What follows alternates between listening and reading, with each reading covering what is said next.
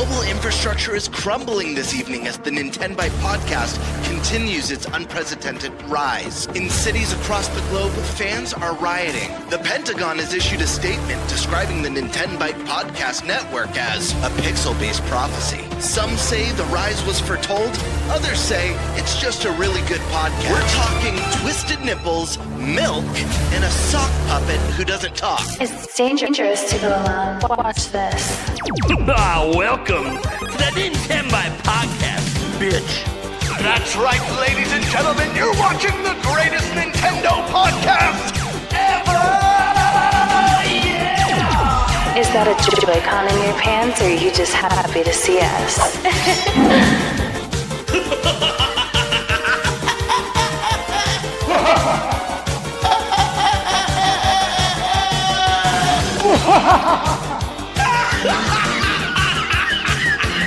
Shut up! Now feel the power. Everyone, do you feel that? Oh my god, I feel it!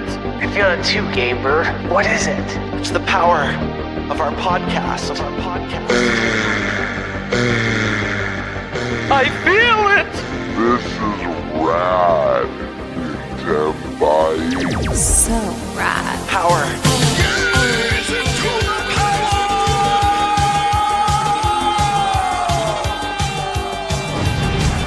Now bask in their glory.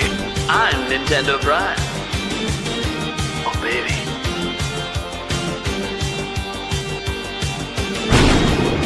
I'm ThunderStash.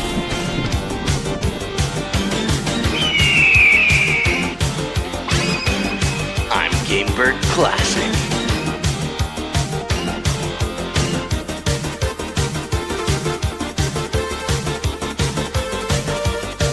Nintenbyte rules. Let's rock. Hey everyone, welcome to the Nintenbyte Podcast Season 3, Episode 35. We call this the episode where we're flying by the seat of our pants because it's technically only 2 topics, but somehow there'll be 4. Don't ask me how, it'll just happen. But we have some special guests with us today. Our first guest of 2026.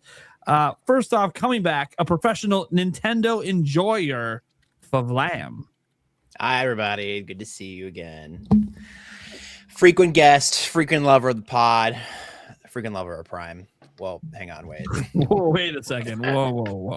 This is why I was asking about if you're going to be at PAX East, man. Come on. Oh my god, dude! You act like we partied yet. We've been to multiple events together and have yet to party.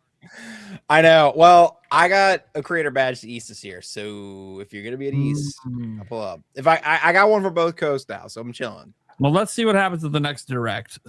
Let's see if Nintendo is actually going to show up at PAX East, which they rarely do, but when they do, sometimes they have the goods. We'll they see. really don't like PAX East. It's incredible. All The past, about West. 4 years I've been All there. about West.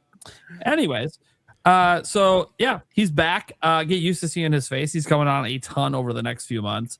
As he told me privately, I'm in a podcasty mood. I hope that continues for months here. I was just like, you know what? I'm trying to lock in on the YouTube career tour stuff. So I was like, you know what? It can only help. So let's lock in. I'm here. There you go. And you won't find links to his channel or Kiwi Talks Down below because I got this podcast set up 2 minutes before it was supposed to go live. So I will get those links added in once I'm no longer talking. Then we got. I added links for you guys. Oh boy! Thank you. Yeah. Someone's looking out for you. Thanks, buddy. Just has to show you up. You just have to make me look like a piece of shit. I already admitted I'm a piece of shit. I didn't put it in. I just want them to know I care. Well, I care too. But the show doesn't get set up unless I or Eric set it up. Eric's sitting here playing his Switch. I'm running down. There's 5 minutes to showtime. I'm like, dude, what? When you're playing Switch, we gotta get the show going. He's like, dude, I'm halfway deep through a Hyrule doing Warriors parent run. stuff. Anyways, it's okay. It wasn't supposed to be that way, but whatever. We're here. Show started late. Not really because we weren't set up in time. stuff that we can't talk about. We do have Kiwi Talks here, though. Happy to have him back. This is, what, your third appearance? Yeah. Third appearance. Yep. Yeah, he's thanks for asking me back. Yeah, interviewer extraordinaire over there. Probably has a busy year of interviews coming up. Can't wait to see who he's interviewing. We know about one of them dropping very, very soon. Yep. Yeah, there's quite a few things in the pipeline. So there's some I think people will be excited for, some stuff that I can't really talk about yet. But yeah, I'm looking forward to it. Hopefully, it will be a good year. But yeah, thanks for inviting me back. If you're wondering why I'm holding my cup, it's just hot as hell here in New Zealand. It's humid as, and I'm trying to stay hydrated. So if I duck out for a bit, it's just to take a piss. Yeah, it's going to be a hell of a year. And if you don't know who he is from his interviews, then you probably just know him from pissing off the internet on X. Happens. People don't always like what he has to say about things, especially about Metroid. We'll be talking about Metroid later, though. I'm excited. Oh boy. Suddenly, Kiwi Talks, like, over the course of 1 year, went from somebody that nobody talks about to suddenly, what? He's an insider? He's a this? He's a that? Like, he's an interviewer. That's why he knows anything at all. Yeah, it's actually crazy how much things changed literally in like 1 year. Like, I've watched your channel and your interviews for years, but like literally no one would ever talk about you. And then out of nowhere, oh, he's being quoted everywhere. That's all it takes sometimes. That's the internet. That's the way it goes. But you know what? It helps grow his YouTube channel, helps grow his interviews, I hope. So, Yep. Is it weird getting quoted everywhere? Is that annoying? Especially when things are taken out of context, I imagine. It depends on what the quote is. If it misconstrues what I'm saying, which happens a lot, but even worse if it misconstrues a guest, that's the thing that really gets me mad. It really gets you mad, yeah. Yeah. Because like, they don't deserve that, right? The context of what was said, but yeah, whatever. Yeah, but I mean, anything that I say on X gets taken out of context. Well, that's X. Just the way it is. But I mean, I'm not saying stuff to try and piss people off. So, but it annoy people. It just happens. It just happens. That's just X. Yeah, and I post something and then I'm like, what? How did you get that from this? Yeah, people just searching for things that support their already agenda, I'm sure. We have the Spice Lord / Sock Pucket back again. Hello. Did I say pucket? I Yes, meant you did. puppet, but you know. I was like, pucket. Pucket anyways. Yeah. It's, Okay. Pucket? guys, it's going to be one of those kind of shows. Don't worry. The audience there, you unlock the edibles for the show. Little did you know, with the amount of stress I had leading into the show, this is actually just going to make me sane for this show. So it ended up working out. Gamebird, how we doing? Man, I'm doing well. It's been a crazy few days for me. Had an internet outage that lasted 2 days. That was fun. Apparently, someone up in the desert. This is what I heard online. But apparently, someone up in the desert had cut some of the copper, taken copper because I have fiber, and that had to be repaired over the last couple days. So that was fun. Then today, I'm working. I'm slammed at work. My department's been cut. It's just me and one other person. That other person's on vacation, so I've got the whole department on myself. I'm work from home, but I lose power, and it turns out that someone crashed into one of the telephone poles a few streets down. Jesus. So I wasn't sure if I was going to make it tonight. I got our power maybe like an hour ago, but I was like, I don't know if I'm going to make it. But are you? Did you happen to also be affected by the Verizon outage by any chance? No. Oh, that'd be unfortunate. No, I'm doing good. Hey, thank God for physical media, because without the internet, I like to watch movies. When I kick back, I busted into some of my movies. I rewatched an old classic that I haven't watched since I think the college days. Seven. You guys ever see the movie Seven? Yeah. Yes, it's a classic. One of the best films ever. Yeah, it's probably my favorite thriller of all time. I think the ending is perfect. The ending hits just as bad. Like, I haven't watched it since I was 20, so it's been like 18 years since I've seen the movie, and man, that ending just hits so intense. But, what's in the box? Yeah, what's in the box? How many times Tell me did they use the word quarantine? Oh jeez. Oh, No, it's crazy going back and watching like some of the old movies, and when you hear that now, you're just like, what did they know? What did they know? Yeah. Man, crazy, dude. Because we have a scheduled power outage tomorrow, so that's fun. 5 hours. Watch 7, man. Well, at least I know. At least I know what's happening. You was like, it's gonna be freezing in our house. I'm like, I'll be fine. Oh my goodness. I'll be good. It's whatever. But yeah, no, it's they're apparently upgrading the whole power grid out here or something like that. So maybe we'll have less power outages. Don't ask me. I don't work for Could them. be more efficient. Yeah, it'll probably be worse. That's usually what happens when they mess with things. Then we got ThunderStash Gaming. I feel like there's a reason the DuckTales shirt's on. I wonder. Yeah. So obviously I was very excited. Look, I was watching your video before, Nate, and I wished I could have talked to you before because I own the game already. Oh, so fun fact, and this is going to come up in my video tomorrow. I can't see anything.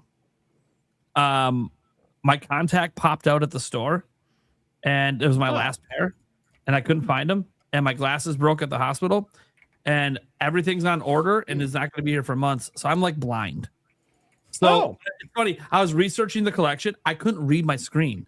It was so blurry. Okay, that makes sense. Then I was editing the video and I was on a different monitor, and all of a sudden I Googled and I'm like, oh shit. What? Yeah, you're not. I screenshot it. You saw it in the video. I screenshotted it and put it on the screen. I'm like, dude, I'm so wrong about everything. Like, yeah, because I was wait a minute. He's putting the screenshot up with the games listed, but he said doesn't know what it is. Dude, makes total sense now. You can't see. Like, you legit cannot see because you would not do that normally. And I'm like, if you guys see me squinting a ton, that's me trying to read the chat. That's me trying to read the doc. I can barely read. I can barely see. I don't know how I made the video today. It took me like 7 shoots to get the video made. Good job, dude. Yeah. Because I retweeted about it, I think yesterday, because it got obviously rated. I'm like, dude, it's about time because this game came out in 2017. I have it on PS4, and it was always this big mystery as to why the Disney Afternoon Collection didn't come to Nintendo, where all of these games were originally available. Yeah. So yeah, that's why I'm rocking the DuckTales. DuckTales is in this, and then I'm like, finally when I saw it, I was like, dude, I want this collection. Number one, number two. Wrong with me? This thing was out in the past already. It just wasn't on Nintendo. Like, I felt so stupid editing the video. I'm like, I should reshoot this. You know what? No, that was my 7th shoot. We're not doing an 8th. It's okay. You know, the good thing is that you can at least count on people to tell you in the comments. True. And then it's engagement based. It's like, well, I obviously figured it out. The screenshot was on screen. I obviously realized it while editing. It's just, yeah. Damn it. You know what? I think we might get a physical. I'm going to reach out though to my contacts at Atari because they didn't hold the license for this before. They weren't publishing it before. Yeah, they bought in 2023 is when they got out. Yeah. Yeah. And they've been doing a lot of physicals with limited runs, so I wouldn't be surprised if we get it. I bring my phone up to my face like this to read. So that's how I did all my research today. I was trying to read everything. Like, when I would hit the button to switch over to the article on my screen, I would have it on my phone and I'd be like super zoomed in trying to read it on. Oh my God. This is how I have to make videos though until dude. I hope they come in soon. You understand, like, if you don't have your stuff, it makes like so much difficult. And even my glasses broke, my contacts are gone. Yeah, and then if you squint hard all day at a computer screen with no glasses, it hurts. You're gonna have a headache. Yeah.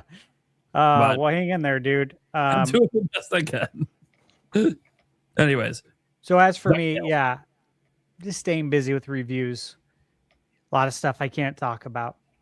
Wish I could. Everybody's so secretive. Oh my goodness. Yeah. No, I know. NDAs. The joys of NDAs. See, and here's the joy. I'm under no NDAs. Except I have a friend NDA with some people, which of course, you got to keep that kosher so you don't lose contacts. But yeah. Well, especially your contacts. Today, dude, there was a story like today about Joseph Ferris and EA. I know people there. And I'm like, well, I can tell you that, like, his experience with EA is not everyone's experience working at EA. 100%. I know exactly what you're talking about. I literally cannot give you the details. I don't have permission, but I can just say beyond a doubt, he's very lucky because that's not the way it goes with everyone else. I can't speak for everyone at EA. Of course, there's probably other people that are happy there as well, but a lot of it has to do with who's managing who, and it's a mess. But I can't really say much more than that. All right, cool. I'm obviously Nintendo Prime. What's up? I'm back to making news. Feels good. You know what felt really good? I read one comment today before the show where someone said, I didn't really realize how much I liked you until you were gone. Aww. That's nice. It's a nice little comment. People be like, hey, I used to be critical of your content, didn't really appreciate it. Now it's like, dude, you're like a no-nonsense news. You're not sitting there shoving your opinions down our throats. Yeah. Duh, I'm a news channel. I'll give you my opinions on my live streams. You don't like it? All right, whatever. Like, who cares? I'm a news channel. Here's the news. I'm not trying to like force you to think a certain way. So, cool. All right. Well, let's go ahead and get to our topic roulette. We got some good topics today. One of them is going to be just asking questions and talking to Kiwi Talks here. It's always a pleasure to have him on because he's so well connected in the industry and has lots of thoughts, especially on like Metroid Prime 4. We haven't talked to him since that came out. So, that's a big one because last we talked to him was before it came out. And then another topic we have is, well, this has just kind of been the big one trending for days and days now. Is it time to panic for the Switch 2 yet? There's been some stock things. There's been reports about terrible holiday sales and all of that stuff. So we'll dive into that as well. And then a couple dealers' choices that I don't think any of us know what they are yet because none of us have thought of the topics yet. That said, let's go and let's have Eric go first today. What do you want, bud? Oh boy.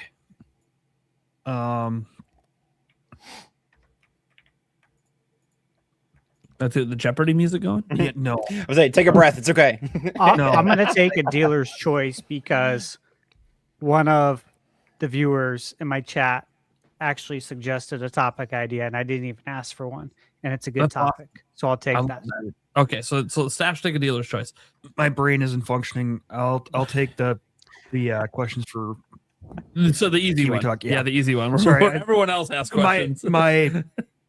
I all of a sudden right before the podcast here started, as the intro was going, all of a sudden just a massive headache. So no, it all kicks in here soon, and that's why I put on my blue light glasses too, because all of a sudden I was like, oh boy, my head's just a spinning. So hopefully it calms down here soon.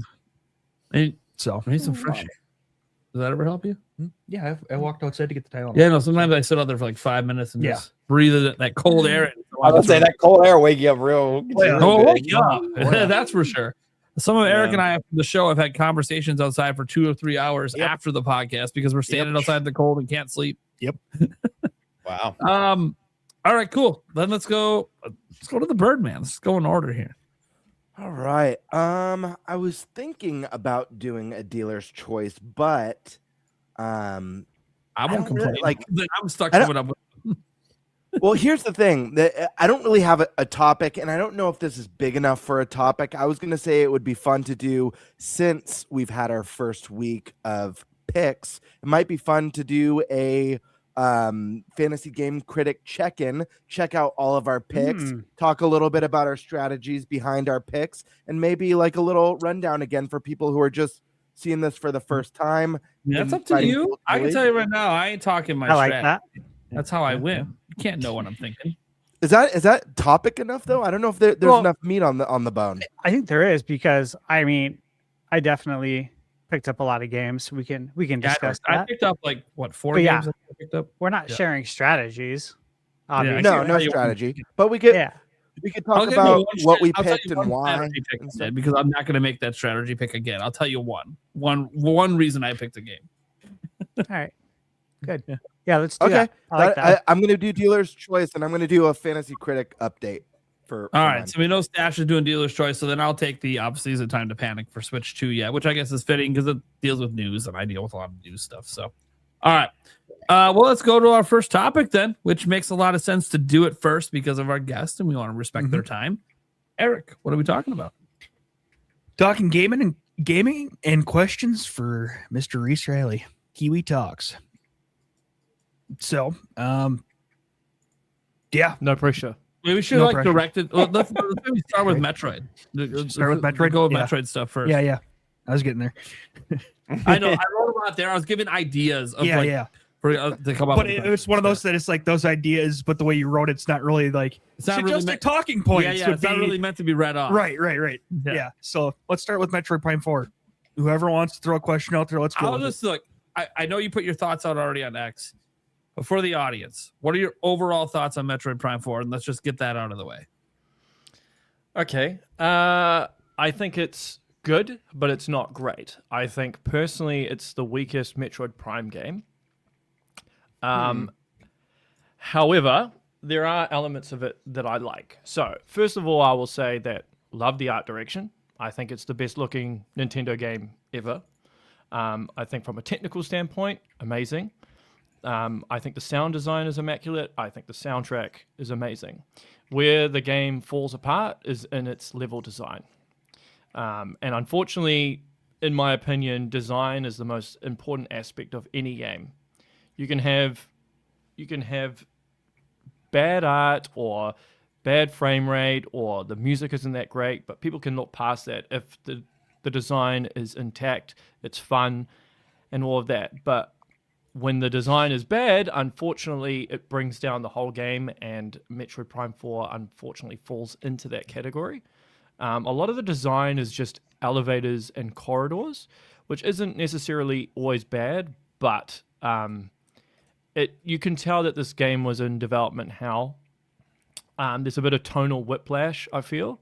I think the Prime Trilogy is very, very good at being a fusion of Eastern and Western design philosophies. I think they walk that line very, very well. But with this game, there's a lot of tonal whiplash. They don't really know what they want the game to be. Sometimes it feels Metroid, sometimes it feels Zelda, sometimes it feels Halo. And the biggest, I suppose, sin is the desert, Soul Valley. It's just not fun for the most part. And you can see the ambition and you can see what they were attempting to do, but they couldn't quite execute it. And there might be various reasons for that. Technical constraints of Switch 1, they ran out of time, could be another. Or maybe the designers just didn't have any good ideas. But I mean, overall, I would probably give it a 7 out of 10. However, if they patch a few things, I would probably put it up to an 8. Yeah, personally. Well, we'll see. There could be patches coming at some point. You know, I hope they do patches. It definitely needs to be patched. There's some things that definitely need to be patched. Like there's some stuff that I've heard people say online. They're like, oh, they should patch this and patch that. But a lot of that stuff actually isn't viable. When you introduce patches, obviously the core design, the fundamental theme of what the game is staying intact. You're just kind of smoothing things out around the edges. So one of the things I'd like to see patched is they need to reduce the scanning by like a second, maybe 2 seconds. Takes too long to scan stuff compared to the original games. The crystal hunt, too much padding. They need to reduce that by about 25%. What's something else that they need to do? Add goddamn music to Soul Valley, man. Driving around on the motorcycle, the whole amiibo shit. No. What you could do is you could keep the whole jukebox thing as part of the amiibo, but just actually once you get the motorcycle, then have the viola track that plays when you're doing the certification sequence. Make that the default track when you're driving around the desert, and then when you get off, it then goes back to the ambient stuff, right? Imagine like sailing around Wind Waker without the music. It would be so that lame. Beautiful song too. That gives the sense of adventure. I agree with you 100%. Yeah. Emotion is critical to a game, right? Like how you feel when you're playing a game, and music is critical to that. And the fact that you've just got this ambient, for like hours on end is just, it's too much. What else? I don't think there's anything else off the top of my head. There might be. Those are the things that come to my mind right now. But I think everything else is fine. There's stuff about the game that is just designed badly, but you can't actually change it. You couldn't patch it. Yeah. Yeah. I'm curious I agree with a lot of what you said, Kiwi. We all went over our thoughts, and for me, I agree with you. Soul Valley feels very, very stagnant and uninspired, and underdeveloped. I do agree. Yeah, underdeveloped. I feel like they should have cut back. I actually think the game would have benefited from being shorter, even if like cutting that crystal hunt would have obviously made the game shorter, but the game would have been better for it. And level design again felt a little bit stale compared to previous both 2D Metroid and 3D Metroid, where you have that really smart interconnectivity and all the shortcuts that you discover throughout. This one really lacked that. And then I'm curious what you thought about this, though, because there was one part, and obviously this isn't something that they're going to patch in, really, but and I know it's a very divisive thing, but for me, the lack of Samus's voice acting I found very jarring when the companion characters are like speaking directly to her with questions, even, and then they just carry on talking as if Samus answered it but didn't. And listen, I'm not asking for Samus to be a yapper, but even if she talked as much as, you know, Afro Samurai does or John Wick does in the movies, where she maybe has like 5 minutes of dialogue the whole adventure, I mean, I would have been down with that. I think it would have been a little bit less jarring, personally. I agree. In games, usually, especially when it comes to Nintendo stuff, I never go in like expecting some grand story. Like if you go into a Nintendo game expecting Rockstar writing or Naughty Dog writing, you're going to be very disappointed. With that being said, though, I do agree. I think Metroid Dread got it right. She only talks once in the whole game. Like you just create these segments where when she speaks, it has a lot of emphasis and it carries a lot of weight. But yeah, there were a couple of times I'm just like, that's a bit cringe. But then also in Breath of the Wild and Tears of the Kingdom, Link has the same thing. Like Zelda's talking to him, and he's just and it bothers me. I'm like, we've done a lot of innovations with Zelda. I think it's time for Link to talk. People will get over it. People will hate it at first, and then people will like it. I mean, I will say, I think the voice acting for the actual characters. So there's two different aspects, right? There's the voice acting and there's the dialogue. I think the voice acting is actually very, very well done. I think the dialogue is not. In a lot of places. So the quality of the writing. With that being said, with something like Breath of the Wild and Tears of the Kingdom, a lot of the voice acting I thought was bad. Zelda specifically, I couldn't tune out because I'm half British. My dad is British. Oh. So I know when I'm hearing like a phony British accent, because like the voice actress is Canadian. And I'm like, why are you... Why did you hire someone who can't do a British accent properly? If you want to do the whole British royalty, you know, sort of voice, then just hire a British actor. I've just never liked the voice acting for Zelda. I know some people love her. And kudos. But yeah, but I thought the actual voice acting was good. Some of the dialogue is cringe. Granted, so the story for Metroid Prime 4, the actual outline of the story, comes from Nintendo. That comes from Tanabe. The actual writing, that came from Retro. So people are like taking sides in this and being like, oh, this is Nintendo's fault, or this is Tanabe's fault, or this is Retro's fault. Look, there's errors on all sides.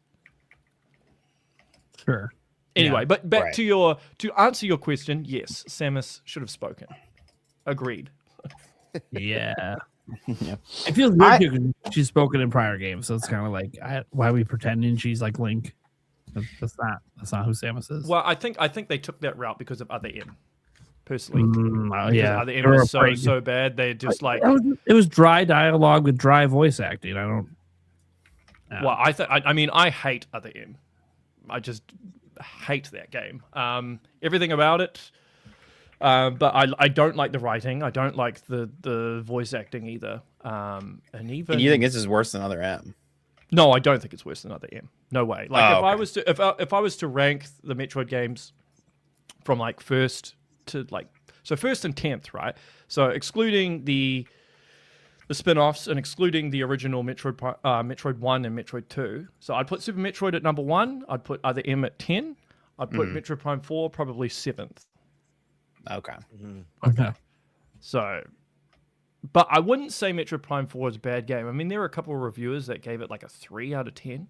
That's Like, That's so really- harsh. insane. Yeah. I'm They, like, they've That's gonna be clearly reserved. never played an actual 3 in their life. Yeah, that's Yeah, like Superman 64 territory. What are we doing? yeah. And look, I think this is just a case of expectations and reality not meeting. Right. I think after 18 years, and rightfully so, fans were expecting, myself included, a revolution. And what we essentially got was just an evolution of Metroid Prime 3. And people feel that didn't justify the 18-year wait. What I actually think is going to happen is over the next 5 to 10 years, you'll see like a changing of the view of Prime 4 as it's settled in. Because people forget when Metroid Prime 2 came out, that was very, very divisive. Very divisive game.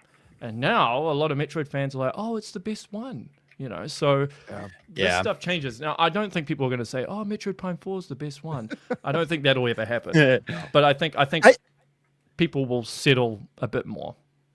I do think that the opinion, I feel like this game is a victim to its development cycle as well. I feel like if the same exact game had come out early in Switch 1's life cycle, that the perception would have not been as divisive or extreme as well.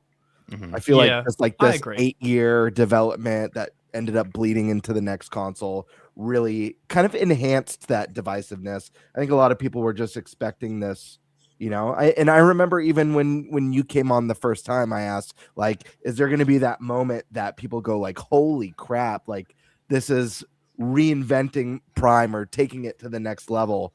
I guess Soul Valley was supposed to be that, but unfortunately was definitely one of the low points. But I think I even remember saying to you back then that it wasn't going to be a big revolution. Yeah. And that like people who are expecting like Breath of the Wild were not going to get that. I was pretty adamant about that from the start.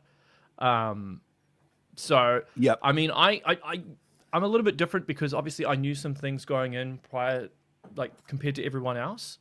So, but even so, there was still heaps of stuff I didn't know.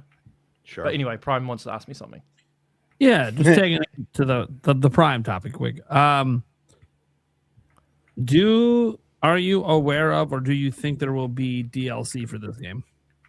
No, there won't be DLC for this game. This game was so costly to make. Have you seen the credits for this game? Yeah, I did. It's crazy. Yeah. And I think they just needed to get the game out. I'd be very, very surprised if there was DLC for this game. My thinking, and maybe this is copium, but I'm just trying to be logical about this, is this game costs a shit ton to make, right? This is one of the most expensive games Nintendo has ever made. So they had to spend all this time and money essentially hiring new staff, training up new staff, not just new employees, but the old retro had to essentially learn how to make a Metroid game again. There was a ton of outsourcing that was done. They've basically built up this massive production pipeline in order to make Prime 4 work. So now that you've got this production pipeline in place, it makes sense to take that and use that to make the next game. So my thinking is they are going to do a Metroid Prime 5. They are going to do Metroid Prime 2 Remastered, and you're going to see a Switch 2 edition of Metroid Prime Remastered. So Prime 2 Remastered, Prime 1 Switch 2 edition, and Prime 5. That's my thinking. Now, I could be overly optimistic here, but I just think that's the most logical thing to do. Yeah. Sure. Right. I mean, I'd love to see a remake of 2. People would be very happy if that's what happens, I think. Yeah, I heard that on a podcast. So there was a podcast last year that talked about that a bunch of times. I think there was one in one of the co-hosts. Oh my I god. think there was one in 2024 actually when I said there would be Switch 2 editions of games, and people were like, "No way, they're going to do that. They're not going to do They Switch are, 2 man. editions." I actually remember think- that, and I remember when you brought that up, and I'm just like, that sounds so stupid that Nintendo's gonna do it. I'm like, it sounds like something they would totally do, and here we are. That's their way of giving the Wii U game treatment. Is hey, switch to it. They fill in their calendar gaps, man. I also remember a lot of people telling me that they would never call it Switch 2. That's a stupid name. I do too. Here we are. But I mean, I'm just trying to be logical about this, right? Because they want to get back their investment. Like getting Retro to pivot to Donkey Kong or some other IP isn't going to fully utilize the talent base that they've built up. And you got to remember, a lot of the core people on the team, like not on the design side, but on the engineering side, the art side, a lot of these people are very experienced when it comes to first-person games, especially on the engineering side, right? So getting them to move over to Donkey Kong or something else, I don't see happening. But I think the core game of Prime 5 will be developed by Retro, but Prime 2 Remastered and Prime 1 Switch 2 edition, that'll be outsourced to one of the outsourcing teams that you saw in the credits for Prime 4, because Retro doesn't have the bandwidth to work on 3 games at once. No. And I this is just my personal thinking, and I don't want to digress too much, but I actually think this year is going to be quite a meh year from Nintendo. I think they'll be using a lot of Switch 2 editions to kind of pad out their releases. That's gonna make people so mad. Yeah. Because I was talking to Andreas asked me this, whether I think there'll be 3D Mario. And I said, it's possible. Like, I know it exists. I've spoken about it on, and it could be this year, it could be next year. But you have to take into account the elephant in the room, which is GTA 6 and how that plays into things and where they're going to put their releases in regards to that. Because if you put 3D Mario up against GTA 6, at least initially, you will lose sales. Here's my counter argument to that. Okay. Because I know that you stated publicly you have this one source that says GTA 6 is coming to Switch 2, but you're not very confident in that source, even though they've been right on some things. They're not right on everything, right? Cool. You don't think it's happening at least day one, especially not day one. Yeah. Let alone at all, but definitely not day one. The platforms that's already announced for, they're having a hell of a time getting this game out the door. So it's probably not going anywhere else besides what they've already promised, because they're having, we even just heard recent from Jason Schreier saying it's not even a content complete game yet. So that making people think it might even get delayed again, just based on how long QA is going to take for a game of this size. That said, assuming it does come out, my argument is, who cares? If it's not on Nintendo, it has zero impact on Nintendo. They need a big game to make people want to play Nintendo. They can't just do nothing and let everyone else dominate while Switch 2 just falls to the wayside. They would have to release a big game to counter a GTA 6. The only game will be Pokemon. That would be the only game. Yeah, my counter argument to your counter argument is that the people that are buying Nintendo Switches and Nintendo Switch 2s now, it's a different demographic. It's not just younger players anymore. No. But Mario's evergreen. So what are we worried about? They don't need all their sales day one. No, they don't. But you'd want sales day one anyway. You would get sales day one. You would, but you would lose. You would lose potential sales, and it's not just sales as well. It's the attention that you lose. So you think there's a huge crossover of GTA players and Mario? They're way different games, way different. Yes. Well, there's a lot of parents that buy their kids GTA, even though they're 12.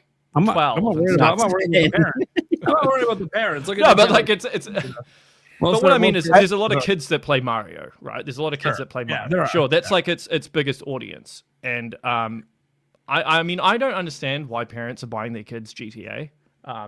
but it does happen. I think that's Yeah, a bit does. irresponsible personally. Oh, but by the way, I'm not saying it doesn't happen. I'm saying that as a parent, obviously I'm not buying my kids GTA, but even parents I know that are like excited for it, they're like, well, I'm not buying my kid a whole console and $100 game day one. Like I'll buy GTA 3 years from now when it's 50% off. I'll say this. I do think now more than ever, GTA would affect a big Nintendo game, even though it's a wildly different audience. I'm saying that because look at the holiday that we just had and the record low numbers across the industry. There's economic issues. People are worried about what they're spending. So people are going to be making decisions. I mean, I don't see anything in the near future that's going to change and things are suddenly going to be a lot more affordable, especially in the games industry. That looks like it's going to get more expensive going forward. So I do think people are going to be making more so next holiday than even this past one of like, okay, well, we can get one game. Grand Theft Auto is the big one that everyone's talking about, or do we get the Mario? And I do think it could affect it. I don't know how much. I do agree with you, Prime. They need a holiday game. Like, yeah, I don't think you can go in with Pokemon. I don't think they do. I think that's a mistake to go in with just Pokemon. well, here's the thing with Pokemon. It's massive in Japan, right? Sure. GTA is not big in Japan. Pokemon is massive in Japan.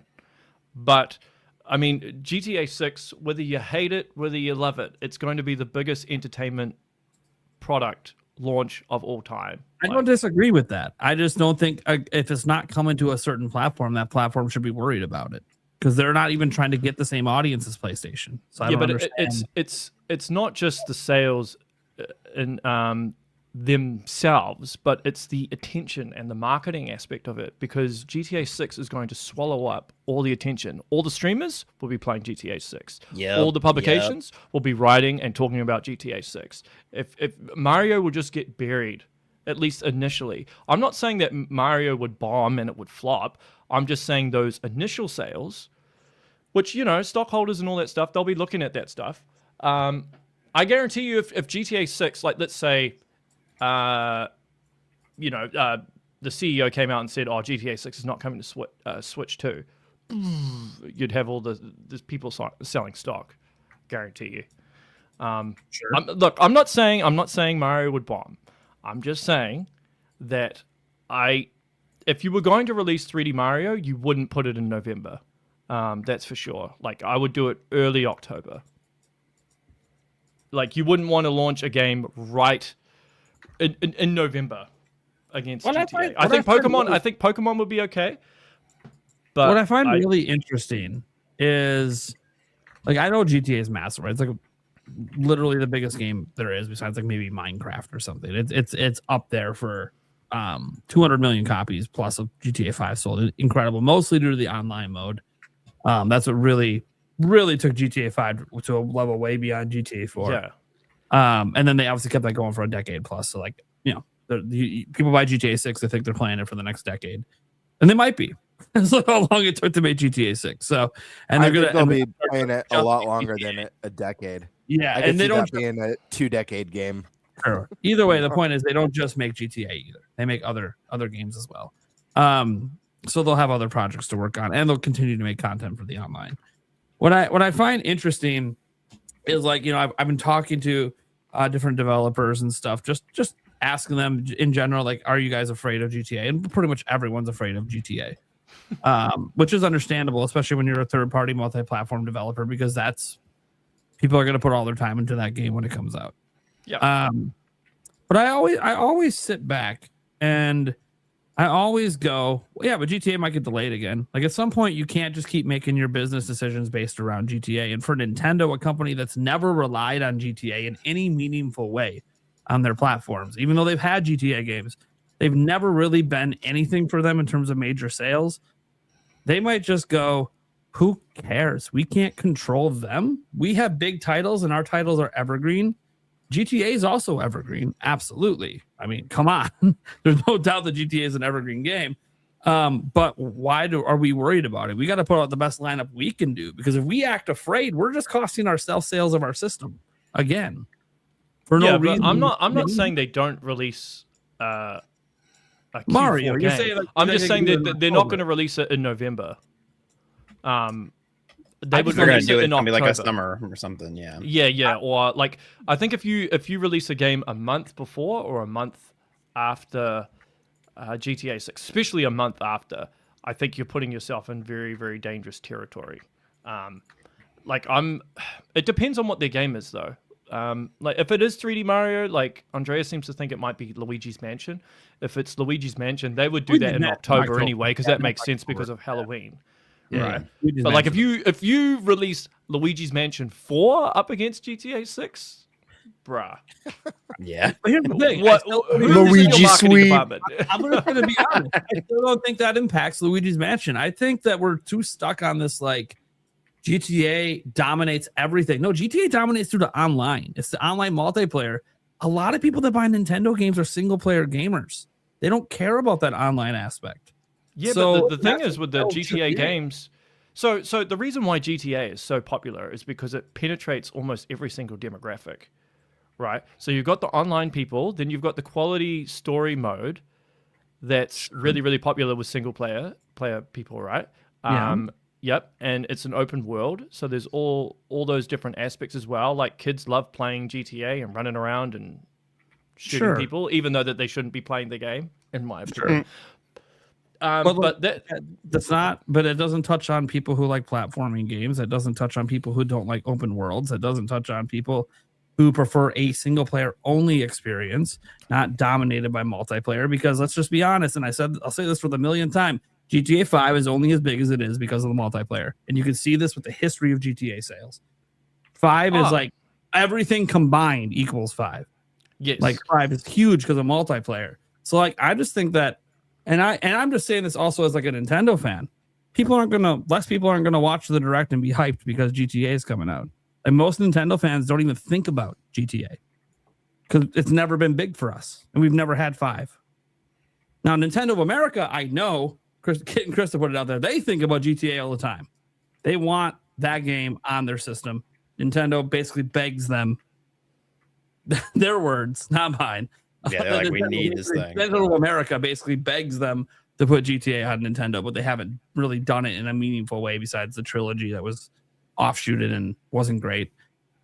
Sucks. The GTA 1, 2, 3 aren't actually that bad at games. And I agree that like it hits on the single player because like no one's acting like this game's not gonna have one of the best single player campaigns of all time. It probably will. It would be very disappointing if it didn't live up to the hype. But I get this thing as like a gamer where everyone tells me like, hey, nothing can touch GTA, and yet every gamer I talk to, nobody plays GTA. No one has interest in GTA. Kids might.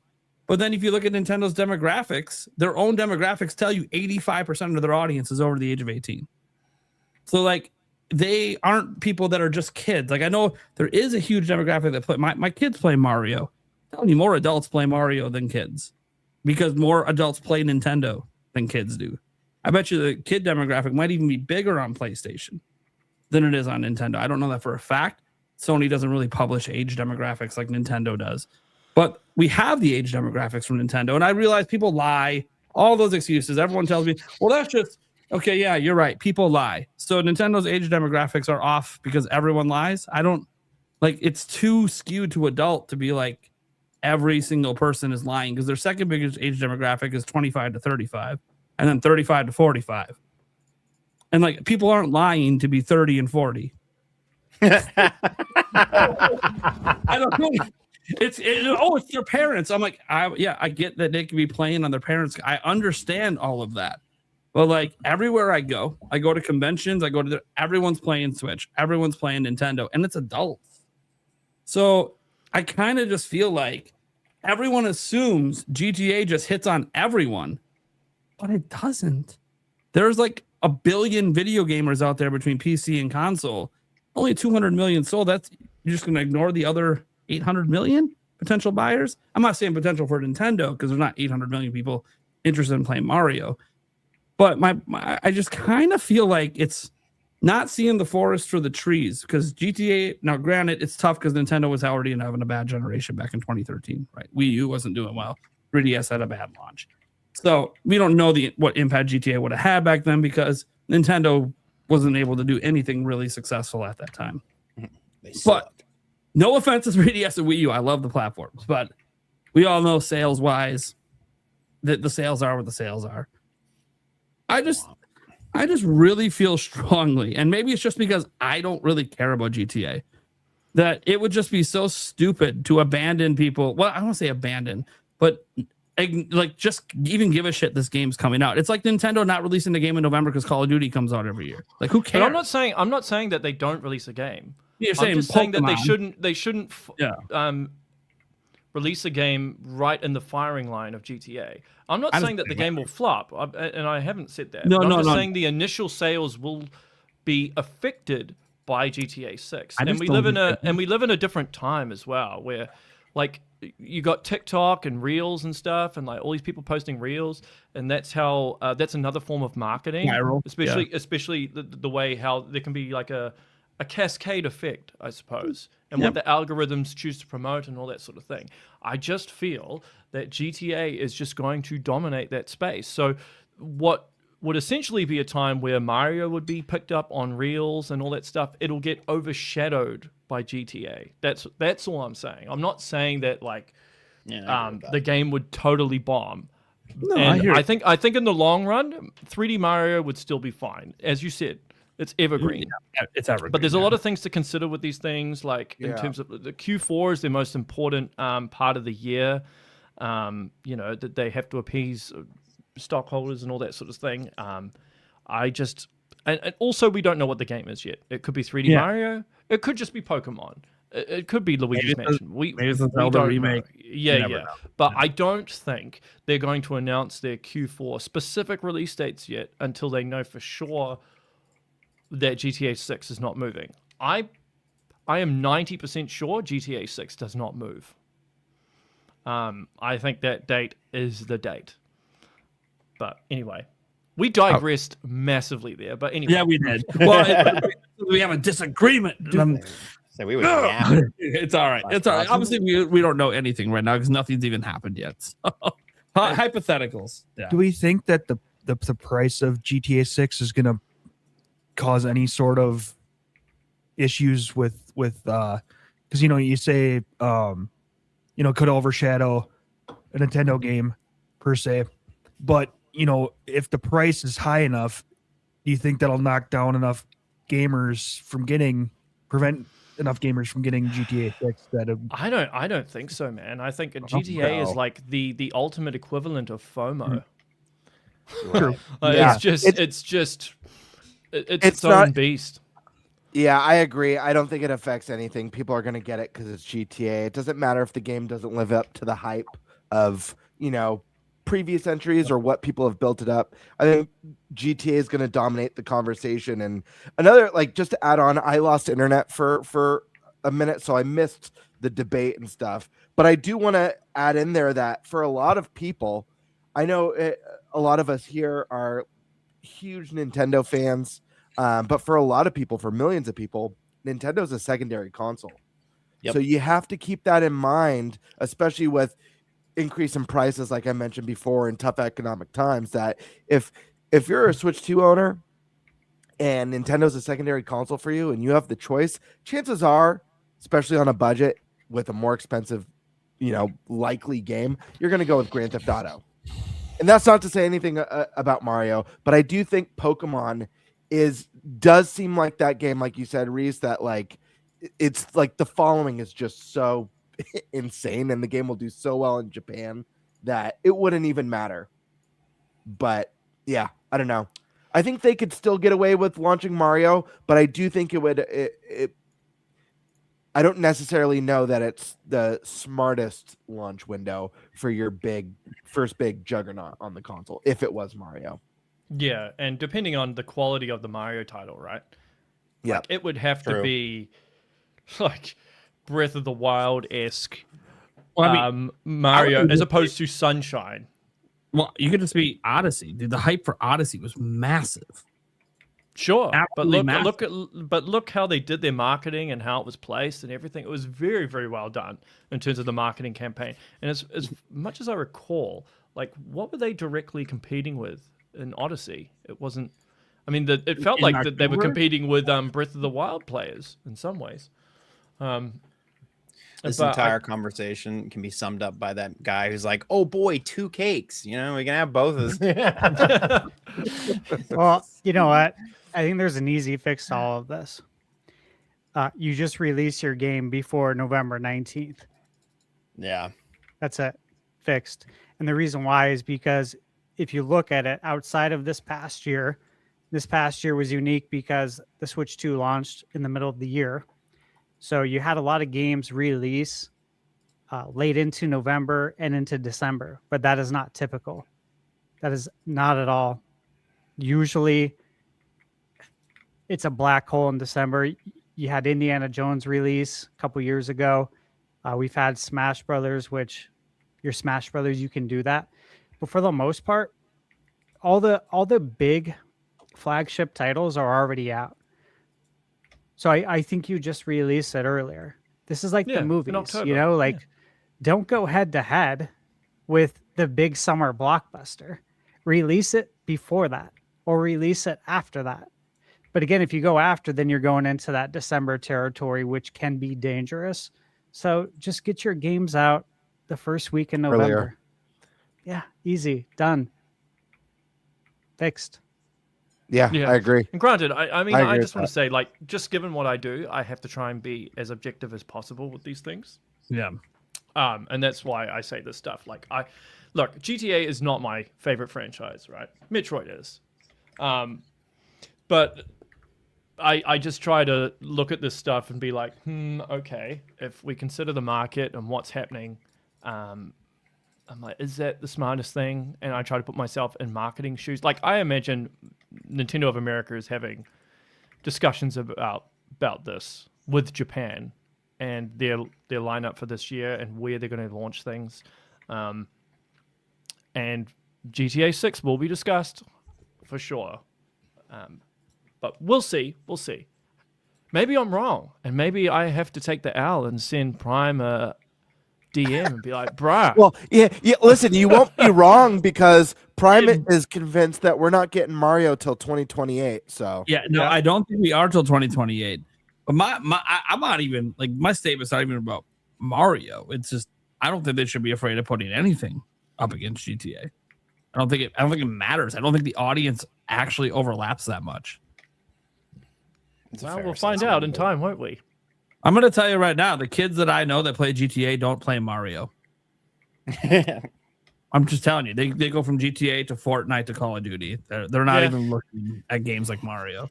He needs to have a gun or a ball. I just don't really think the crossover's there. Just to be like completely honest, even with the young ones. And I'm just saying this as a dad with young kids that sees other kids. The only ones that play Nintendo are the ones that aren't playing GTA. So it's kind of interesting. I think a lot of that comes down to the parents also, as you said, you know, parents willing to shove Call of Duty and GTA in front of their kids instead of Mario is like. What would be funny is if raise your kids. I don't agree with that decision. But what would be funny if in a direct randomly Nintendo announces that GTA 6 is launching on Switch 2 day and date. That would be crazy. Well, then it's just like, then. wow. That's different then. That's a little different. Yeah, that's different because then they're hoping to get a huge crowd that wouldn't have bought Switch 2 to buy Switch 2 at that time. So that's totally different. Yeah. That'd be a huge win. By the way, that's exactly what Nintendo of America would like to see happen. Because they know we might be the cheapest system that you can play GTA on day one. And we're portable. Yeah. That's like a huge win for people that being portable GTA. Thank you. Yes. Yeah. I mean, I would love to play GTA 6. Yet, so it's like Switch 2. It would literally be the only way day one to play it portable. It can look like sin. It can look like GTA 5 for all I care. But if I can do it on the go, that's fine. I'm chilling. Yeah. It's hard to argue. In that case, I think Nintendo would avoid because why? We're not gonna be able to make enough Switch 2s for two big games at the same time. That ain't happening. All right. Do anyone else have some more questions for him? kind of to go back, Metroid Prime 5 is happening. We digressed like way off there, but that's all good. Prime 5 is happening. That's my have you opinion. been on this podcast? We digress. That's how you digress. That's how this podcast Predicting works. that Prime 5 is happening, or do you know that Prime 5 is happening? Digress all the time. No, I don't know if Prime 5 is happening. I assume it is. I assume it is if I try to look at it objectively from a monetary standpoint, from a corporate standpoint. I mean, because what else can Retro make? Getting Retro to make another Donkey Kong seems a waste of time, personally, and they've got way too many platformers. The whole point is to diversify your game lineup. Yeah, and we just had a 3D Donkey Kong, so I just, I don't think they're pushing for a new DK right now. Yep. Interesting. Yeah, I mean, the only thing would be maybe letting them make a new IP, but then that sounds like they already tried to do that. That was an epic very fail. well. Yeah, and anyone who thinks that's not a real thing, the files leaked out there. People made playable versions. It happened. They were trying to make a new IP. Yeah, it's interesting. Stash, you got any questions for him? I don't think a Stash has asked one yet. Yeah, just third-party stuff, Here it comes. I mean, He's like, I know what I tweeted. Here it comes. yeah, just what can you tell us without telling us anything? What can I tell you without telling you? Without stepping on any toes, right? And being, mindful and respectful. Obviously, is there, any kind of clues you can give for us to chew on without telling us? Obviously. Well, I've already said that the floodgates will open pretty much with 2026. Yeah. And from what I understand, that still seems to be the case. I think a lot of the issues that they were having with Unreal Engine 5, specifically Microsoft, as far as I'm aware, they've been resolved. So that says to me that a lot of the Microsoft games that haven't made it over yet will end up on the system at some point. Yeah. I kind of already... Yeah. Just to interrupt for a moment, it sounds like in the Unreal Engine case, I just covered this the other day, the update 5.7 they dropped seems to specifically be for Switch 2 because it improved GPU performance by 40%. Only on Switch. So, that kind of feels like Epic and Nintendo were working together to get this update out there. So that could be exactly what solved everything. So yeah. So, I mean, there's a lot of stuff on the horizon. There's some stuff you can kind of guess. I mean, I've already revealed that the Resident Evil remake series 1 to 3 is coming. Just after 9, as far as I'm aware. What can I tell you without telling you anything? I mean, there's still the WTF game. That I'm sure. I'm so curious. Is it from a big AAA developer or indie? What type of indie game would be a WTF? See, you know what? I thought it could have Super Meat Boy 3D.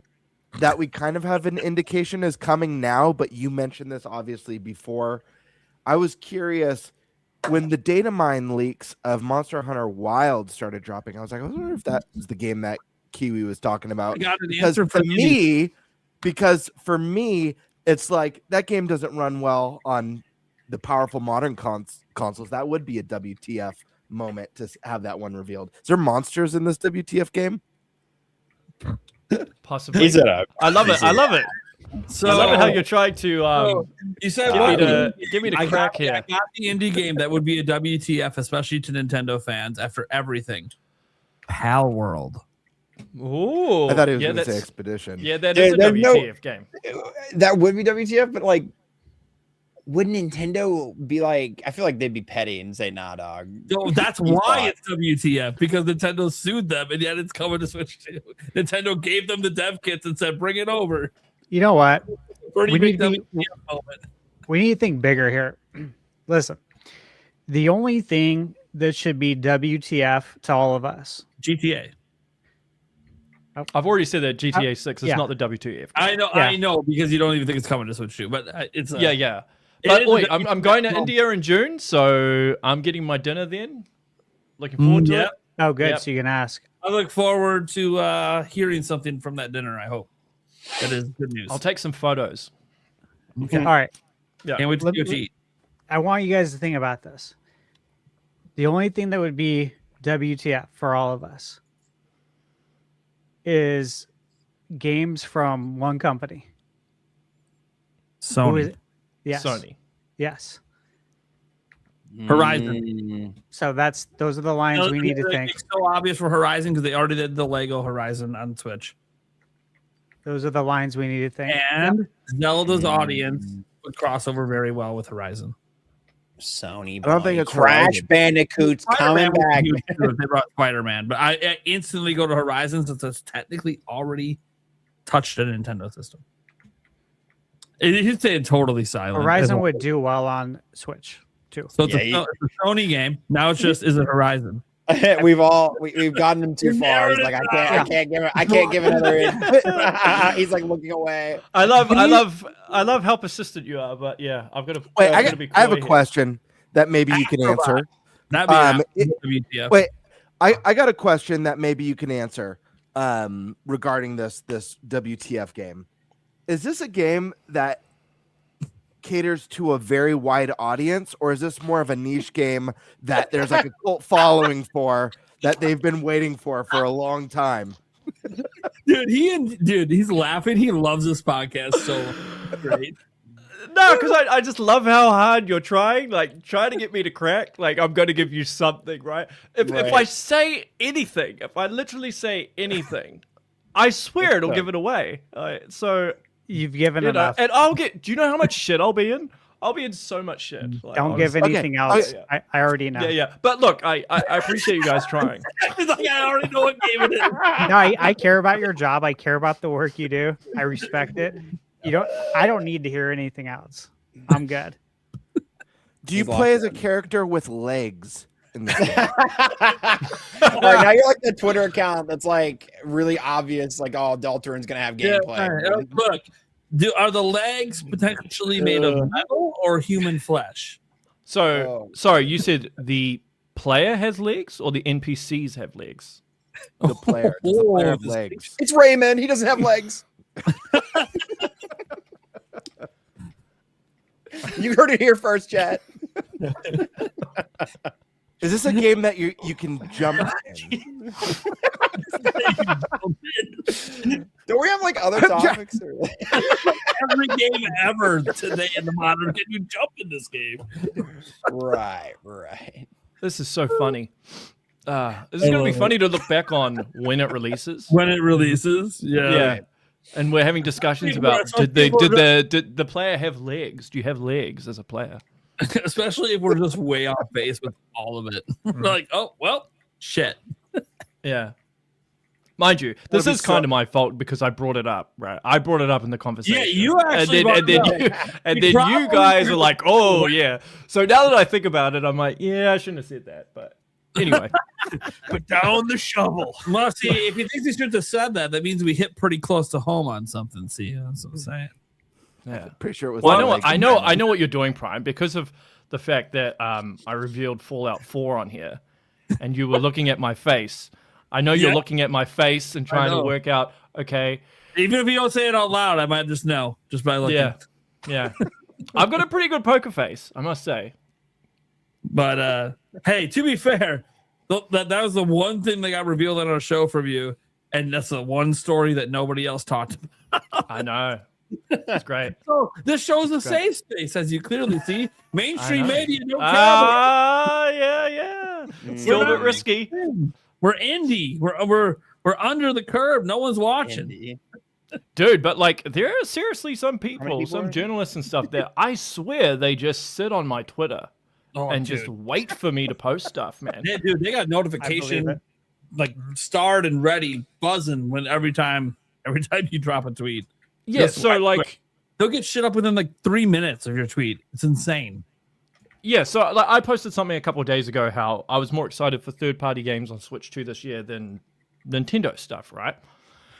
And people misconstrued that because I said I'm a super diehard for 3D Zelda, Metroid, and Smash Brothers, and they took that as he only likes Smash Brothers, Metroid, and Zelda, and I'm I like, saw no, that's that. not what I said. Yeah, it's not what I said. I just said that I'm Shaking my super head. diehard for those. But anyway, somebody asked in the comments, they're like, 2D Metroid, is that coming this year? And I said, I don't think so. I think it'll be 2027. And then I said that the next 2D Metroid will be very, very important as it's the end of an era. Right? And that was just a reply to someone's tweet. And then, boom, like, all these publications covering it. Oh my goodness! I was just like, "What the heck, man?" Like, It was seriously, like and a it didn't even take that innocent long. response. It was like the most innocent response. It's Yeah, like, it's so wild, dude. Oh, yeah, you heard it here first, folks. yeah. I just said, "Oh, it's the end of an era," but apparently No that's more. big news. That's funny, man. Get Yeah, it is Dexterra funny. article about you. That's how you know you made it. Well, yeah, I guess. Is it a good problem to have or a bad problem to have? Yeah, I think right, it you depends tell on the me. context. Yeah, Right. Yeah. You'll find get out taken in out a of few years, I context. suppose. yeah. So, what was the other question? Didn't you have another question? Or somebody had another question? Oh man! Now he's asking for questions, and now everyone's just blank. He doesn't want us Right, to what go. do we got? What do we got? I know he turned the tables. Everyone's nervous now. Yeah, What do I everyone's like, ask? oh no! Now we feel bad if we're the asshole that brings up a topic he doesn't want to touch on. Right. Or you hit it. You like get him to accidentally reveal something. Here, you don't. I'll give a Look, question. you from the can audience. ask me anything. you I can might have not an- answer it, or I might just say no comment. But Here, feel here, free to I'll grab an ask me audience anything. question. An audience question here. Okay. Kitsune, is Forza Horizon 5 or 6 coming to Switch 2? I think, I don't know for certain because I haven't had an update, but I think they were looking at bringing Forza Horizon 6 to Switch 2, but there was some sort of issue with the triggers. Because they're not. Yeah. So, my understanding is that's kind of a maybe. Like, I wouldn't assume that that's coming. They're trying to work out how they would do that currently, as far as I'm aware. But I haven't had an update in a while. So, And this isn't Nintendo's more of a gonna need question, to do an this is more of a Elite controller. statement of. I got one more from the audience here. This isn't really a question. I think at this point it's a statement of fact. We can make QE talks for this one. Thank you for the stream. Can't wait to play Sony games on the Switch too. I was laughing when that came in. That's funny. I got one for you, Reese. Where's Banjo? What's going on? You ever hear anything about Banjo? I know there was a lot of interesting theories about it. You know, Phil had made comments years ago, like Banjo fans, we hear you. Banjo is you know. dead, bro. Like dead. And and there's no No Dragon one's Balls. bringing it back. So And no, then like, Phil Spencer killed the Xbox. Like, what are we talking about? yeah. So just to I got just to explain a bit like what's happening to Microsoft, even though this is a Nintendo show, it's always good to know what the competition's doing. Basically, Right. Satya Nadella is investing a lot of their time and their money into AI, right? So that is at the expense of game development. So anything that is not going to bring in like record-breaking profits is basically just dead in the water. Damn. Yeah, It is. that's what like so many layoffs, dude. Horrible, man. So many layoffs because they're betting everything on AI. So a lot of these niche games are going to be, I don't see them returning. I think Banjo is gone. Yeah. Yeah, I was Yeah. curious about. I always figured that the way forward for that series would be to do just like a remake, you know, kind of like how Toys for Bob did for Spyro and for Crash. Sure. And I was curious because, you know, Phil had made some comments, you know, years ago, and Toys for Bob expressed interest in it. Rare, I mean, they're just the Sea of Thieves team. I believe that game that they announced 7 years ago, Everwild, is officially canceled now. Yep. I think it's now officially canceled. That game was announced like 7-8 years ago. I don't know. But yeah, I don't know. It's sad. It's sad to hear. Yeah, I mean, you have to look and see that Microsoft is very different to Sony and especially Nintendo, right? Yeah. At their core, they're a software company. That's where they make their money. Like Xbox is just a side thing. Microsoft Gaming is just a side thing. So they're never going to make the sort of investment that say maybe Nintendo would. Like, granted, like look at Metroid. If Yeah. any other publisher had that IP, it would be dead. Yeah. Nobody would be making Metroid games because they don't make a lot of money, and you could invest that money and time elsewhere, maybe in another Mario game that makes a record-breaking profit. So, especially as Microsoft moves more and more into the third-party arena, taking gambles on games like that is not worth it for them. And they'll be sitting on data, right? They'll be looking at data to see how viable it would be to bring back Banjo. But they might just look at it as like, well, we'll just keep them in Smash and make money that way. But I mean, they had that Perfect Dark game that was almost done, and they're just like, nope, gone. Dude, so lame. That's so upsetting. That's so upsetting. Yeah. So, it's unfortunate what's happening. I mean, the industry is in a very, very bad place. A lot of devs that I speak to are really, really nervous. Very, very nervous because usually in the past when there's been bad, I suppose, seasons in the industry, you come out of it. But this has just been going on for so long now, and it looks like it's about to get worse.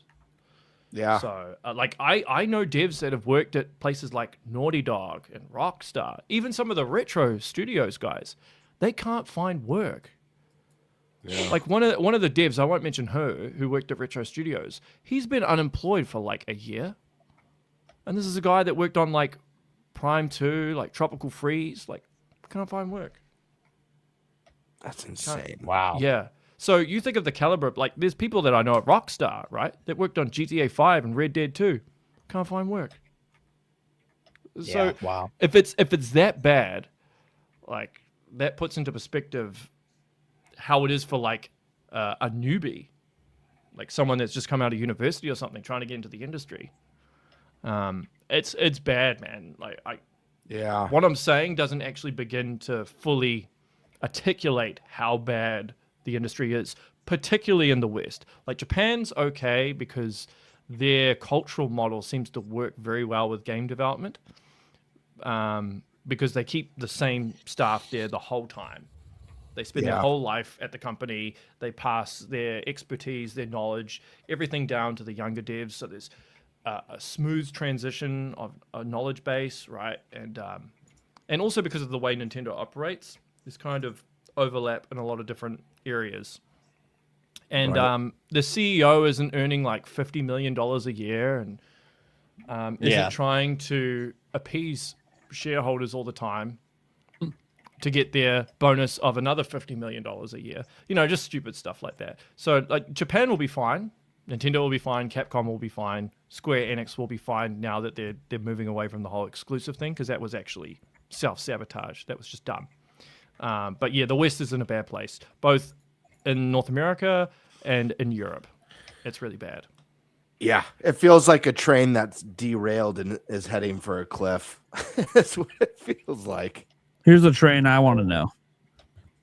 Have you or can you reveal if Half-Life 3 exists?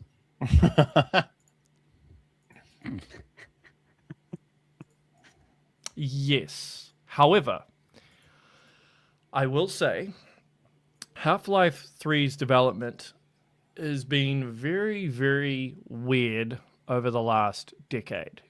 Because basically, because of how Valve works, right? They don't have a hierarchy in terms of the development cycle. So what essentially happens is a game developer wants to make a game. So let's say a game developer wanted to make Portal 3, right?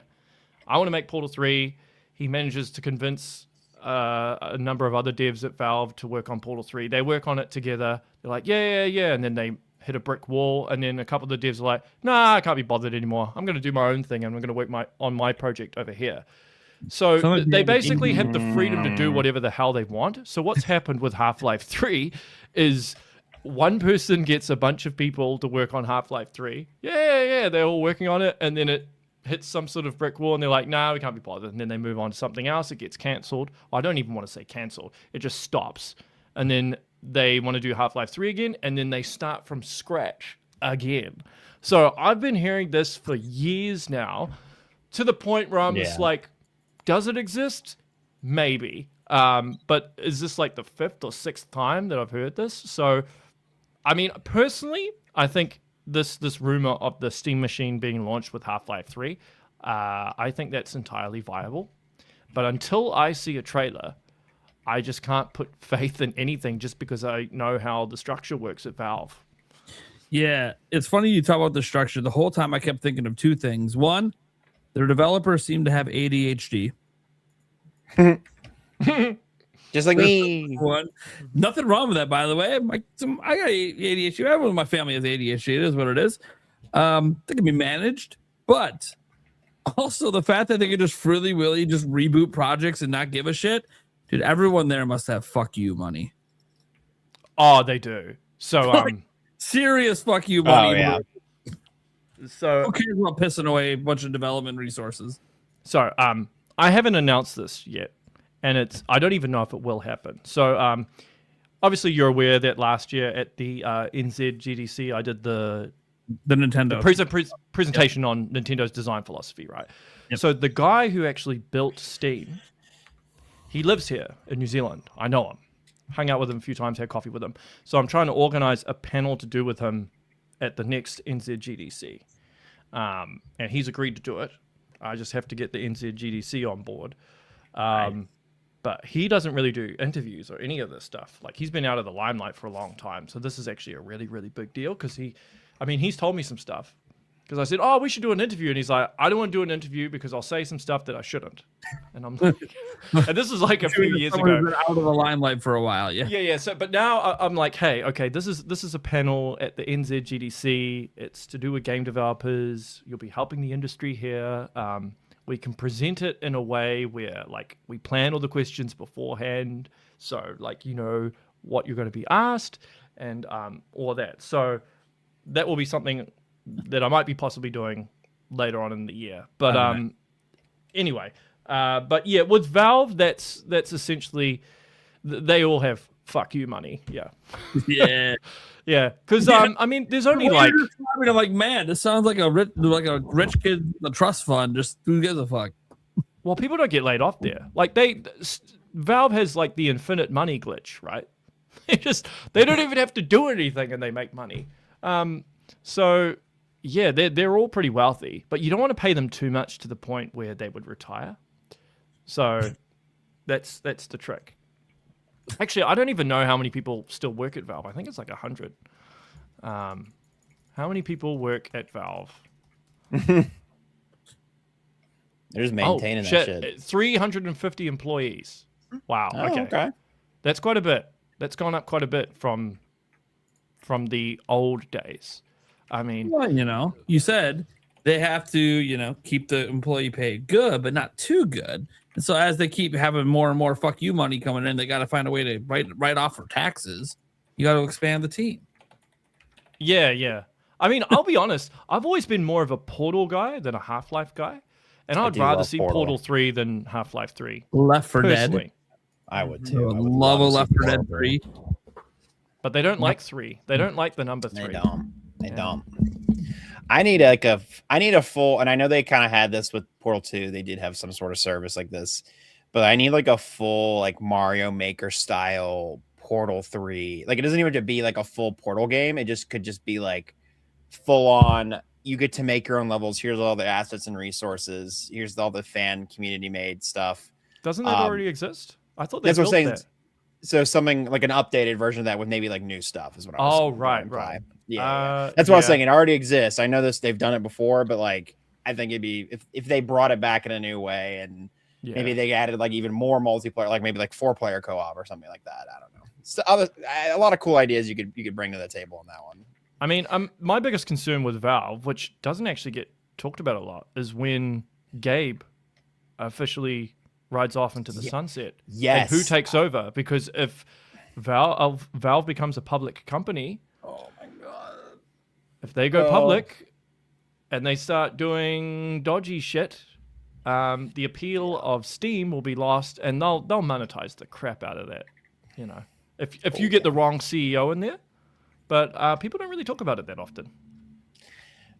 Yeah, I was watching a TikTok about that. It was like a 1 minute video, I say TikTok. Yet they're not innocent of their business practices. Don't get me wrong. But in terms of the industry and what's going on, it's impressive how much they could abuse and they don't. And how sustainable they've decided to go with long-term stability and sustainability with their company model rather than just milking the crap out of gamers like they could. So, yeah, it's but I agree with you. It is scary. Just what happens when Mr. Gavin is gone. I don't know. Somebody kind of greedy might come in, but it could also be okay. They could be, grooming somebody that it would be, they have the same philosophies and whatnot. So fingers crossed. You know what would actually be really funny is if they leaned into the joke of the not liking the number 3 and they just skipped right to number 4. That would actually be pretty funny because it's a way of trolling the community in a way. Right, yeah. right. But yet everybody would love it. And that's where the 4-player co-op comes into play. We brought it all together. We tied it all together. I just saw a comment here about how someone's never played a Metroid game before and they love Metroid Prime 4. And I didn't mention that. I actually think Metroid Prime 4 is a good game for noobs that want to get into a Metroid game. I think it's very much designed with new players in mind.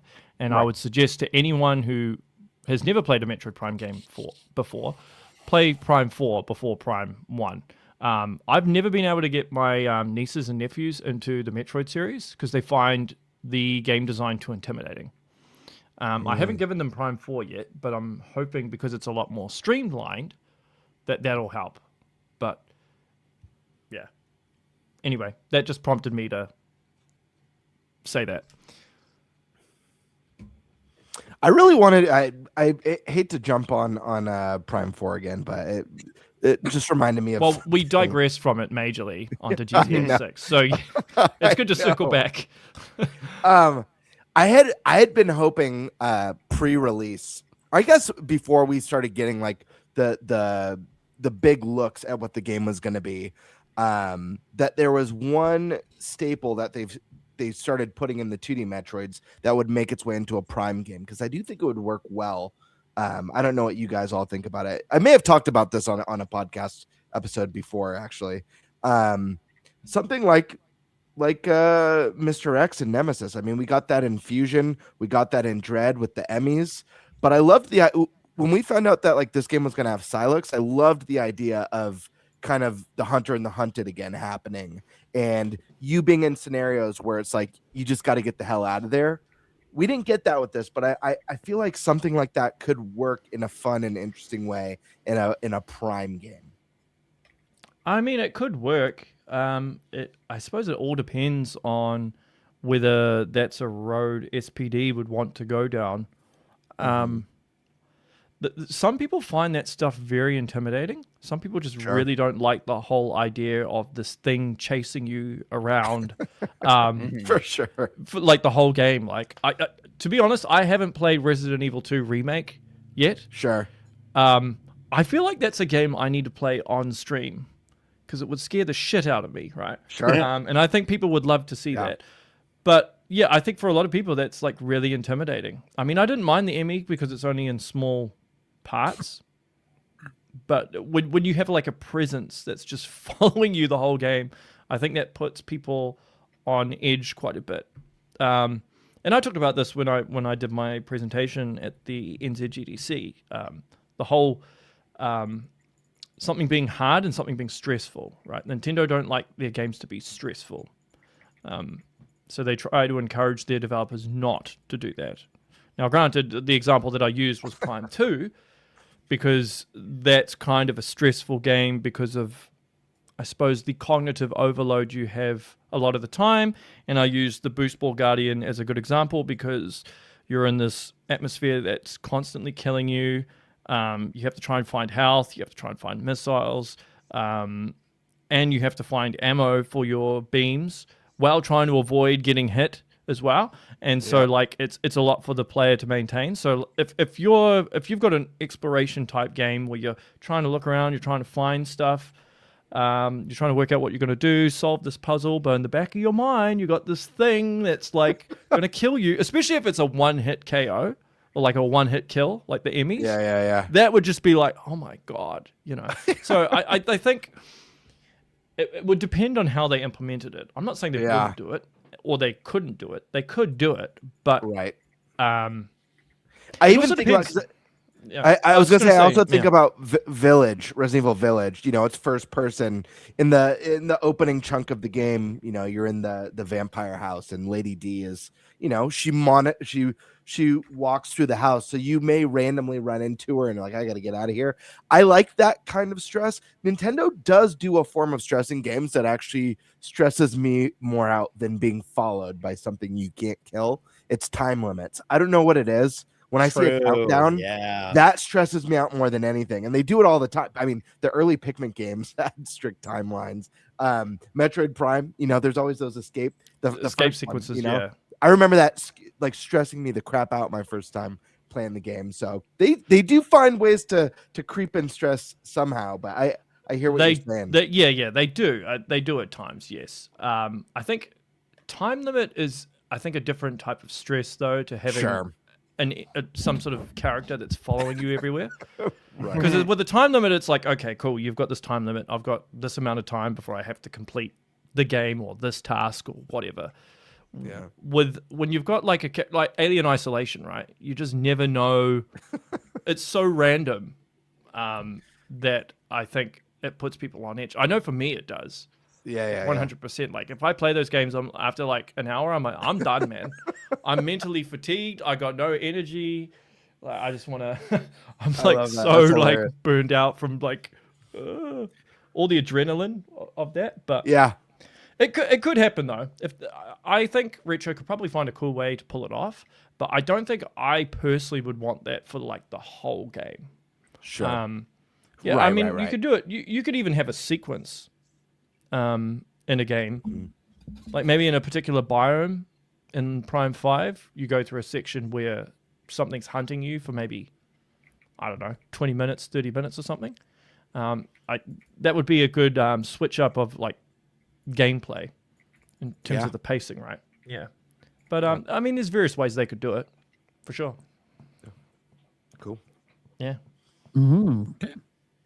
Well, with that, we probably get to our next topic. Game Board, we're going to save yours because I think that, you know, out of respect for the guest time, you know, obviously we make some we put that one towards the end for our hardcore audience. So let's go actually to ThunderStash's topic here. I just finally looked at it in the doc. Hell of a topic, and I definitely want to hear Favlam and Kiwi talks on this one. Okay, good. Well, you guys can kick us off then. So this is about our gaming plans for 2026. It, you know, I think a week or two ago, we talked about our, you know, New Year's resolutions as far as gaming's concerned. But this is like our actual plan. Like, what are we going to do? Are we going to hit the backlog? We're going to try to play one game at a time until we beat that game without moving on to something else. We're going to maybe dive into a new IP that we've never played, like Prime. You were talking about diving into Dragon Quest this year. Yep. And, you know, what better time than the 40th anniversary? It's going to be a lot of fun stuff going on. You know, maybe limiting the total games you play, right? Quality over quantity, aka the Nintendo difference. You guys remember that? During the GameCube marketing era. So stuff like that, right? What are you guys' plans? And Kiwi or Favlam, one of you guys, whoever's prepared for this. I'll start because I do have a thing I've been wanting to do. I really got to kick competitive games. I love them, but god damn, they are such a time sink, and it's usually detracting from other things. The big one for me is Valorant. I love it. It's fun, but it's so every match is like 30 to 40 minutes. I love Marvel Rivals. It's fun, but it's just like, again, it's just those things. There's like, it is such a time sink to get to a like good at those games and like be at a point of like, okay, I'm happy with how much I've progressed in them. And I think I want to take more time to sit and like kind of digest either my backlog or games maybe I've gotten into and I haven't finished, or I've streamed them and I maybe haven't finished them on stream, like kind of just like doing individual streams where I'm like, all right, let's just go ahead and all right, I got halfway or I got 2/3 of the way through Prime 4. Okay, let's finish that out. Okay, I got this far into this game. Let's try and finish that one out. Yeah, I don't really have a lot of like games I'm like super excited for going into 2026 though. I know it's not quite on topic, but like I know GTA 5 is supposed to become, or GTA 6, excuse me. I don't know. I like GTA. I'm not like the biggest GTA head. I'll play it. I'll probably get it, but I'm not like sitting here like I can't wait. Oh my god. Hopefully maybe a 3D Mario, but yeah. Otherwise, it's just kind of like rolling with what comes out and trying to grab what's on my Switch too, and seeing how many more games I can kind of just play a little bit before I go to bed and pop it on my Switch too. It's a good game plan, man. Yeah. I don't know if anybody else has that problem with competitive games and being just kind of addicted to them. Yeah, that's why I don't really do it anymore. Right. I just can't afford to time-wise. Yeah. You know, like I want to play NBA 2K like I used to. Right. Actually, before I reviewed games, when I was still a director at Lone Depot, I'd be on 2K like all weekend playing online. And is very fun. But now that I actually review games, this is what I do. I can't do that, which is weird, right? Right. You'd think I'd be able to play it more now, but that's definitely not the case. So that's why I stay away. I stay away from that. I stay away from Animal Crossing. I downloaded the update for Michaela. I reminded her that at 10 p.m. Arizona time, our time, right, you can download that Switch 2 update that you already paid for. So I'm gonna, experience that vicariously through Michaela, but I can't do it myself because, again, I don't have time. Time is such a precious commodity, right? Yeah. Like every time you invest your time into something, it's always at the expense of something else. So it actually comes with a lot of sacrifice, right? So if you get into some hardcore competitive game, that you're going to be sacrificing something else to make that happen. Like a lot of people don't realize these gaming journalists and these people that have to do reviews.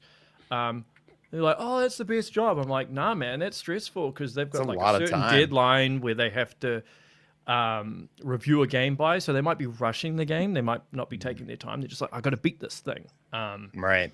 And it's just something important to consider. I mean, the way I kind of view it, like, okay, I have this amount of time.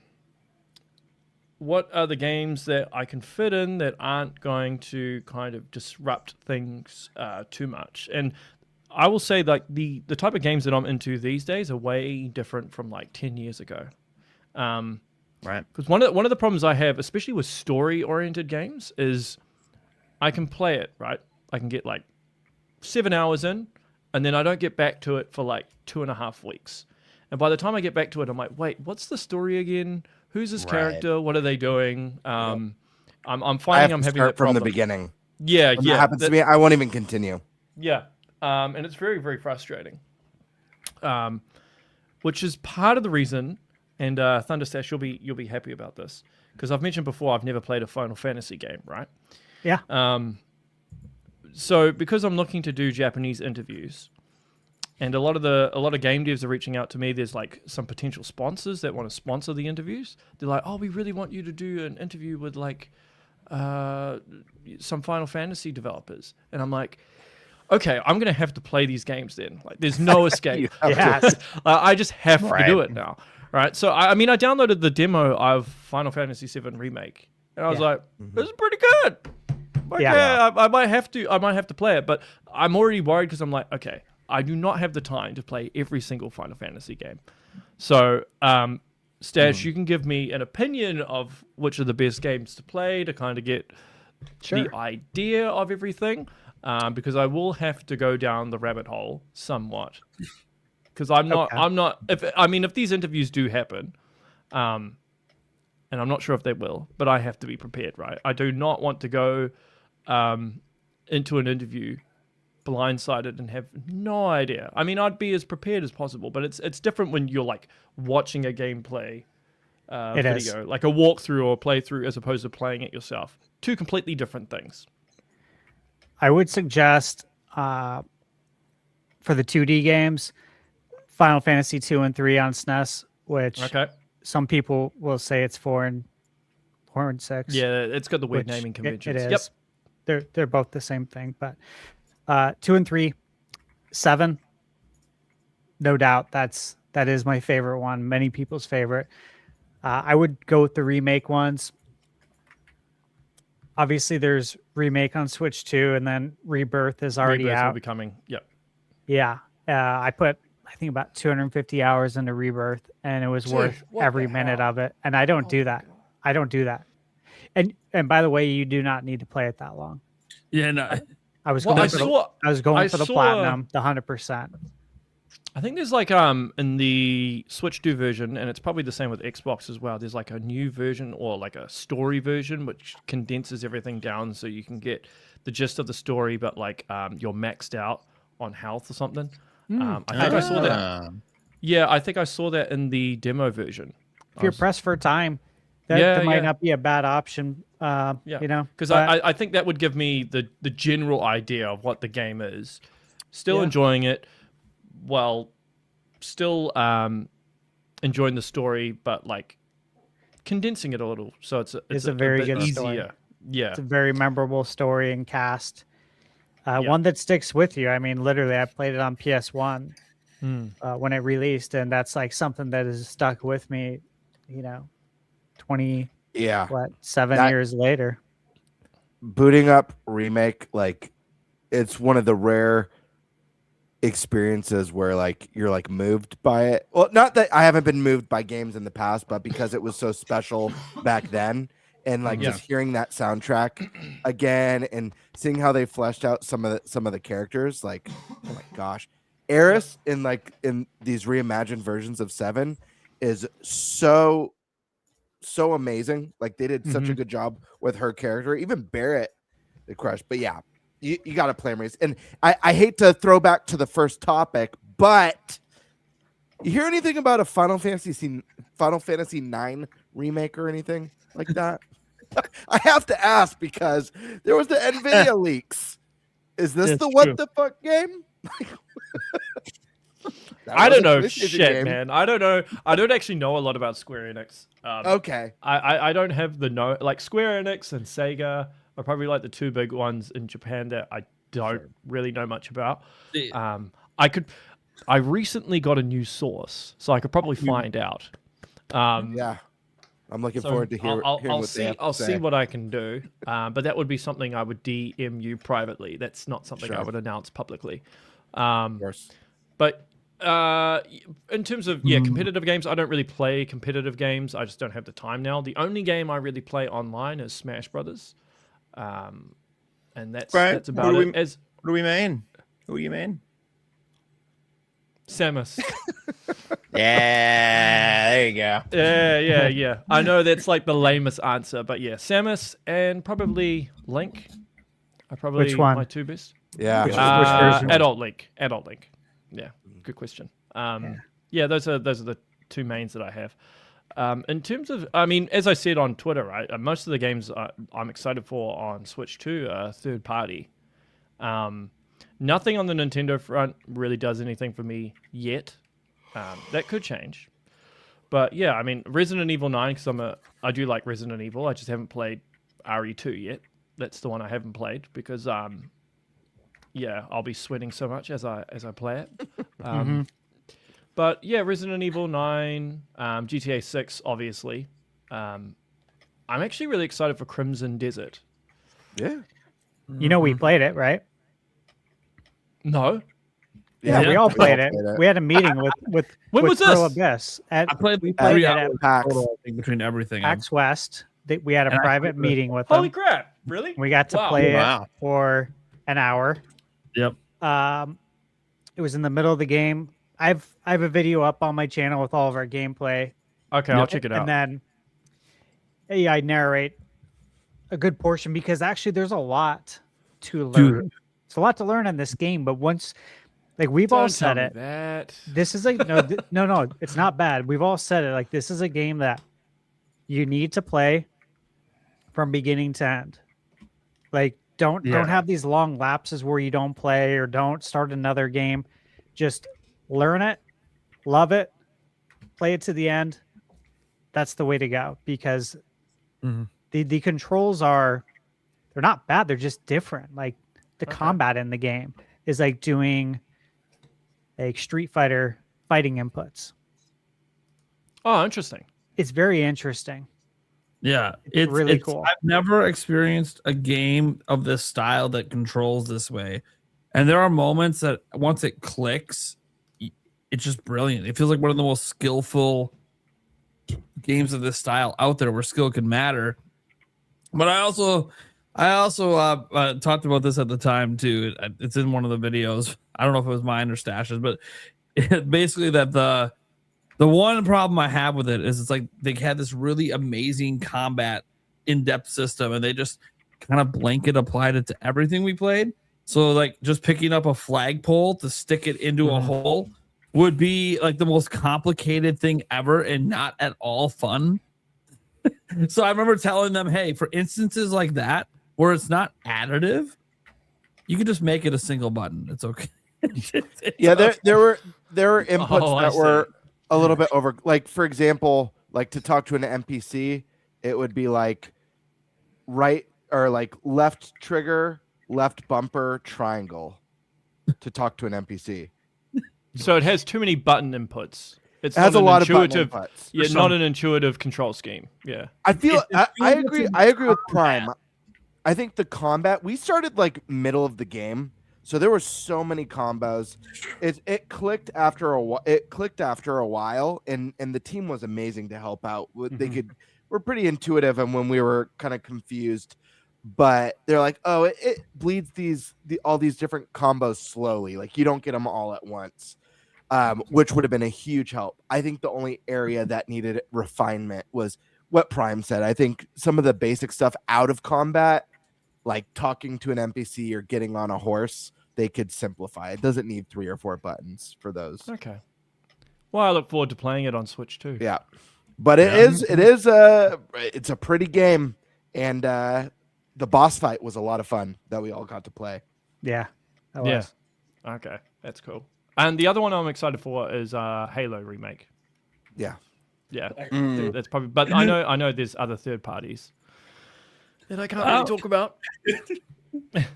I'm not gonna let this go. Did you just confirm Crimson Desert for Switch 2? Maybe. He like looked straight in the camera when he did it. No, he really did. He was clip farming. Oh my goodness. I'm just like, hold up. Wait a second. Technically, GameStop was the OG league for it. Wow. But I'm just saying. He said it. He's not going to say it again. It's a Prime exclusive, chat. It's a Prime exclusive. Listen, I love the idea of Crimson Desert coming to Switch 2 because of Nintenbyte podcast. Because when we were there, right before we got interviewed, we asked, is it coming to Switch 2? Like our audience is really interested in this. And the guy was like, really? Like surprised, like, oh, really? Switch 2 players are going to be interested in this? Yeah, so I love to think that. Like, when did you speak to them, by the way? How long ago PAX. was this? PAX West. PAX West. Like So August, that's September. Was it last August 30th? Like Labor Day weekend. September 1st. U.S. Labor Day weekend. It was that Sunday, Okay, yeah. Okay, so I'm was trying to September work 1st. out when you spoke to them as to when I heard about this, as to the timeline and everything. Yeah. Okay. Makes sense. Cool. This Good is talk. awesome. Day and date? Well, you said this year. I was going to assume it's day and date. All right. Dude, this is wild. I'll have to gap it in about 20 minutes or so. Okay. Yeah. But anyway, Oh yeah. yeah. Crimson Desert's coming out soon. I spoke to them recently. Yeah. Yeah, it's coming out. No, I totally believe you. You March. were Yeah, March 19th, but I'll be playing it hopefully soon. hopefully On your about Switch 6 weeks too? here. Not to my knowledge. I don't know. I don't think it's day and date. But if it is, that would be a great Nintendo Direct announcement. That was Crimson Desert. That'd be a killer Direct announcement in February. Well, I'll tell you this. I'll say this, that depending on the publisher, Nintendo sometimes likes to announce certain third-party games in their directs, as opposed to getting the publisher to announce them themselves. So there are times, I think it was it Chronos that just got announced in a direct? It didn't get announced beforehand, right? So that's a good example. So you'll see that with the next direct, I'm pretty certain. I don't know this for sure, right? I don't go around trying to find info in directs. I know some people are like, oh, these are the dates that the directs is happening, and this is going to be in the direct and stuff. Just connecting dots, I would assume that certain third-party games will be announced in this coming one. Excited? Like a Crimson Desert. So it's a partner showcase direct. Got it. Okay, you heard it here first. Maybe. Dude, I am gonna be so hyped when it actually gets revealed for Switch 2 officially. Like I played this. Here's the thing. I played it at PAX East, and I thought it was gorgeous. And I did the most difficult boss fight, of course, right away, because that's what I always do at these events. When they tell me one's the most difficult one, that's what I'm going to go do. And it was kind of frustrating. The controls were extremely frustrating because it would tell me to do the thing on screen, and I'd feel like I hit the button when it told me to do it, and it didn't do anything. And the reps there were trying to help, but they could just really tell I was having a hard time grasping things. And I was like, man, this game looks so good.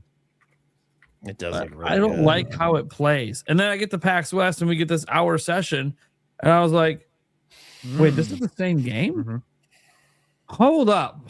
I could actually figure this out. I just need a moment. Oh, hey, this is actually kind of badass. If the game is fundamentally sound, like if most of the design and everything's intact, changing the control scheme is probably one of the easier things to do towards the end. Especially if you're taking something that's a complicated control scheme and you're taking something and basically assigning it to a button as opposed to like 3 different inputs. That would be a lot easier. And I've actually heard this a lot where devs refine their control schemes at the end. Interestingly enough, Nintendo does the opposite. They refine their control scheme first. Right. Yep. And then move on to everything else. That's one of the things that they focus on first. Like Mario 64. Yeah. Yeah. Yep. Interestingly enough, though, Nintendo has some pretty strange control schemes sometimes. Yeah, they do. Yeah. Like Breath of the Wild wasn't like jump. Like the default, if I remember, default, it's X is jump. Yeah. And then B is sprint on the default, which is wild, but yeah. No so pun intended. I did a review of Donkey Kong Bonanza with 2 developers that worked on Donkey Kong Country Returns and Tropical Freeze. And one of the designers pointed out that he didn't think that the control scheme was very good. It wasn't very intuitive, and he had a lot of problems with it. But with that being said, I did ask him, I'm like, were you playing other games while you were playing this? And he's like, yes. And I said, well, that might be why. Because if you're playing multiple games at the same time, then you get used to a control scheme, and then you're going off. And then depending on what the game is, it can kind of mess up your whole idea in your head of what the control scheme is like if you're going back and forth. So usually when I play a game, I try to play just one game, stick to it, and then move on to the next one. Sometimes that's not always the case. But with like Metroid Prime 4, I basically, I was going on holiday, so I had like a week basically to bang it out. But that's another reason why I like the Metroid games is they're short. I think there's too many games these days where this is ironic though, where they pad out the game, and Metroid Prime 4 does this obviously. But yeah, like some of these big open world games, like 100, 250 hours, and I'm just like, dude, what the hell, man? Like, it's like, how much of this stuff do you actually need? Right. Preaching to the choir, dude. I'm with you. I think I missed the GameCube era of like games could be beat in an afternoon. Like if you like sat and it was like a 5-6 hour session. Like obviously it's nice to have more game, but like I don't know. Sorry, keep going. No, for Vlam, I love what you're saying right now. I love that you referenced the GameCube, Eric. I literally talked about this on the podcast a while back, that we need more short games. Like I miss the time of like the 10 to 25 hour game. And I don't think there's less value there. I'm happy to pay full price for a game that has no padding, has a phenomenal story or phenomenal tight gameplay. There's so many amazing games that fall in that 10 to 30 hour range. Like not everything needs to be 100 hours, 200 hours.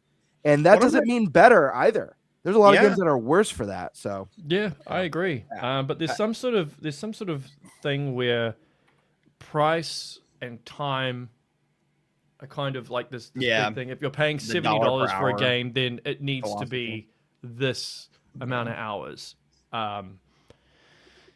And I guess I understand why some people think that, but yeah, I'm personally not for it.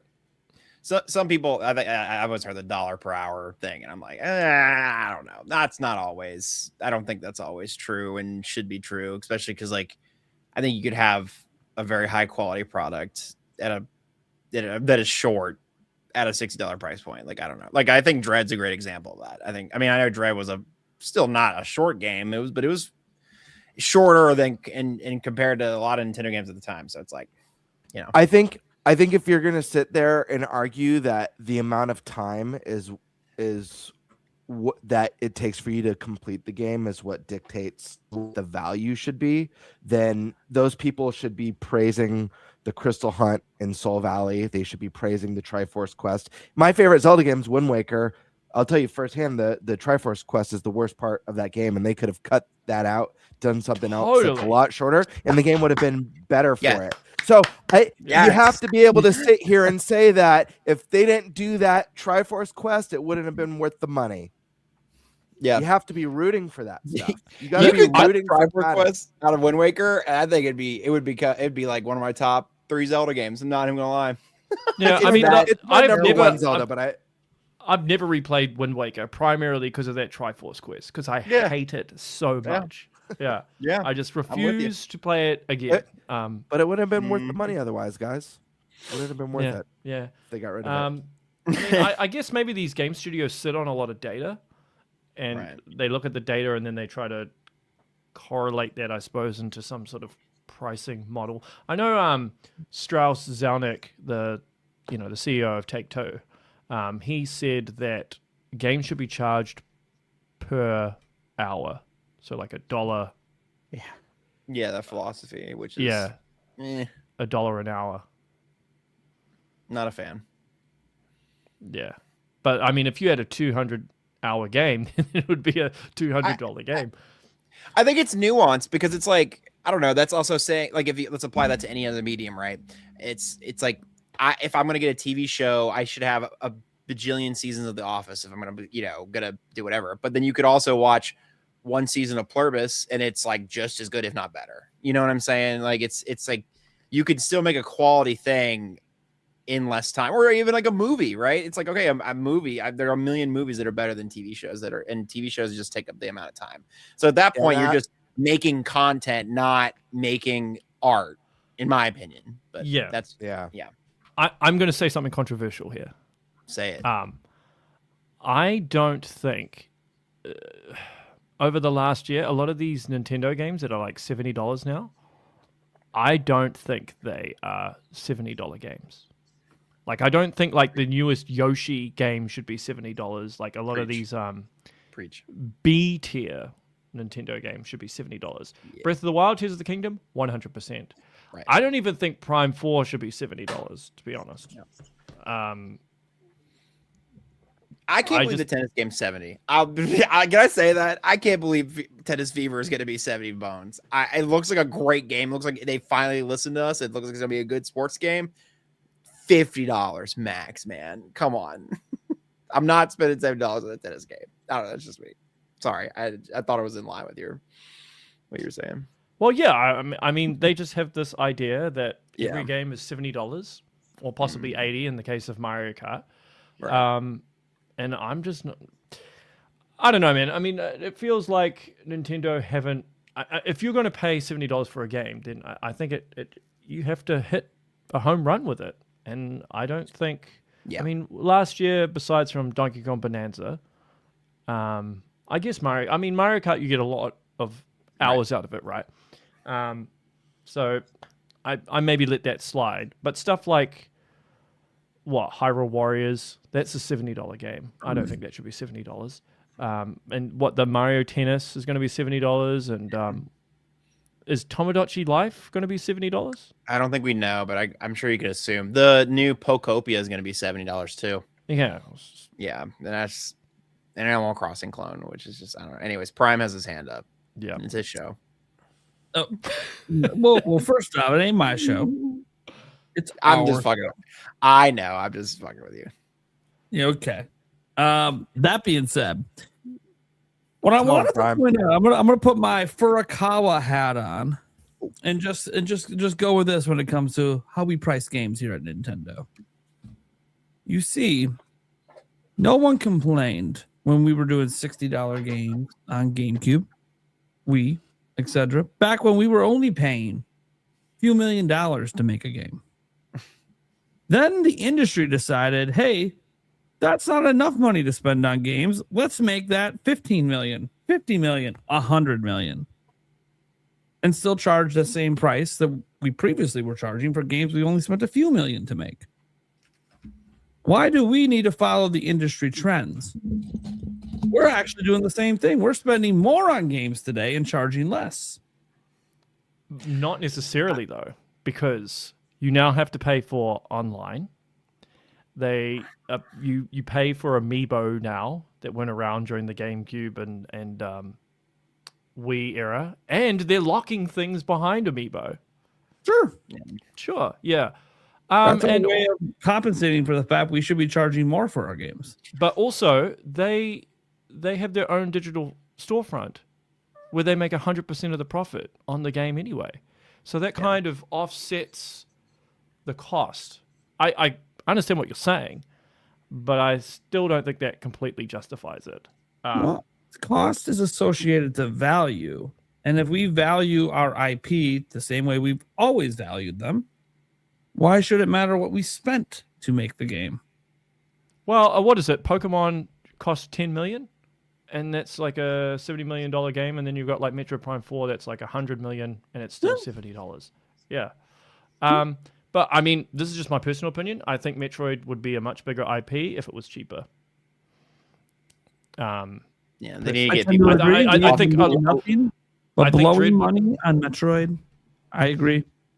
Cut the budget. I think, yeah, like Dread is a great game, but I know there are a lot of people out there that are like, I am not paying like $60 for a 10-hour 2D game when for like what $20 or $30 I can get Hollow Knight that's like 20 to 30 hours and this is what people are saying is a better game or more refined game. Yeah. And like that's just the way the industry is. I mean, look, the fact that they charged $80 for Mario Kart because they knew that they could. And not to circle back to GTA 6, but I imagine that like if GTA 6 launches at $80 or $90, the industry is going to get the wrong idea from this, and then everything will become like that. And I also think that's a case of self-sabotage if you go too high, particularly when we're living in an economic crisis, cost of living and everything. I just think you worsen your potential sales, particularly in Nintendo's case, because they do have a younger base. and parents aren't going to be able to afford this necessarily. There are games like Mario and Pokemon, yeah, I mean, they'll just sell no matter what. But I think some of their other IPs suffer as a result of that. I don't think it's a one size fits all. Yeah, I agree. I think some of more of that, even though it causes confusion, that variable pricing. I was hoping that a game that Favlam brought up, Mario Tennis, would be an example of variable pricing and maybe would come in more, at least like $60 would have been nice. Because I think this one looks really good. I think it looks really fun. I think the hope is that this is the one that they're kind of back in the game and making a good Mario sports game again. But history has shown, at least the last few entries have been a bit lackluster. So I think just putting it at that premium price point, people are going to look at like maybe Mario Tennis Aces and be like, yeah, I'm not spending 70, even if it's better, even if it offers more.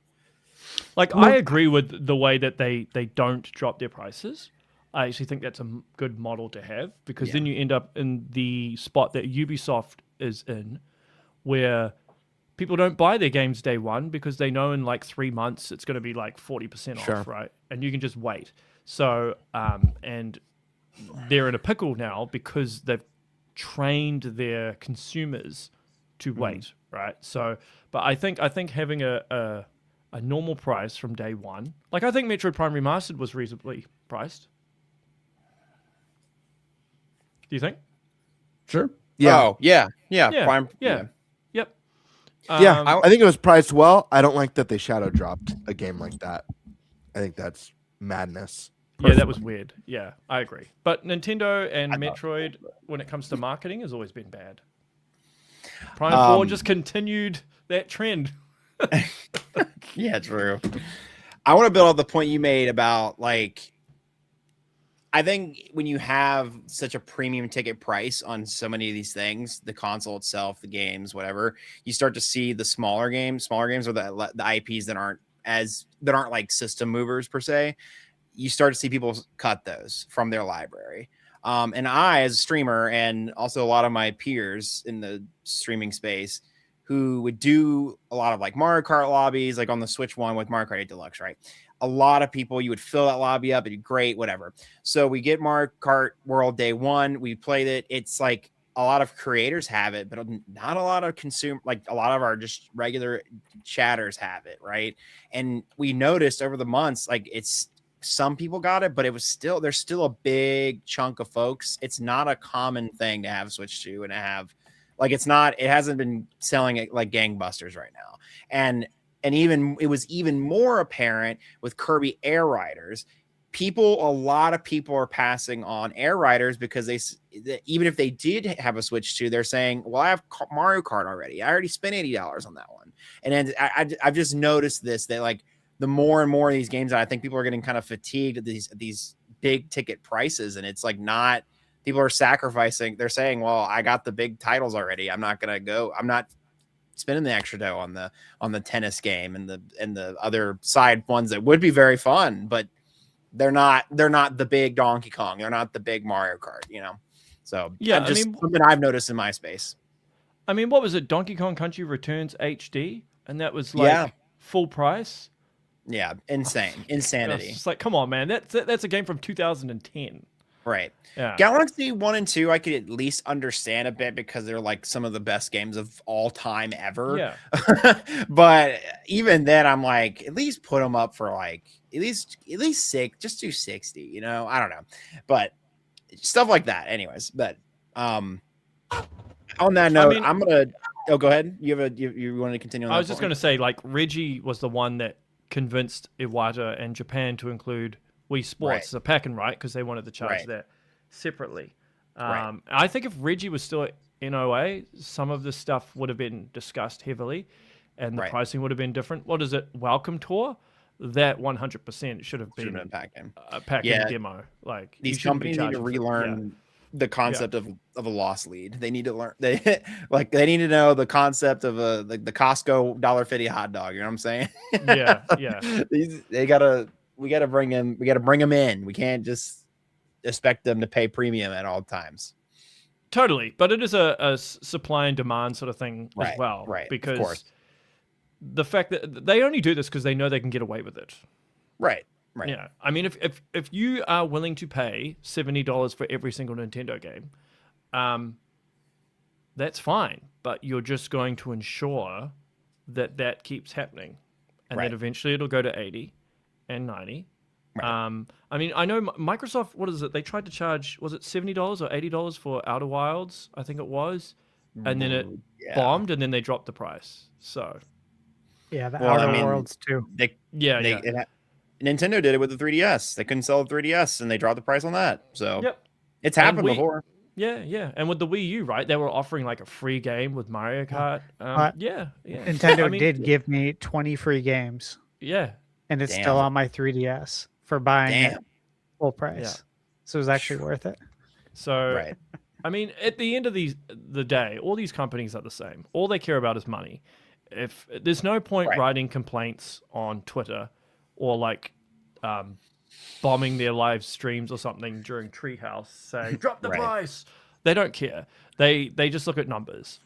So if you want this stuff to stop, then you just have to reduce how many Nintendo games you want to buy. Really, that's the only way to do it. Because that's all they care about. Yeah. But you yourself will not make a difference. Exactly, I agree. Yeah. And that's just a collective personal action. decision. Sorry. Yeah. I haven't bought Mario Kart yet because I'm like, no, I'm not paying $80 for Mario Kart. I don't think it's you didn't get the justified. bundle? No, because I didn't want it. I look after I don't actually play Mario Kart that much. The only time I play Mario Kart is when I'm playing with people. My wife and I actually look after a lot of international students, predominantly from Japan. So we'll have like students from Osaka or Kyoto or something, and they come and live with us for like a month. And a lot of the time they can't speak English. But you mentioned Nintendo, and they're like, oh, Nintendo, yeah. You like Mario Kart? Oh, Mario Kart. So there's like a universal language there because you can put on Mario Kart and play with them. So that's a good way of bonding with them. So that's something I would look at doing, getting Mario Kart for that. Although I'm waiting for the DLC. If they include Samus and the Viola in the DLC, boom. You have me. You're good at cooking. Wait. Yeah. So. Yeah. On that note, fellas, I have to drop. This is a great job. So do I. Oh, okay, awesome. Thanks for having me on as always. I really appreciate it. The goodbyes are always so awkward. Go ahead and shout. No, I suppose I'll shout myself out like I normally do. Favlam on YouTube. If you like to see a guy in front of a green screen talking about what he thinks about Nintendo or Deltarune, I'm your guy. And then I'm trying to stream more in 2026. That's like one of my goals. So yeah, but it's Favlam on everything: Instagram, Twitter, Twitch, YouTube. But YouTube is appreciated the most.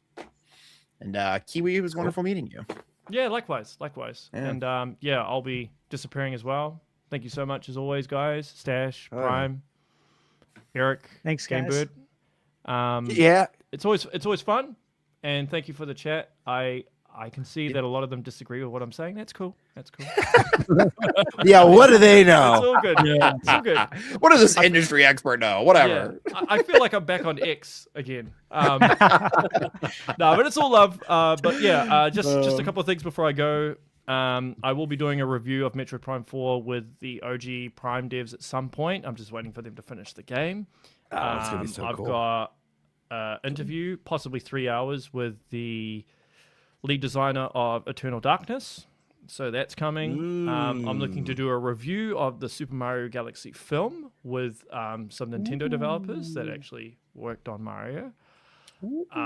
Besides from that, I don't think there's anything else Nintendo related at this stage. But yeah, there's some cool things I have on the horizon. And Hell yeah, man. Hey, if you ever want to interview the Game Bird, I'm here, man. I'm always down. I'm sure you've been dying to get me over there. I'm sure you have some crazy questions for me. I'm sure. Well, I'm supposed to appear on your show, aren't I? What's happening with that? I think that's true. Yeah, that is true. Yeah. We'll make it happen. We'll make it We'll happen. make it happen. Cool. All right. Well, much love, guys. Vlad, Awesome. nice meeting you as well. Yeah. All right. Thank you for being Thanks, here. gentlemen. See you around. Thanks, guys. Have a good night. Cool. Who's next for gaming game plan? I know it devolved, but I think that was good just The because time tangent was great because he desperately wanted to throw Crimson Desert out there. You could, he's like, look, I did Fallout last time. I got one more. Let's see what happens. Yeah, he's so fun to have on. He's a good time, Kiwi. So you guys know my headliner tomorrow. You're right. The 10-byte exclusive. Okay. It is kind of neat though. He did do that 2 times in a row, this time quite intentionally. So all right. But for real, gaming game plan. Who's going next? I could go. Yeah, I mean, you know, I briefly mentioned this last time on the pod, but this is something that man, my backlog it eats at me. I'm always thinking about it. So I do want to have a better game plan this year. And I think really what that is, it's nothing too complicated, but it's just committing myself to certain series that I've wanted to play or that I've started but haven't finished, and being a little bit more conscious about what I play and what I don't play, because I definitely, guys, I love video games. At my core, I'm a Nintendo fan first, but I love all video games. And so I hate the FOMO. I hate missing out on the big games, and the games are getting bigger and bigger and bigger, and the time between releases is getting smaller and smaller. I mean, we're in the first couple weeks of January, and you know, we're going to be looking at our draft picks. We haven't had a single like mainline direct. We haven't had a big presentation from Sony or Microsoft yet, for that matter. I know we're getting a Microsoft one at the end of the month, but there's going to be so much more announced and released this year beyond what we know. So it's really going to be a matter of me being more disciplined and being like, you know what, I've got to make the sacrifice, and I'm not going to play this game this year. So that's something I've been really bad at, because I want to try everything. I want to play as much as I can. I love having opinions on things as well. So like, even if I could sink 10, 15 hours into something, just to have an opinion, I would have in the past. But I want to start with, I didn't get to finish the remake of Trails in the Sky. So that's like the first one that I think I'm going to jump into, probably start a new game, just to go in again with a fresh palette, play all the way through. It's a series that I love. We're getting a remake of the second game near the end of the year, so I want to be ready for that. And then, you know, I don't know. I never got to play the second Star Wars game, the Jedi Survivor. So that's one that I started. I never got to finish. So yeah, I think what I'm gonna do is I'm gonna be making a list and then just dedicating myself to it and being like, I'm not moving on until I finish this, and just follow a strict list. And it's gonna be in order of desire, because I don't want to throw games on the backlog list just for the sake of I gotta play this or I gotta beat it. I think I'm gonna do it in an order of desire. 1 being the most desirable, 10 being the least desirable. Actually, I'm gonna make a smaller list than that. I'm gonna do like like the snowball effect, I guess. But I don't know. Do a small list, get through it, then be like, hell yeah, I conquered something. Now it's double it. But I don't know. What about you guys? I love RPGs. That's the hard part for me. Like, the games that I love so much are so friggin' long. They're so big. When I think of my backlog, it's just a fat list of RPGs. I still haven't gotten to play through Undertale, or Flavlan mentioned Deltarune. These are games that I think I'd love. I've never played them before. So there's just so much to play. So many indie RPGs that I missed out on. I replayed. I mean, last year I was proud of myself. I replayed Sea of Stars. I originally played it on the Xbox when it was on Game Pass, and then I purchased it physically for Switch and replayed through it on Switch. That way I could play Throws of the Watchmaker, which was phenomenal. But you have to beat the game to play the DLC. So yeah, lots of RPGs, guys. It's going to be a lot of work, but I think starting with a small list, maybe like 3 games or 5 games, get through that, then I could add another 3 or 5, or add a game every time I beat one. I don't know. Do you guys have recommendations? I feel like I'm just like throwing shit out there right now. I don't know what I'm doing. Recommendations for what? For like good habits to work on the backlog. Yeah, of course. Play the game and beat I it. need help. I'm in crisis. Yeah, just play it and beat it. Yeah. Yeah, no, play it and beat it before you move on. I do agree with what you said. Like I was shaking my head when you said it, which is play by desire. Yeah. What do you desire most? But also don't go into analysis paralysis, because when you have a big backlog, that can happen, and then you don't play anything. Yeah, you just stare. You just stare. Stare. And then the time goes by, then you're on social media, and before you know it, your window of opportunity is closed. So you have to know what you're going to play and attack it like relentlessly. And don't start something else until you're done. Yeah. That's the discipline I need. It's discipline. Really, it's just discipline. It is. Thank God for the Switch. I will say thank God for Switch and Switch 2, because it really makes gaming easier for me as an adult. You know, everyone knows I'm a family man. I've got a wife and 3 kids.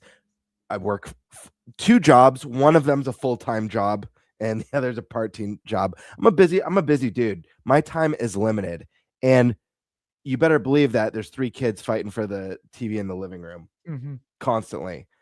The Switch and the Switch 2 are a godsend for me. It's literally a match made in heaven. It allows me to let the kids have TV time, me be able to hang out on the couch and game with them and game in my room and get into the backlog. The hard part is, because I love RPGs, you know, there's a lot of chatting and yapping in the house.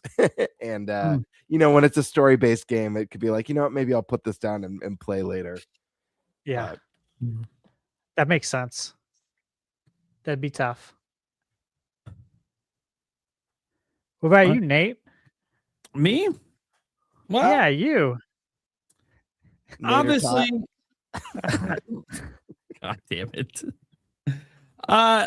Look, I was glancing at this earlier, and I was like, man, this is actually pretty good stuff in here. This entire topic. You know, so I was kind of go a little piece by piece. You know, one of the things that Stash put in here says, you know, the backlog reality check. Because I mean, let's just be real. People keep adding games to their backlog. Some people are just never going to get to it, and sometimes just face the music. You're just not going to get to that backlog. Or do you have any plan for the backlog? And I'll be honest, I don't go to the backlog often. I'm usually a play, a beat it, done kind of person. But there's always games that you miss. There's always games you wish you had time to play at the time that you haven't. Like Final Fantasy VII was a big one for me that I wish I would have played and never did. Just never found the time to get back to it ever, until obviously Remake came along. So I would say, you know, right now, obviously big one for me is that I already own Dragon Quest 3 and 1 and 2 2D HD, and haven't played them yet because I've never played a Dragon Quest yet because I haven't gotten to it yet, even though it's been a while since Dragon Quest 3 2D HD came out, because that's the one I'm going to start with. So I definitely have a plan for that. I'm going to be starting that one this month. I don't know about when I'm going to get to 1 and 2. We'll see as the year progresses right now, because Final Fantasy VII Remake Integrate coming up here, and obviously, you know, we have Mario Tennis Fever, which I am buying at $70. I don't really care. Talking about $10, I bought Aces at $60. I'm not that concerned about 10 buckaroos. That said, it gets to this point of like, I think my goal is not to expand my backlog anymore. So don't buy anything that I don't think I'm actually going to play anytime soon. Because then I'll probably just never get to it. Because I'm always someone that, even in Summer Covers News, I'm always excited for like the next thing. And as Gamebird talked about in the prior topic, there's always that little bit of FOMO sometimes if you're not with the audience at launch. Because one of my favorite aspects of gaming has been community. And when you play a lot of single player games, especially, like you're only getting that, like that launch weekend, that launch week. And then it kind of goes away because it's single player, you play it and people move on. You want to be a part of the conversation the weekend that it's happening. Yeah. So that's my goal, is not to really add anything new to the backlog where I've pre-bought. I can always be like, oh, maybe if I ever get back to it one day. Let's just be real, I probably won't. Maybe when it comes back around as a remaster, because that's the era we live in, where everything gets remastered one day. Maybe I'll get to it then. So that's kind of how I'm going to handle that aspect. There was a question here. We said, what's the biggest backlog killer? New releases, review obligations, or FOMO? Obviously, for me, I don't have review obligations anymore, so it doesn't matter, because I reviewed a few games last gen and decided that's not for me. I didn't like how I was playing video games to hit deadlines. Not how I play games. It's just not. I like to play at my time, at my leisure, not the leisure of a deadline. Now, it's weird because I'll have that mindset when I'm playing demos. I want to get as deep into that demo as I possibly can, find every little thing, but that's at a demo, and it's always a shorter session. So I don't, I just try to make the maximum use of that session. But then, this next thing I like how Stash labeled that part 2, one game at a time versus a game hopper life. Let me read what he wrote here. Are we committing to finishing games or bouncing between titles? Does one game at a time improve enjoyment or make gaming feel like work? Who here is most guilty of starting 12 games and finishing 2? Can I jump in really quick? Because I should have looked at the notes before jumping on this topic. I love this, Stash. This is amazing how you broke everything down. And Nate, thank you for going through this, because I missed it. I just want to jump in real quick, because what I was trying to describe was I've been living the game hopper life. It's exactly what I've been living.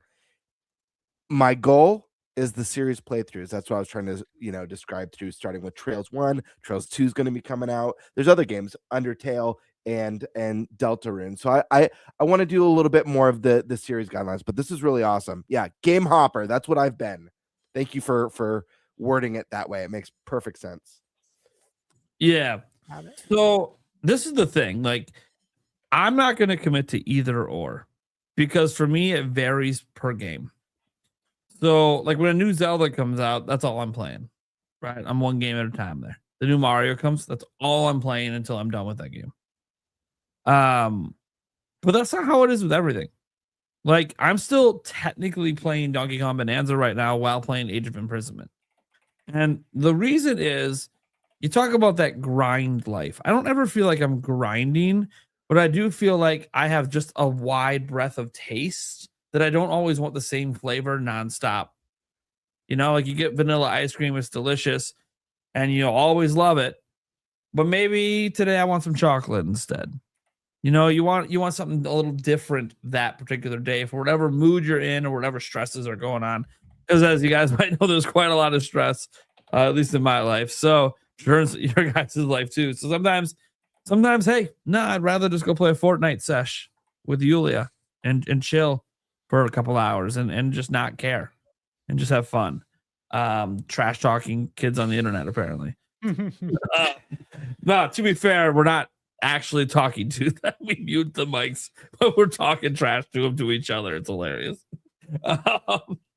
So sometimes that's the kind of vibe I'm in. Lately I've obviously been diving deeper and deeper into Age of Imprisonment to finish that one off.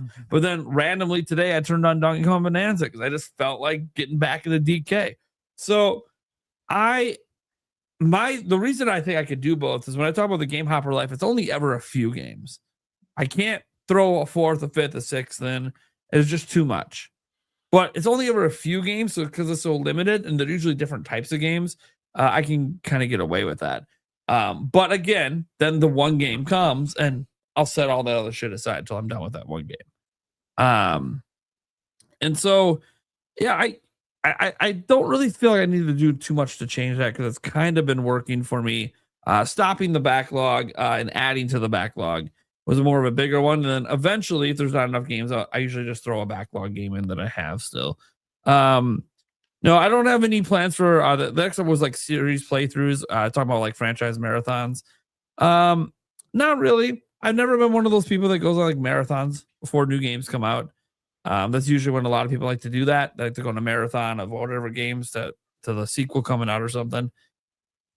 Nah, I've never really been that kind of person, but this goes back to my varied taste. I can't just marathon. I want to play something different, some days. Then, obviously, are we doing these for fun or content? This is the quite interesting thing because I used to, and I still say sometimes to this date, that my job is to cover games, not play games. But then we have this podcast. And on this podcast, we always do a review discussion a week after a game comes out from Nintendo, which also means I need to be able to actually say something about that game a week later. So I am kind of pseudo doing reviews and now kind of playing games because we're going to be talking about it on the podcast. So now it's kind of become part of the job, I suppose, in some ways. So I would say there are definitely games I have bought because we're going to be talking about them. But not all of them. I didn't get Kirby Air Riders at launch. I held fast on that I wasn't going to pick it up till this month. Yeah, I would say I'm all right there. Then you see what is it, quality over quantity, the big debate. Like beat 10 incredible games or beat 50 games and move on. I think a lot of that just depends on how quickly the games are to beat. Like if it's like Metroid Prime 4, you can be like, 10, 15 hours. Okay, you might be doing 30 games. It kind of just depends. But the problem is games are getting longer and longer. And if you look at like Crimson Desert and the stuff they're saying about the size of the world and everything, I might do that game is going to be like 1,000-hour game. It's giving me that vibe of being like 1,000-hour game. And I don't mean because it takes 1,000 hours to beat it. I mean, it's going to take me 1,000 hours to beat it. So like, okay, if I'm playing that it might just be one incredible game this year because there will be nothing else getting played most of my gaming time. So yeah, I would say personally, I'm actually going to lean more towards sample 50 and move on. And I'm saying that because that's one of the options he gave here. Is I don't know what I'm going to enjoy until I sample a wide variety of games. And that will usually lead me to the handful that I'm going to beat that year. But if I didn't do the sampling, I might not have found that handful. I don't always know everything I'm going to like. There are some games I'm now interested in from PAX West because I watched Stash play it and suggest it. Didn't even know that I would even be into that. So sometimes, I think it's good for me personally, just because I have such a wide variety of tastes that I want to sample the games more so than like not realize they existed and just beat 10 games I already know I'm going to like. But I'll tell you what would make me enjoy gaming more. Having more time to game. Yeah. That's the biggest thing for me. It's the only thing we can't buy more of. Mm-hmm. Yeah. And then a couple more points on here. You had 0.5 time and lifestyle strategy. Where does gaming fit best in real life? Handheld at night, docked on weekends, short sessions long. So for me, I've been noticing lately that the most consistent time is short sessions, handheld at night in bed after I'm done with all my work stuff. Sometimes I can get an hour, a couple hours in, and that's all I'm going to get. I got to be realistic. I got to be up in the morning, got to deal with the kids, got to go back to work, all that stuff. So that's like the most consistent time that I can get it in. But there are times, of course, where I'll plan a little bit ahead. My kids are older, where I'm like, hey, this upcoming Sunday, I'm deciding I'm not making a video. So, Yulia's busy. You're going to do something? Cool. We're going to get a 6-hour session in. It's happening today. We're going for something good, something hardcore. That's where I get my JRPG time in, if I'm completely honest. I can never pick up and play a JRPG for an hour and be satisfied. It's not how it works with JRPGs in me. So that does still happen, but that's not most common. That's something I sometimes got to plan a little bit ahead to pull off. Multiple, especially when it's a 100-hour game and I'm trying to get like it actually beaten. I got to plan like multiple weekends of this, but yeah, it definitely does happen. Yeah, I told Yulia 2 things the other day. Here's what I need to decompress from everything that happened. I need 12 hours where everyone leaves me alone and I just sleep. Okay, that's it. I just nothing but sleep. Then I need the following 12 hours immediately after that, where everyone leaves me the fuck alone and I just play video games. I'm probably not going to get either one of these things, but I keep hoping because that would really help me decompress. That said, so yeah, handheld at night. I would say I wish I got to play my Switch 2 Dot more. I really don't get to do it as often as I'd like. This is a nice TV behind me. I'd love to dock on it and play. That's where the long sessions come in, and I don't get the long sessions very often. Sometimes there's dot play where I'm live streaming the games, but I don't really count that. Then there's the personal 2026 gaming rule. It says each host shares one rule they want to follow this year. Some of the examples were don't buy a game unless I'm playing it immediately. That's a pretty good rule. Finish what I start. Okay. Unless it's not truly fun. Gotta throw in I ain't gonna finish a game I hate. No more than 2 active games at a time. Well, that's a good rule. 1 retro game per month. I'll beat 5 games from my backlog before buying anything new. That's like a challenge right there. That's the backlog challenge. Man, a rule that I'm actually going to follow or want to follow. I mean, it says want, not going to, I suppose. I'm gonna treat it as going to follow. I want to make a challenge for myself here. All right.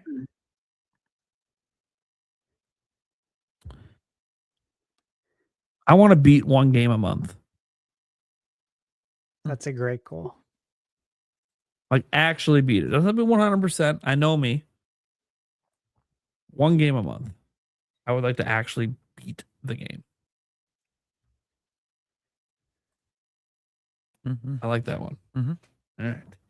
I'm good. I went through everything. Finally, someone read the doc. Yeah, very nice. Eric, you want to go? Yeah, no, basically, yeah, I'm just hoping to finish up a couple games that I'm currently in the middle of. I think I got 4 that I'm in the middle of, unfortunately. So I think that my next step is just kind of getting through those 4. I'm really close to completing Age of Imprisonment. Then I think next one I'm gonna go back through DK and then back to Echoes of Wisdom and then possibly Pokemon. So I'm just kind of getting through kind of the games I'm kind of part way to halfway through already, and the Pokemon's really questionable, but if I have time, it'll be kind of the game I'm getting back to eventually. Yeah, I don't have anything on the horizon that like I'm absolutely needing to purchase. So it's going to give me a little bit more time to kind of clear my backlog a little bit of the games that I'm, at least partway through. So that'll be nice. They all the ones that I'm kind of partway through right now kind of all came out at the same time. It was like I started one, then the next one came out and I was like, ooh, okay, I want to play that game. Then it's like, okay, that one came out and I want to play that one now, even though I was like halfway through all of them. So, it'll be nice to kind of give myself a little bit of time here because, like I said, there's not much that I'm absolutely having to purchase at this point. Yeah, that's kind of where I'm at. I think I'm kind of just road mapping that, and we'll see what actually gets announced over the next few months or so. Yeah. Hopefully, I'm able to stick to my roadmap. But yeah, yeah, that's kind of what I'm hoping for, is just kind of be able to get my at least 3 of those games fully completed, and then I can kind of look around to see what else I want to play. So, All right, that's good. It's a good game plan. I like it. Bird, do you want to run back through that and Yeah, and then sure. I'll go. Cool. Yeah, sure. Let's see. Let me start from the check. Yes, I've accepted that as far as the reality check, I've accepted that a backlog's never going to end. It's always going to grow. It's a never-ending list. I'll always love video games unless like in this dystopian future, video games turn into just like permanent games of service slop. I'm always going to be a gamer. So I imagine my optimism that the list is never ending. Let's see. One game at a time versus Hopper Life. I already talked about this. I've been living the game Hopper Life, but I'm really ready to get into the one game at a time, more disciplined approach, more committed to finishing games before jumping on to something new. Unless, of course, with the exception, I'm on a Nintendo podcast. Like Nate kind of mentioned, if a Zelda drops and I'm in the middle of something else, obviously I'm gonna jump on that Zelda. I'm gonna be discussing that Zelda or that 3D Mario on the podcast. I'm not gonna be like, I'm only halfway through Trails of the Sky Chapter 2, guys. Sorry. So there will be exceptions, but it's gonna be a lot more of a disciplined approach in 2026 than it was last year. Series playthroughs is gonna be a theme for me. I have a feeling. Just because there's a lot of great series that I either love but just haven't played every entry, or series that I've heard so much about, or they're right up my alley, or they've been recommended to me throughout the years that I've always wanted to get around to. They're kind of blind spots in my gaming history, like the Undertales, games like that and stuff. So there is going to be kind of a franchise marathon theme as well going on this year for me. You know what? We should follow up at the end of the year this year and say, I was thinking that too. Yeah, ask each other how we did. Did we fail? Did we completely? Well, we should probably hold each other accountable throughout the year. Yeah. So we can stay on track too. Yeah, I like that. Quality over quantity. This one, I don't know how to answer this because incredible games are so subjective, and I really like indie. So people might consider like what's an incredible game. They might think of like your Zeldas, your God of Wars, your big juggernaut AAA titles. But a game like, I don't know, Sea of Stars, for me, that's an incredible must play. Yeah. So I don't know.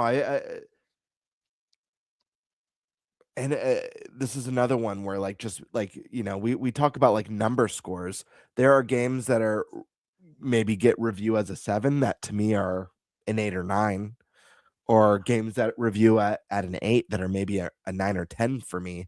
So, I mean, of course, everything that I'm going to prioritize is going to be stuff that I'm either passionate about or really, really want to play. So I guess 10 incredible games. But everything I play with the hope that it's going to be incredible. Anytime there's a sequel, I always hope the sequel's better. I never have the mentality it'll never be as good as the first. It's I hope it's even better. Yeah. Yeah, I don't have that mentality ever. But I know there's a lot of people. Most people, I think, have that mentality, but I've never thought that way. Yeah. Time and lifestyle strategy. Let me see. Where does gaming fit best in real life? Handheld at night, docked weekends, short sessions versus long binges. Mine's docked nights when the kids are asleep. Yeah. And then weekends is mostly handheld play. But I think I just need to find that balance, especially with work. I think I've got to find that balance. But I think even if I could, an hour before bed, even handheld in bed, My Yeah. wife, she falls asleep before me almost away. every night. So maybe I could start regularly doing that last hour, just chip away at something, you know. Because not everything I'm going to be playing is going to be, you know, even though I love RPGs, they're not all 100+ hours. There are smaller RPGs. And then personal 2026 gaming role.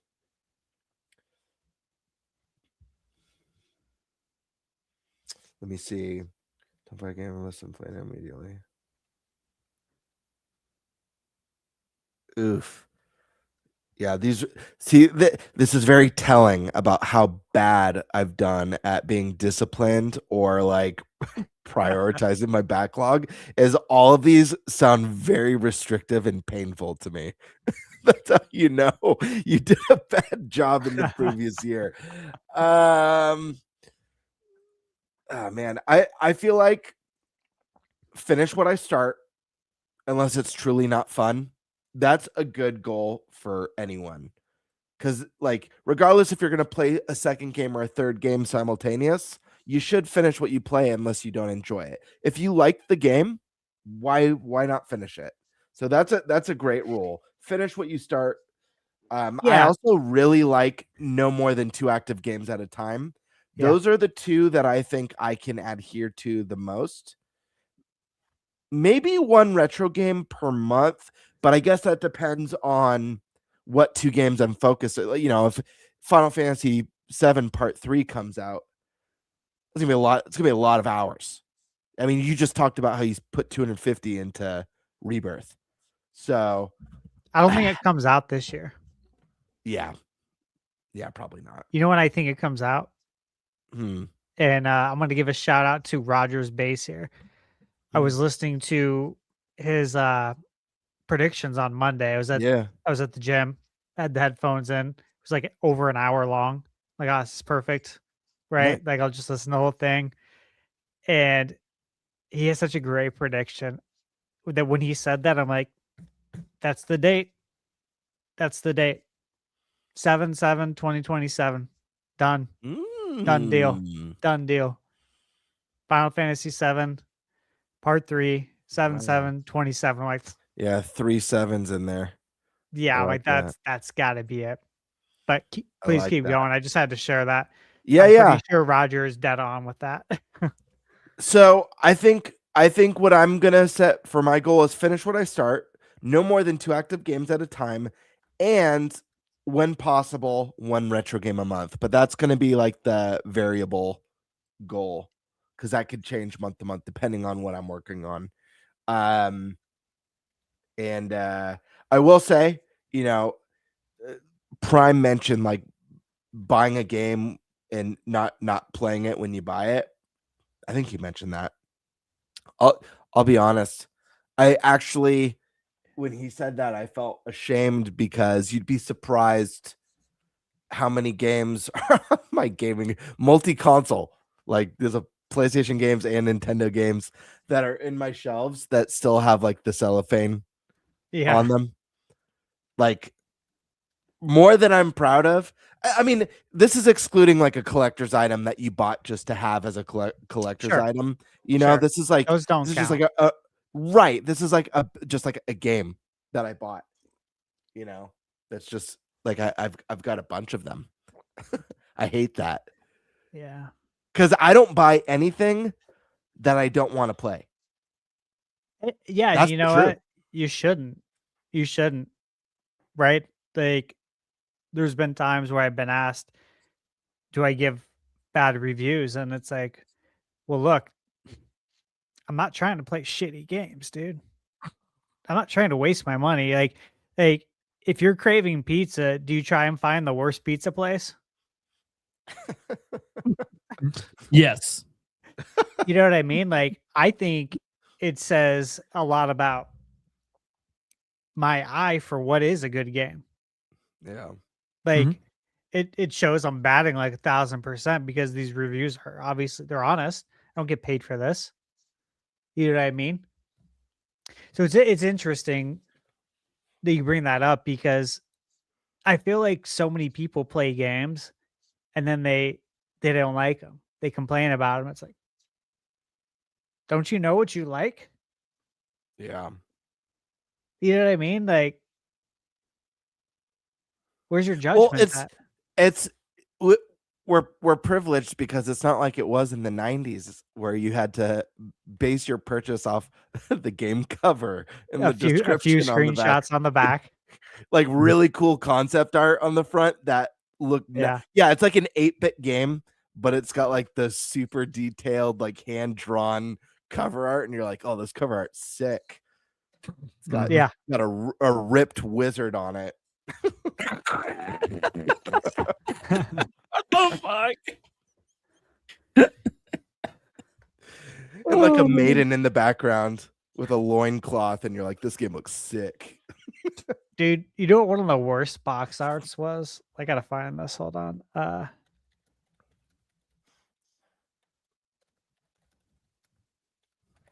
Here, continue going. I'll find it. Oh, here it is. I found it. Oh, yeah. Yeah, that was pretty much it for me. All right, I gotta just show this real quick. Worst box art ever. One sec. And you guys are probably gonna remember this box art. I'm gonna say that. You'll probably remember it. Probably seeing it on a shelf and thinking like, yeah, I'm never gonna rent this game. Yes, I remember that. Right? Like what? I do remember this. It's so bad. Yeah, was that your thought? Was like, why would I ever rent this game? Phalanx. Like, what is that? What does the name mean? Why is there an old dude? Dude, I love too like the hyperspeed shootout in space, but there's just like an old redneck with a banjo on the cover. It's so great. I would almost. He looks like old man Marley. About. Right? He looks like back in '58, he murdered his whole family and half the people on his block. He looks like an animatronic that belongs at the beginning of the Pirates of the Caribbean ride. Oh my god. Yeah. It's we should ask Kiwi Talks to interview Kemco and ask him what was your mindset going into this box art? Like walk us through it. Inspiration. Yeah, walk us through this, man, because like to this day, that's one that I can't figure it out. Like I'll give a pass to Mega Man 1's box art. Like I understand what you're going for there. And it's just just doesn't look great, but I get it. It's fine. This, that Phalanx, I'll never understand that. Anyways. Did you hit all the points? You got a few more? No, I think that was all of them. I want to share one box art. This is what came to mind when I was talking about. Like... Okay. Hold on. Box arts, man. They never get old for me. I shouldn't have said wizard, but but I'm very nostalgic for the days of going into like a Blockbuster or a Game Crazy and just like, or even like the EB Games and GameStops back in the day, and just like that was your way of seeing what's out, what's new, what's out there, and just like looking at all the box arts. Like, man. Before we had computers in our hands, right? Because, classic. Yeah, Golden like Axe. You'd see something like that, and obviously, like the graphics. Well, I guess maybe a little bit more so in this case, but you'd see box art like that, and you'd be like, "This game looks freaking sick." But it really was just the covers badass. But yeah, dude, I miss ripped. I miss the old game art. It was I don't know. Some of I see covers nowadays. Some of them are not very good. I'm like, No, and it makes it easy to spot the ones that are great, like the Dragon Quest 1, 2, and 3 HD 2D remakes. Oh yeah, those are beautiful. They went out of their way to hire this special illustrator. I remember reading an article on it from Square, and I'm like, yeah, dude, like that's awesome. That's what I want. We need more of that. All right, so let me go through this then. I'm the last one here on this. Okay. So gaming game plan for 2026. Backlogs, burnout, playing smarter. You know, I don't have any burnout. I'm not going to. When I worked in the restaurant industry, I was always told I was going to get burnt out. And that once you manage and you start going to other locations and you start dealing with all this BS, you're going to get burnt out. I never did. It was always great. And then mortgage, same thing. Mortgage was even worse. You thought they were talking about Burnout Paradise. Yeah, right. I'm like, sign me up. I love that game. But mortgage was the same thing. They said, you know, people who don't last long in the industry, you're lucky to last 2 years and you burn out. Now, here we are. We're talking about video games, bro. Why would I stop? Like, I get to play video games. I get to do this. This isn't something I have to do. I get to do it. So burnout's never going to be a thing. Backlog's always going to be a thing. I'm not going to pretend it's not going to be a thing. I've joked about it before. I know it's a morbid joke, but a lot of that will be there when I die. And hopefully whoever I will it to, right now it'll probably be my godson. Hopefully he'll finish the job for me. Because there's gonna be a lot of unfinished files, right? That's just the reality of it. Obviously, I still do have plans for like backlog stuff. You know, I have an Excel sheet with the games that I received review codes for. I want to make good on those, obviously, because that's the right thing to do. Like, these are games I wanted to play. And so I want to get those games done. And I think I'll be able to. But at the same time,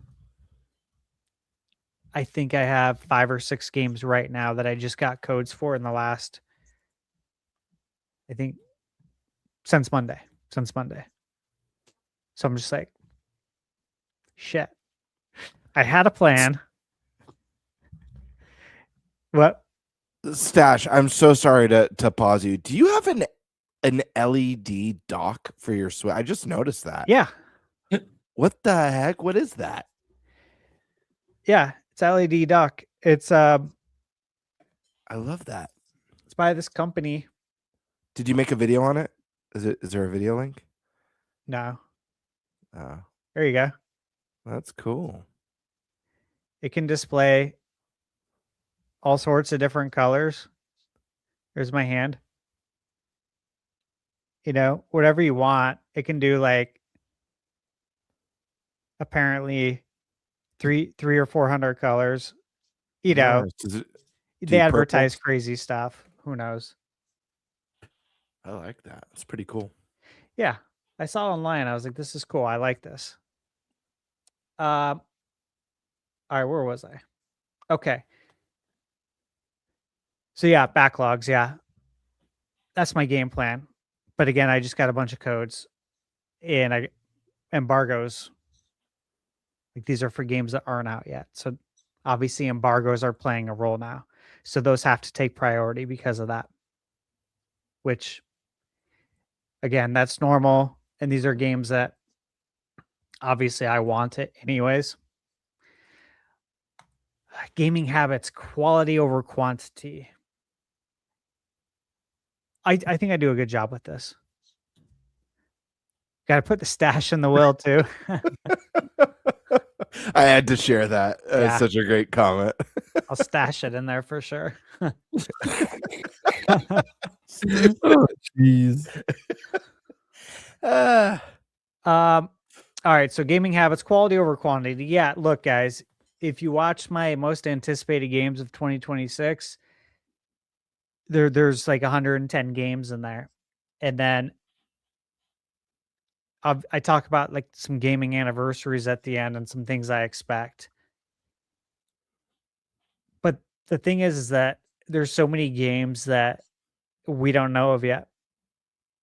There's huge gaps in the release calendar. Like for example, this is a really big one. From March 31st, we're getting Edge of Memories. It's by Midgar Studio. Midgar, Final Fantasy VII. Really high pedigree development studio as far as your staff there. Really excited for it. It comes out March 31st. Then we don't have a new game until Pragmata on April 24th. So 25 days go by with nothing. Obviously, that's not going to happen. Then we get Saros on April 30th.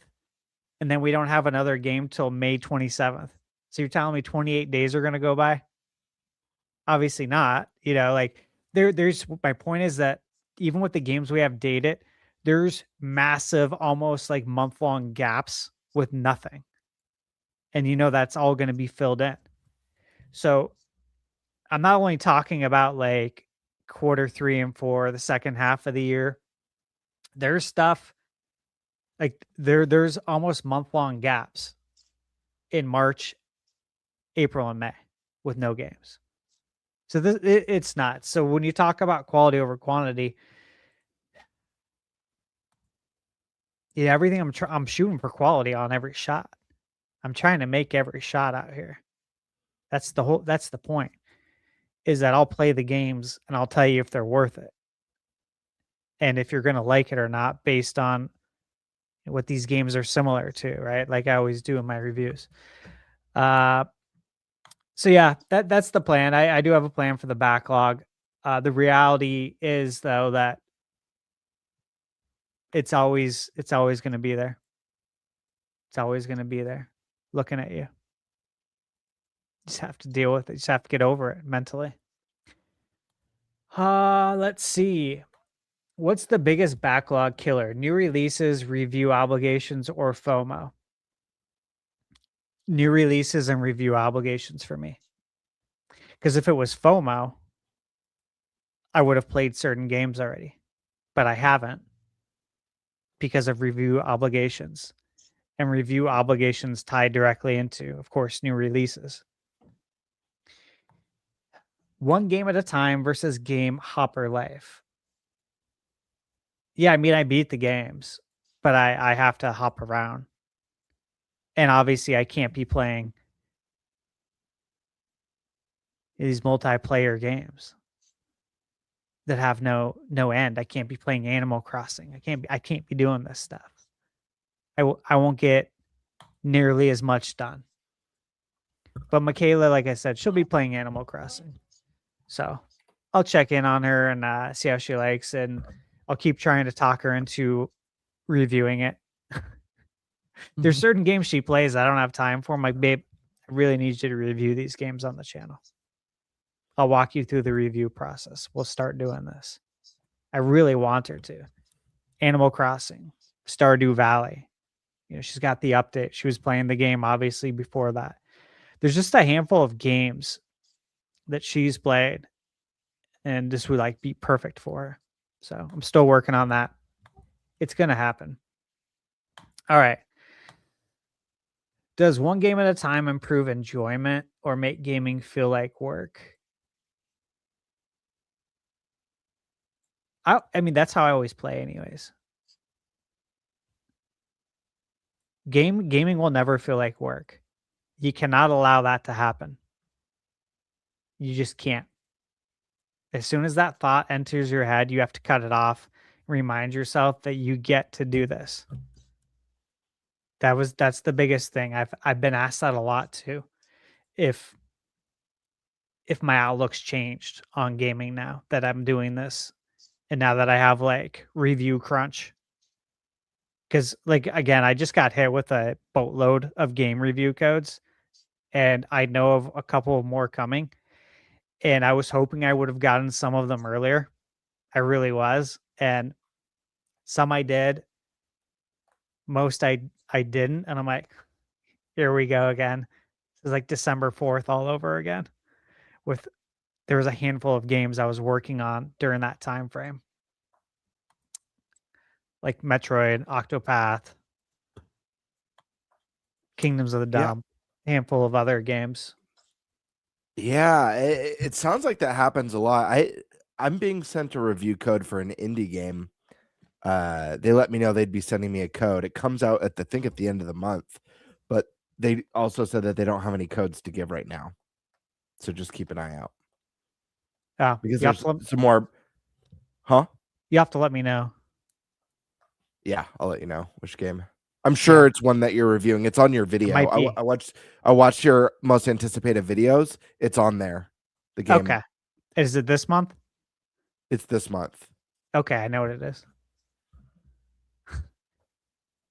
Yeah, it's soon, right? Mm-hmm. Yeah. Yeah. Okay. I know what it is. All right. Let's see. Series playthroughs. Look, I don't have time to do that as much as I'd love to. I will say this. I got a review code for Trails in the Sky. I'd got one when it came out, and I haven't been able to get to it. It's like eating away at me. I've played a little bit, but like I have a lot to go. And I want to be on that path so I can hit the trail when part 2 comes out, which obviously is coming out in the fall.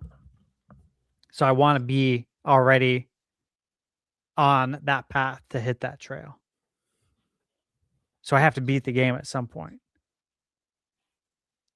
If any of these gaps in the calendar actually pan out, that would be a great time to do it. But I doubt that's going to happen. They're going to get filled in.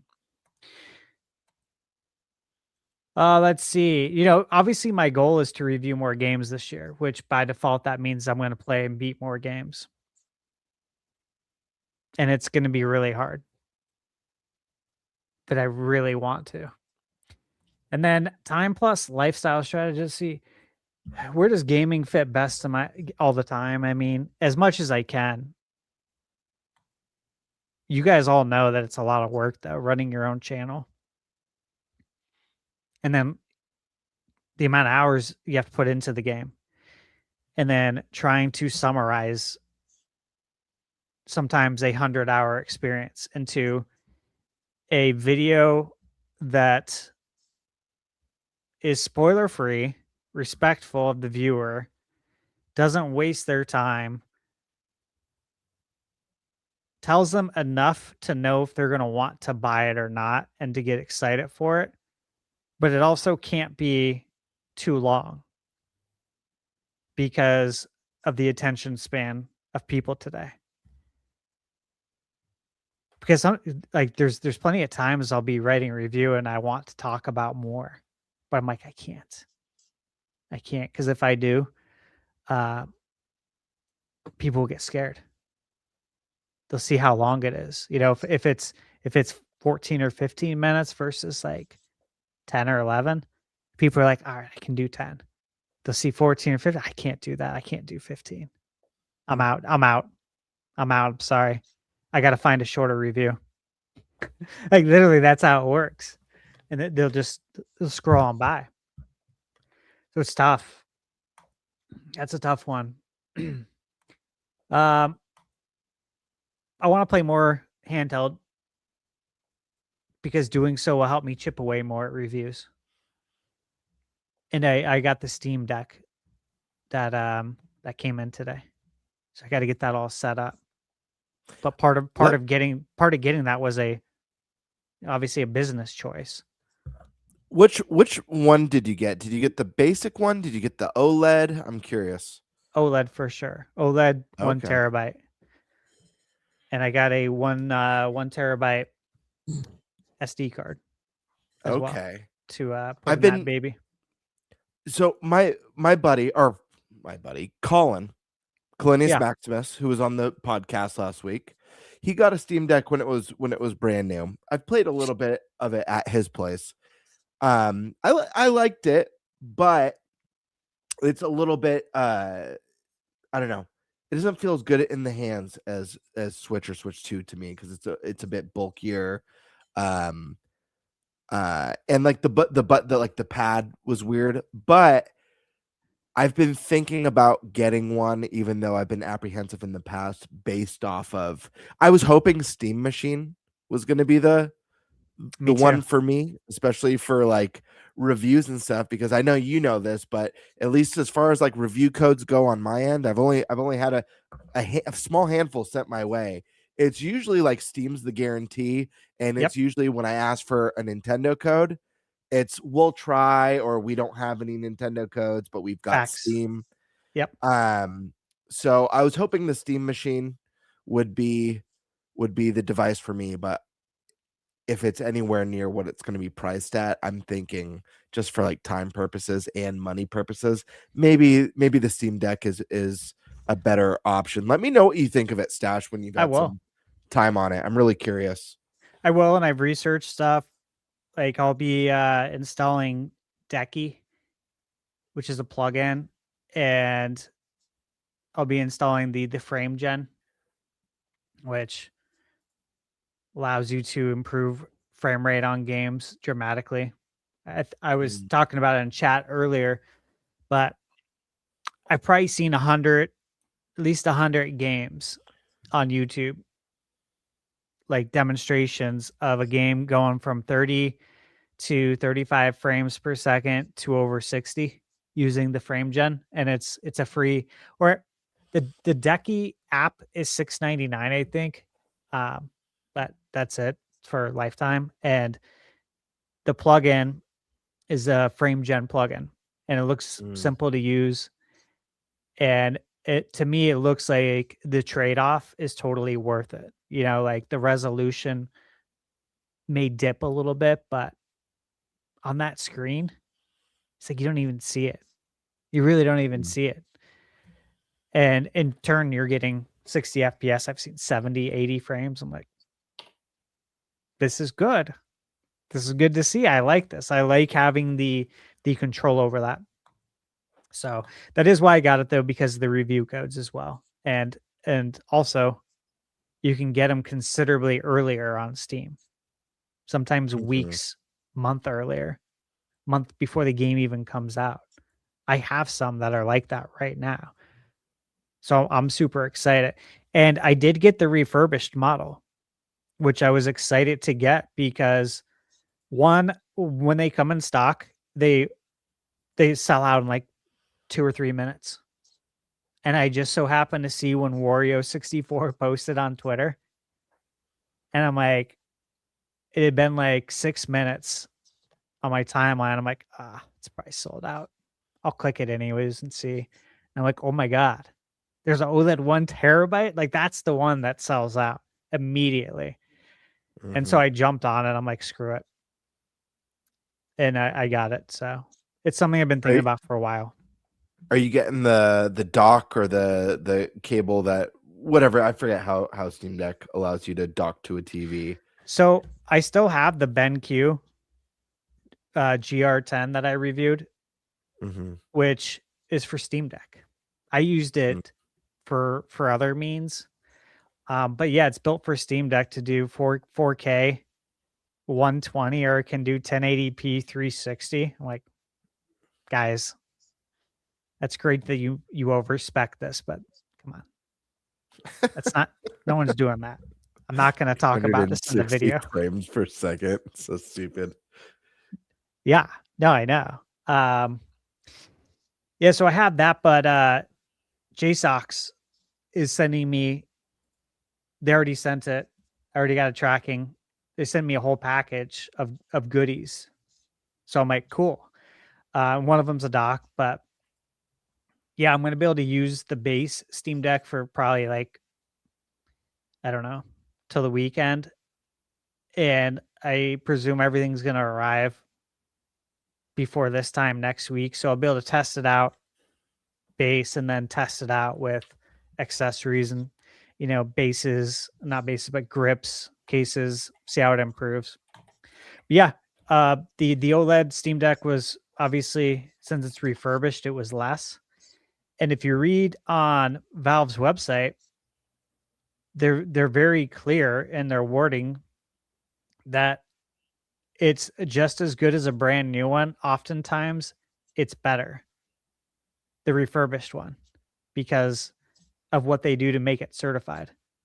I'm like, okay. And it's considerably cheaper. I'm totally in. So if you're going to get one ever, that's what you want to do. Is I would probably say that. Just get a refurbished one for sure. It's like a couple $100 cheaper. All right. So outside of that, guys, let's see.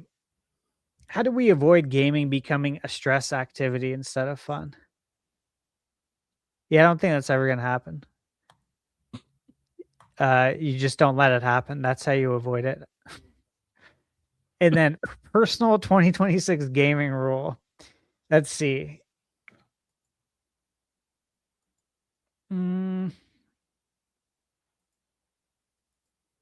I like the one retro game per month. I like that. And I like don't buy a game unless I'm playing it immediately. I've been a lot better with that, actually. I can't do that because some games I like to get collectors or like the special editions. And if I don't get it right away, I might not be able to get it ever. I think that's at fair. retail. Yeah. I think excluding that would be the goal, right? Sure. Because if, I'm not going to buy a game and just throw it in my backlog. I haven't been doing that for a while now. So a lot better there.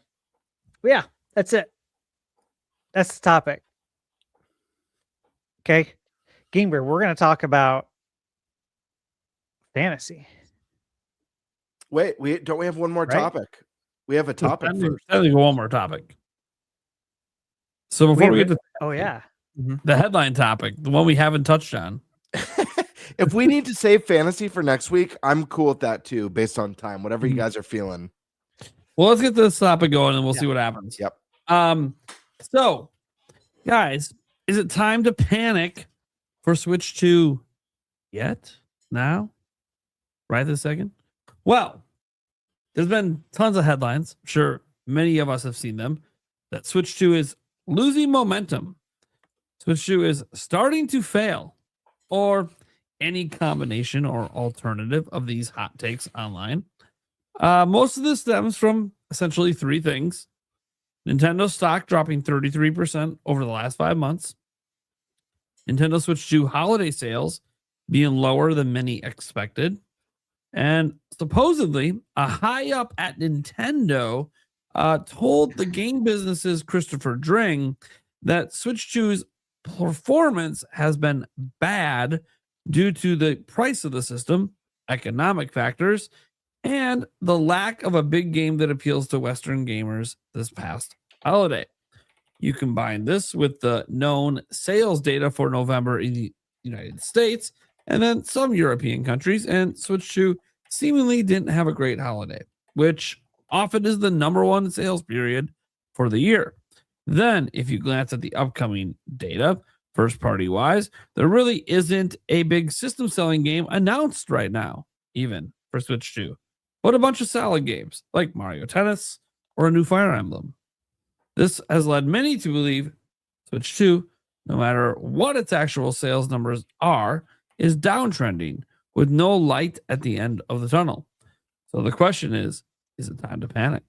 And when can or will they basically make that narrative go away? Or will the narrative remain? It's truly time to panic. Remember, Nintendo Switch 2 is in chaos. It is pure evil.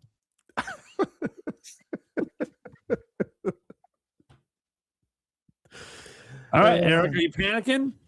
No. It's we're what, 6 months in? 7 now. 7 now. Yep. So I mean, it's still plenty early. I'm not panicking.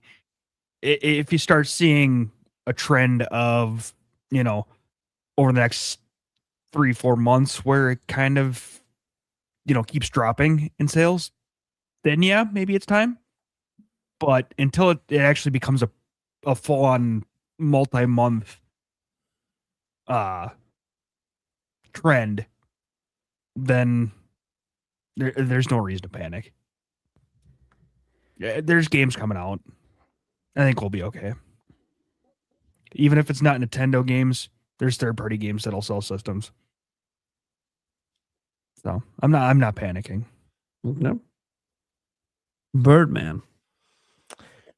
It's interesting because I have to be fair to something I said in the past. Well, personally, I'm not panicking. However, early on when Switch 2 was released, and we're getting like some of the early sales speculation, and there was a lot of negative videos coming out. We had a discussion about this, like, should we be panicked about Switch 2 sales? You can find them everywhere in store.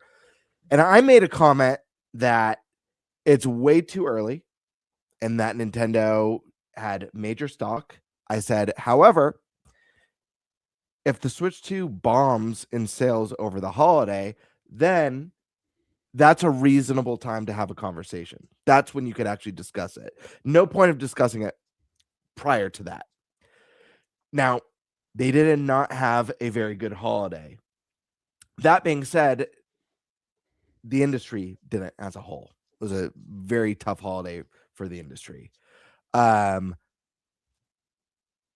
think part of this makes a lot of sense that Switch 2 did not have a big holiday game.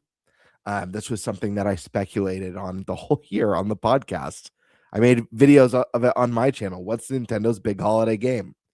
The holiday game is generally the biggest. So whatever they've got planned has to be bigger than Mario Kart and bigger than Donkey Kong. There wasn't a big holiday title, unfortunately. And I do think that hurts console sales because I think what happened is, and I'm not an expert on this, guys, by the way. So I just, I'm going on gut and feelings. But I feel like Nintendo launched their system with a killer app, Mario Kart, with the soon promised Donkey Kong Bonanza shortly after. 2 huge games. And they provided so much stock to ensure that there would be no droughts and everyone who wanted one would get one. I think all the early adopters showed up from the get-go out the gate. What they missed out on, excluding any of the video game industry hardships and the economy, I think what they missed out on is people who aren't those day one early adopters, the big game, the big holiday game, to draw in the people who maybe, need more than just Mario Kart and DK. But I'm not worried. I think I've said this a million times on the pod already. A console lives and dies by its software.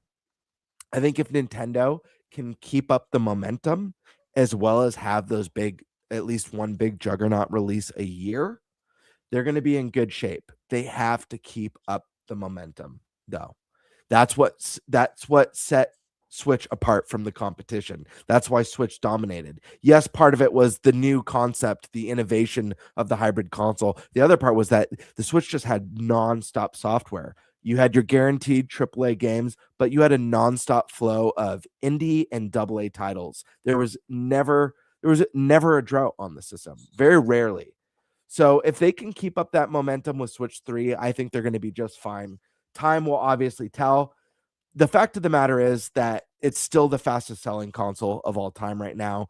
The fact of the matter is they still had to raise their projections compared to their first projections for sales. I don't know if they're going to hit that 19 million. I'm not sure what the speculation of where we're at is, if Paul's updated that. But I think I had predicted when Switch 2 was about to launch, we had done some first year predictions, and I think I had guessed around 16 million. I think that's a huge win if they hit that. If they go over that, then that's going to be unbelievable.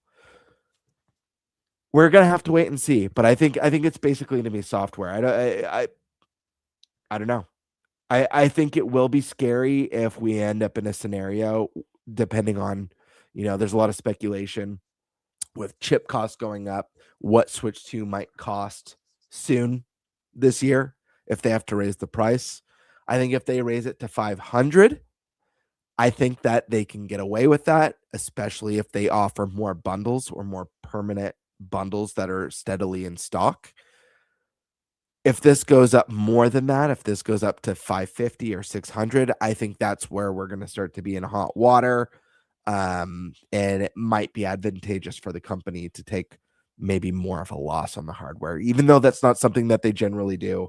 But right now, I don't have any reason to panic other than I'm panicked for the industry as a whole because, you know, it's obviously hurting. AI is not making things better. The economic times aren't making things better. These companies, chips. Am I freezing? Can you guys hear me? Mm-hmm. Sorry, my internet. Yeah, is like your video's out. freezing a little bit. It's not terrible. You're good. As I say that, and he's frozen. Okay. Oh, wait. No, you're good. I'm good. Yeah. But yeah.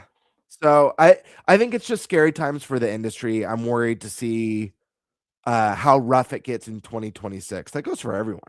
Not Nintendo. That includes Nintendo, Sony, and Xbox. But I feel good about the Switch too. I think their first 6 months on the market was really strong. I think they had a steady flow of releases, more than I've ever seen for any console in its first 6 months. It was wild. There was something every month. So again, we do have a list of games that we know are coming from Nintendo to Switch 2 soon. None of them are that massive juggernaut title, although I would argue that Fire Emblem is one of those, and it is a series that's getting bigger and bigger and more popular. But we're what, a month away from the next Nintendo Direct. There's a lot of surprises in store. I hope Reese is wrong. Reese said earlier tonight that he feels like it's probably going to be a very meh year for Nintendo. I hope that's not the case because I feel like we're going to have a big holiday game like we were lacking last year. I think if Gen 10 comes out, if we get some sort of a Zelda remake this year and whatever, we're already getting Fire Emblem. I think this could be a really good year. Nintendo just needs to keep up the momentum, and I hope they've planned for that. So, yeah. Cool. All right. Stash. Well, you guys probably shouldn't be surprised with my answer. He's 100% panicking. This industry is fucked. Zero concern. We're fucked. My career is over. And I don't have any concern. I really don't. The numbers are the numbers. You know, my feelings towards them don't matter. My attitude doesn't matter. Nothing matters. Nothing I think, say, or do will change the numbers. The numbers are the numbers. Yep. There's nothing more to it. But since we are on a podcast, I will say that the numbers they're better. Like than the Switch 1. It is the fastest selling console, right? It still is, right? Yep. As far as we're aware. So I don't know why everyone's acting like Panic and Skywalker. Come on. You know what I mean? Though, like for real. Look, the stocks go up and down. That's what they do. They've always been like that. I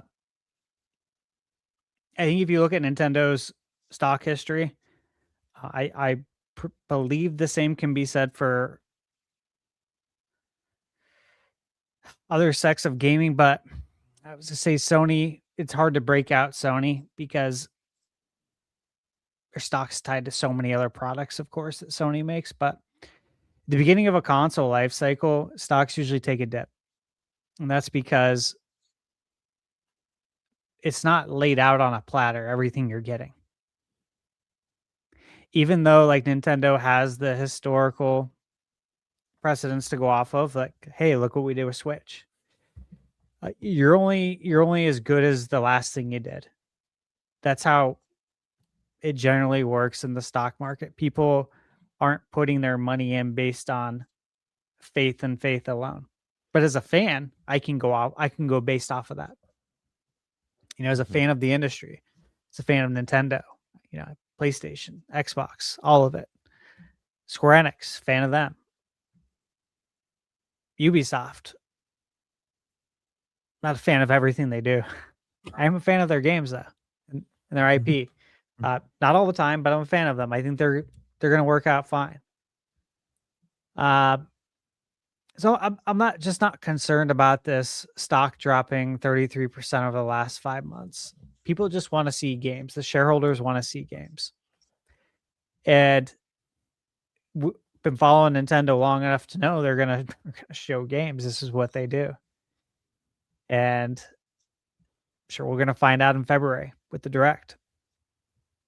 And then some. And honestly, I think the people who sold their shares are going to be pissed that they sold. Because if they don't think the Mario movie is going to drive that stock upwards, maybe they're smoking crack. I don't know. But between that and Zelda next year, things are only going to go up from here. I don't think they're looking at the big picture. I don't think they're factoring in the theme park stuff. Obviously, the economy. We're not even going to get into that. I follow things closely there, though. I could probably have a channel on that stuff, but I don't want to talk about it.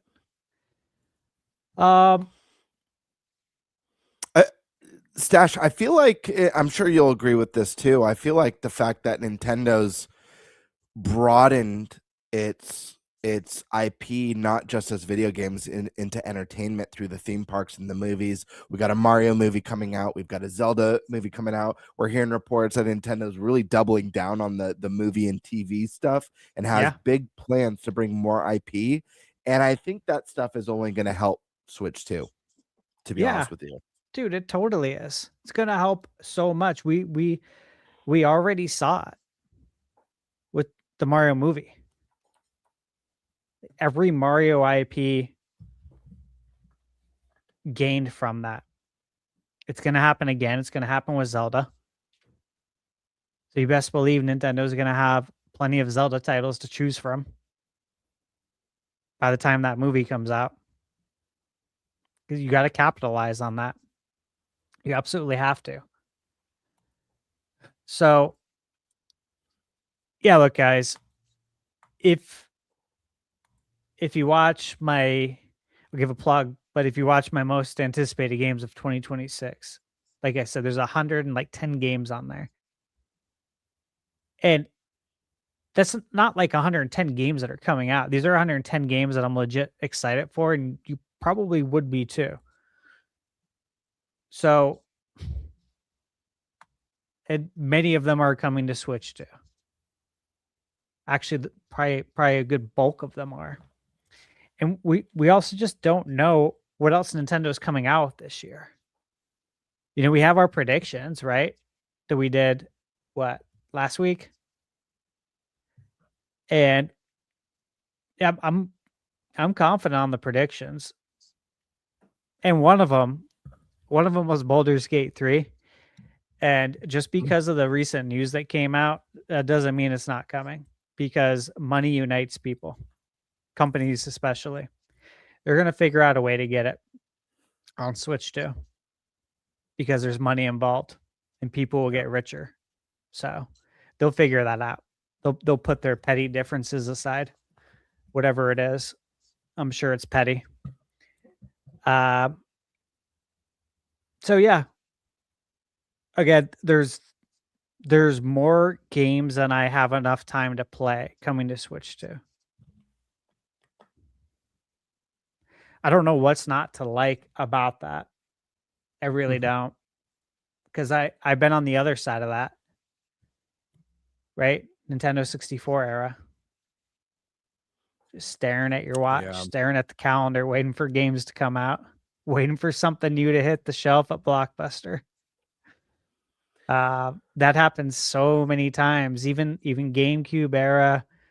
So many times you just go through these massive droughts of no games from Nintendo, crappy third-party games.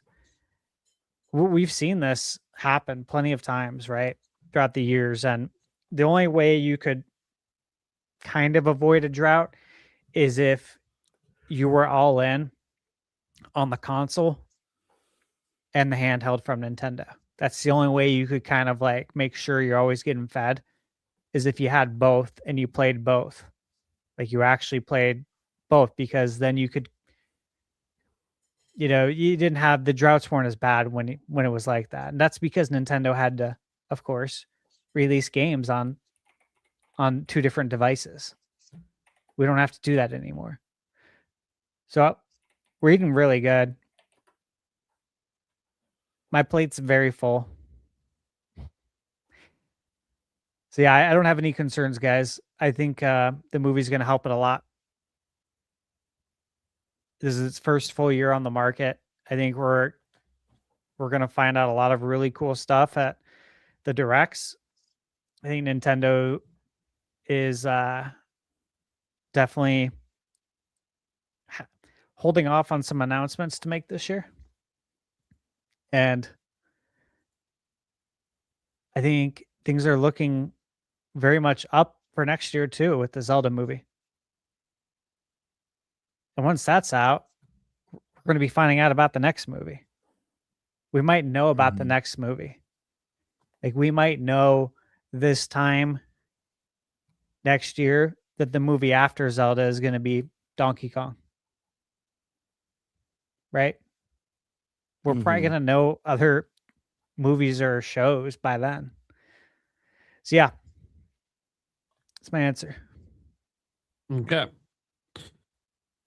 Well, I don't think anyone's going to be too surprised by my take, although there's a caveat to it that I'm going to add that might fit some people that are concerned. So overall, no, I'm not concerned with anything going on with Switch 2 at this exact moment. Yeah, there's all the economic factors on why it didn't have a fantastic holiday, but let's just be completely honest. That supposed Nintendo rep said it, and I felt it heading into the holidays. There was no big exclusive game for Switch 2. There wasn't a single system selling exclusive game for Switch 2 this past holiday that was new. You had to go back to Donkey Kong Bonanza from July to find a system selling exclusive game. So it isn't a situation where the Switch 2 is hard to get. This isn't a situation, I mean, outside of Japan, Japan, obviously there's been some shortages, but here in the United States, of course, in Europe, there hasn't been a shortage of getting it. So it wasn't a situation like with Switch where, also the fact that it had a much more consistent and better library that first year in 2017, it also was basically impossible to walk into a store and buy one until holiday 2017. That wasn't the case with Switch 2, which meant sales were more front-loaded and more spread out because it was easier to obtain it. And the reason I bring this up isn't because there's not a legit problem with not having a system seller during the holidays or that the system is expensive compared to what was going on with Switch in 2017. I think we also have to remember, with sales spread out more, when people talk about like the stock market, right, using the stock market as a big point right now, I was kind of saying this back then that I thought it was really weird the stock was spiking so damn much because they were basing it off analyst projections and future projecting Nintendo and not basing it off of Nintendo themselves. They told us before the system ever came out, their goal was like 15 million sales this fiscal year. That's it. That's what you base your investments on, is what Nintendo says. Not off what these armchair analysts, and I know they do it for a living, but they're wrong about Nintendo all the time because Nintendo is one of the hardest companies to project because Nintendo doesn't operate like the rest of the industry does. Want an example? Look at what they're doing with Switch 2 and how easy it's been to get. They could have created FOMO by limiting supply, and they didn't do that. They've been accused of doing this in the past. They didn't do that this time. No one actually thought Nintendo was going to overstock the retailers. No one thought they were going to do that because no one has ever dared to do that. Mm-hmm. Yep. And they are doing it because they said, you know what? Screw it. And you know what's really cool about them doing that? This fear people have about the RAM prices. Nintendo's ahead on making Switch 2s. They're not in a panic mode. Furukawa just came out in an interview this week and stated, hey, they were asked directly about the RAM prices affecting Switch 2. Does not affect our margins on Switch 2 at this time. Well, what about the future? Hey, I ain't talking about hypotheticals. At this exact moment, the RAM stuff hasn't impacted Nintendo. There could be many reasons for that. One, pushing the manufacturing as high as they could possibly go when the RAM prices were cheapest. Two, already having a locked-in term contract on those RAM prices for a set period of time where Nintendo isn't worried about it because they can't exceed the price on the contract. The only thing they have to worry about, if that's the case, is shortages, them not being able to meet your full order, but by staying constantly ahead on production, that might not actually end up being a problem. And then obviously Nintendo would hope by the end of that current contract that maybe the prices have come back down and are under control. But even setting all that aside, that's just Nintendo always thinking 10 steps ahead because Nintendo always thinks long-term, not short-term. They've said this publicly many a time. Why do you think they were stockpiling resources? They knew things were going to go up in price. They were protecting themselves against that. And then once that all runs out, hoping that, hey, prices have come back down. Now, setting that aside, I've said this in a tweet. I've said this in videos. I don't know how you can be the fastest selling console of all time and be failing. Those two words don't belong in the same sentence. It doesn't make any logical sense. You can have some concerns, and I'll get to that later. There's a caveat to that for this particular year. But up until this point, 7 months in, according to like Paul Gale and others, it has sold more than 15 million units.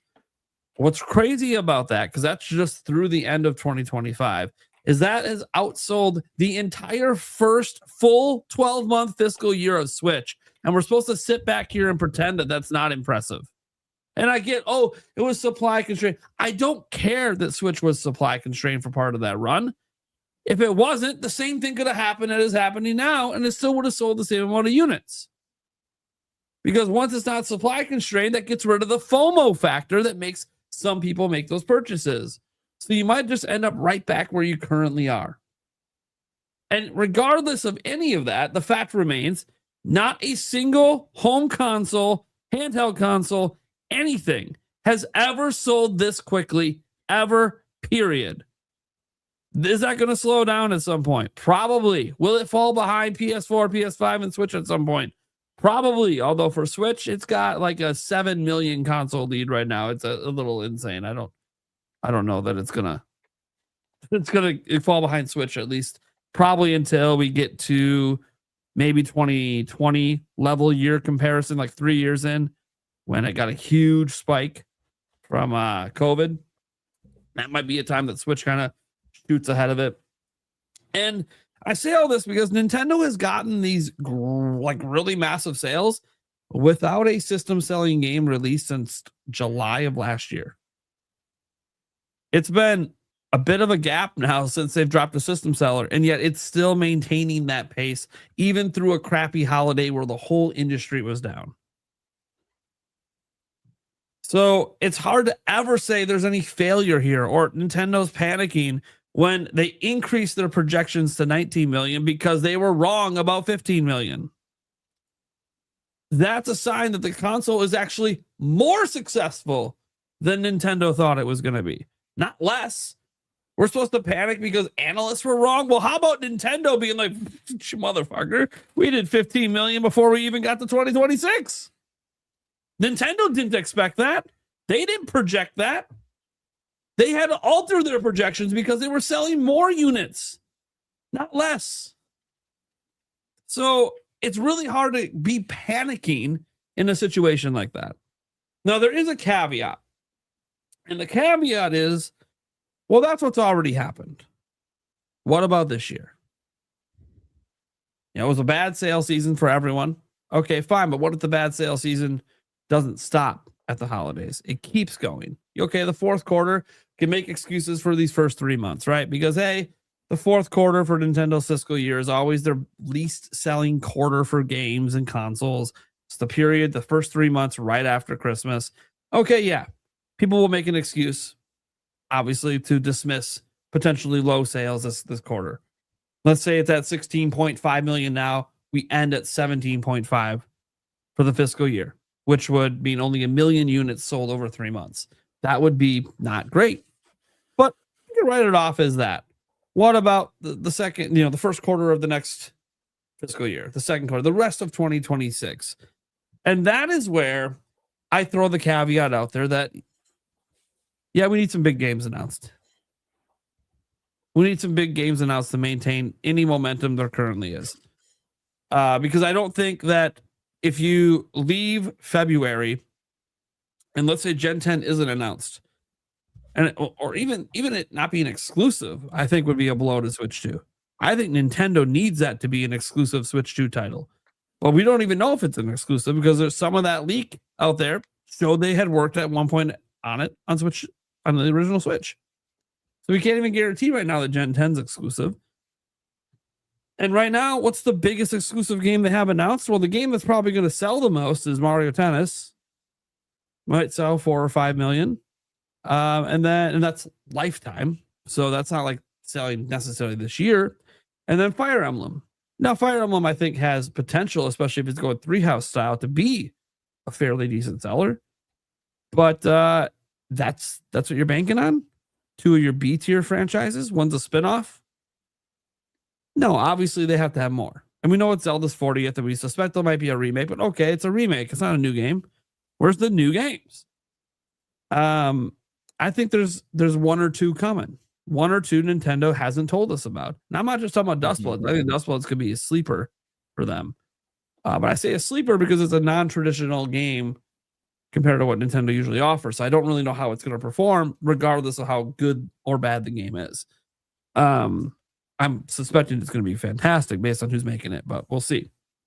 So I do have the caveat that I'm not panicking now, nor would I be panicking. How can you? Literally, it's outselling Nintendo's own projections. There's no world where that's bad for Nintendo. But for the rest of 2026, I do think momentum could continue to downtrend if they don't get some big, exciting, this is why you want a Switch 2 game revealed. It doesn't even need to come out. And I think that's going to happen actually multiple times this year. While I'm not on board with a 3D Mario coming out this year, could it be shown? Maybe. But I think it's more likely they tease the next Zelda. It's the 40th anniversary. It's probably coming out in 2028. And they always tease Zelda a couple years early. What a great way to let people know, hey, here's this game we couldn't do on Switch. And look at how amazing this looks on Switch 2. Even just the promise would get people to feel confident in spending $450 on a system in 2026. And that's just that game. That's future projecting. They still obviously need some big ones for this year. So whether it's, some people always bring up Monolith Soft, but like they don't make system selling games. They just make really, really, really, really, really fucking good games. They don't tend to be system selling level. So you got to get some system seller, whether it's Smash. Think about how huge a brand new Smash game could be. However, Smash could run the risk, like the Mario Kart World did, of the last one was so peak. This one might not be as good. The risk you run following up what is considered the peak of the franchise. So that could be a thing too. People are going to think that too after Mario Kart World. I think there's potential for games that haven't been system sellers to move the needle with Switch 2. An example of that is Monolith's next game, because this is a company that makes, not only do they make some of the best, if not best, stories on Nintendo hardware, like this is a team that's so talented, helped work on Mario Kart, help work on the Zelda games, and thinking about what they could do with more power. What type of RPG they could build, whether it's a new Xeno game, whether it's a brand new IP, whether it's a Zelda spinoff, something that's been rumored on and off multiple times. I think this is a company that has potential now that they have more horsepower to really wow people and probably generate excitement that was never really there for previous titles that they've released. That's just me though. I'm not saying it's a guaranteed slam dunk. I just feel like the potential is there for them to have just a hit unlike anything they've had before. Yeah, and that's the thing. Like, there just has to be something, and I think it has to come as soon as the February Direct that I presume is happening.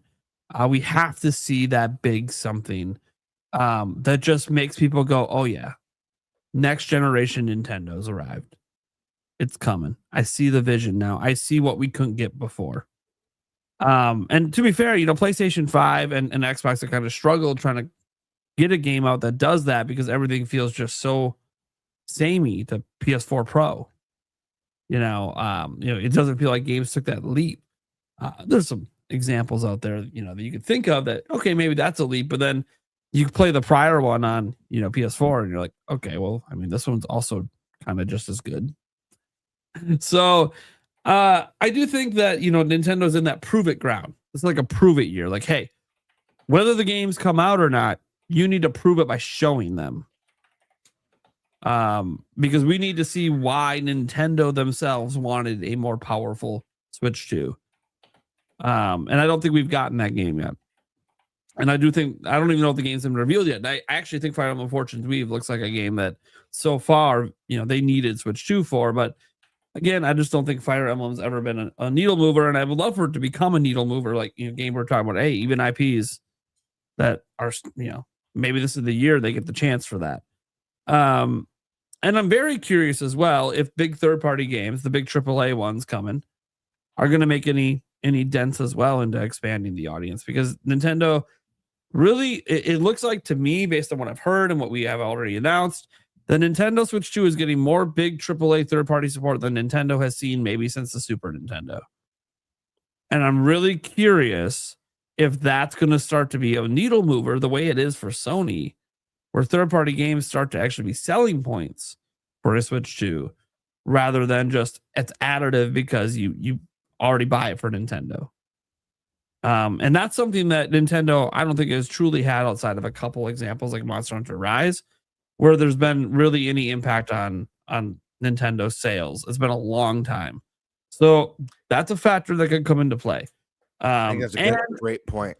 The other factor is if Nintendo holds at the price while everyone else keeps going up in price, suddenly Nintendo also just looks like the budget option by default because everyone else is astronomically high. So there's that as well. So there are some factors that could work in Nintendo's favor without them really changing a whole lot about anything they're doing. But I don't think they need to change a whole lot. I think it's a prove it year because they decided to go a bit lighter in the first 6 months, figuring DK and Mario Kart could kind of carry. And they probably hope that Metroid Prime 4 might have been a bigger hit than it ended up becoming. But again, that was a cross-gen game. So we need that exclusive stuff. And I think it's coming. I think we're going to see it very soon. And that's going to make people just feel much more confident in what Nintendo's doing, including investors. And I want to know things about investor bullshit. Guys, you got to stop thinking you watch a 6 month trend, a 1 month trend, a 2 week trend, and think it means anything in the stock market. It takes much longer for companies like Nintendo to see overall trends with how healthy or not healthy the company is. Like the 6 months trend, they're down 33%. Year over year, they're up 11%. Okay, so what number matters most? You're better off looking at the 5 to 10 year trends. Yeah, you know what I mean. If you look at the 5 to 10 year, all about it's all longevity. Yeah, like the 5 to 10 year trends on Nintendo. Like they are so much higher now, even than they were during the majority of the Switch era. It's like, okay, so Nintendo's in trouble because they're only as good as the peak of Switch. Wait a second. Is that what you're trying to tell me? They're in trouble because right now, at the beginning of the Switch 2 generation, their valuation is around the absolute peak of Nintendo Switch. That's bad? Wait a second. This is the best Nintendo's ever been was the peak of Switch. That's bad now? No, they just they bought into the over projections of analysts instead of listening to Nintendo. They spiked the money, and you know what? After the September Direct, people who are those short earners, they only invest for a little period and pull out. They made bank. They bought in probably last year, last holiday before Switch 2 was revealed at $14 a share. They cashed the fuck out at $25 a share. Said, fuck it, we're out. Let them make their money. None of that changes that it never should have been $25 a share. Because Nintendo told you they weren't going to sell 25 million this year. Nintendo told you we're not moving 400 million software this year. We told you. Why don't you listen? So yeah, Nintendo's ain't panicking at all. They're literally doing actually better than they actually thought they were going to be doing. And this was before we talked about the DRAM prices. This was before the shitty holiday came through. Seems like Nintendo kind of already had this all factored in before it ever arrived. And we'll see. We'll have the financial meeting, obviously, in a few weeks here, where we'll get the real numbers, which, of course, we'll go over on the show and discuss, the state of Nintendo and anything else that comes up in there. We'll get some sales data, obviously, for some of Nintendo's published games last holiday, see how Metroid Prime 4 did, see what we think that might mean for the future of the franchise, because people are concerned the sales might be quite low for that. So we'll see, along with, obviously, Air Riders, which is a one-off. We're never getting another one. Sakurai has made that very clear. And then, obviously, we'll see what happened with Age of Imprisonment as well, at least from Nintendo side. There's one country is Japan. I think Koei Tecmo publishers is there, so we won't get the data from Koei Tecmo. Not Koei Tecmo. Yeah, Koei Tecmo. That is correct. Jeez, every time I think Koei Tecmo, I think I'm wrong because I keep thinking of Tecmo Super Bowl. And I'm like, wait a second. They didn't make this game. Anyways, so yeah, I'm not actually worried about it, that much. It's like Jason Jenkins just kind of threw out there quick here with a super chat. Nintendo's 5-year is up only 2%. Hold the line. It's like, yeah, Nintendo's in a very healthy place. They're very consistent, and they've been very consistent. There's no reason to panic. Everyone's like acting like it's a Wii U situation. I'm like, dude, it already outsold Wii U in 6 months. What are we like we not act like nobody's buying Switch 2? Can we just pretend that's literally not a thing? And you're gonna see it when software sales get updated. It'll outsell GameCube this year as well. Yeah. Like a guarantee. Yeah. I understand people want to future project. What's it going to be long haul? None of us know. We haven't even seen the game lineup. It hasn't even been out for a year yet. And we're worrying about, this sales projection means it's going to sell. What sales projection? It's sold faster than anything ever. What projection are you looking at? If it keeps that pace, it's going to beat the PS2. It's probably not going to keep that pace realistically. That's why I said, hey, if we want to look at it, the sales are downtrending, even though it does look like December was the second best-selling month for the console in history, despite it being such a bad sales period. Well, it's second only to launch month, is what the early data is indicating. So that's a downtrend, apparently. Trending upwards in sales is now a downtrend in sales. I don't know about basic math, but I guess I'm not smarter than a fifth grader when I look at that chart. I don't know what we're talking about. This is so stupid. But after the February Direct, if Nintendo doesn't bring the goods, I can understand maybe being a little concerned that they're way too reliant on Switch 2 editions and their B-tier franchises. That would not be a good look if there's not even one massive game shown off in February. I could understand concern at that point. So that's what they shouldn't rely too heavily on the Switch 2 editions. I think it's been great for the first 6 months to fill in the gaps. Obviously, we're getting Mario Wonder, but it's going to come with some new content. That's better. When it comes with new content, that's better. But the fact of the matter is that Switch 1 is the best-selling Nintendo console of all time. And so the majority of fans have played a lot of these games and probably put dozens of hours into them as well. So I don't know. I think when you have like the $20 editions or even the $10 editions for that matter, I don't think it's going to move the needle for consoles. I think it's great for people who already have the games, who haven't finished them or have been wanting a reason to return. But I think they need to have at least one big game for the holiday. Two's even better, which I wouldn't be surprised if they have two. They've got Pokemon and something else, would not surprise me at all. And then just a steady flow, guys. It's all about the games. If we get Splatoon Raiders this year, if we get that and Fire Emblem and Mario Tennis and the new Yoshi game, and then we get Pokemon Gen 10 and another big holiday title, we are cruising, my friends. That is a good lineup. So we'll have to see. Yeah, we'll have to obviously wait to see on all that. All right. I think because of time, we'll save the fantasy critic for next week, which is fine. I think we have Andres Restart on next week, and he'll just be super jealous he's not in the league. Maybe better luck next year, buddy. We'll see if the league expands and allow guests in next year. That would be fun. But we should at least plug it so people can follow our league, because that'll only take a minute. Yeah. Someone got the link quick to like send out to the peeps. Yeah, because if you guys didn't know, our fantasy critic league, or basically it's fantasy for video games. Our podcast has a league, and you guys can follow it publicly yourself to see how we're doing. Obviously, no, I don't think anyone scored any points yet because nothing reviewed, nothing basically come out yet. That's on any of our lists, but they'll start rolling in. I think even publicly you can look at all the rules if you guys want to understand how it all works. So we don't have to explain it every single time, but I believe it's there through the public link. You can check all that out and see who's gonna win. Remember to click the follow button too. Follow it. Like right now we only have 2. I'm pretty sure we could easily get on the first page of the follow list, considering that number 2 is only at 101. Yeah. On, so people. if we can get you guys to follow us, that's actually what that's gonna do, is make our list more found on the website, and also gets our name of our podcast in front of some other pretty big podcasts out there. Yeah, like Kind of Funny Games. We'd be right next to it. They would literally notice the Nintenbyte podcast because our fantasy league jumped up next to theirs. And that could be good as well for future collaborations and stuff like that. And it will make for a really fun conversation with you guys during the podcast when, we do our quarterly check-ins on this, or, when we, there might be times where one of us is pissed when one of our games bombs and another's game just crushes. Dude, yeah, it's going to create a pretty epic moment.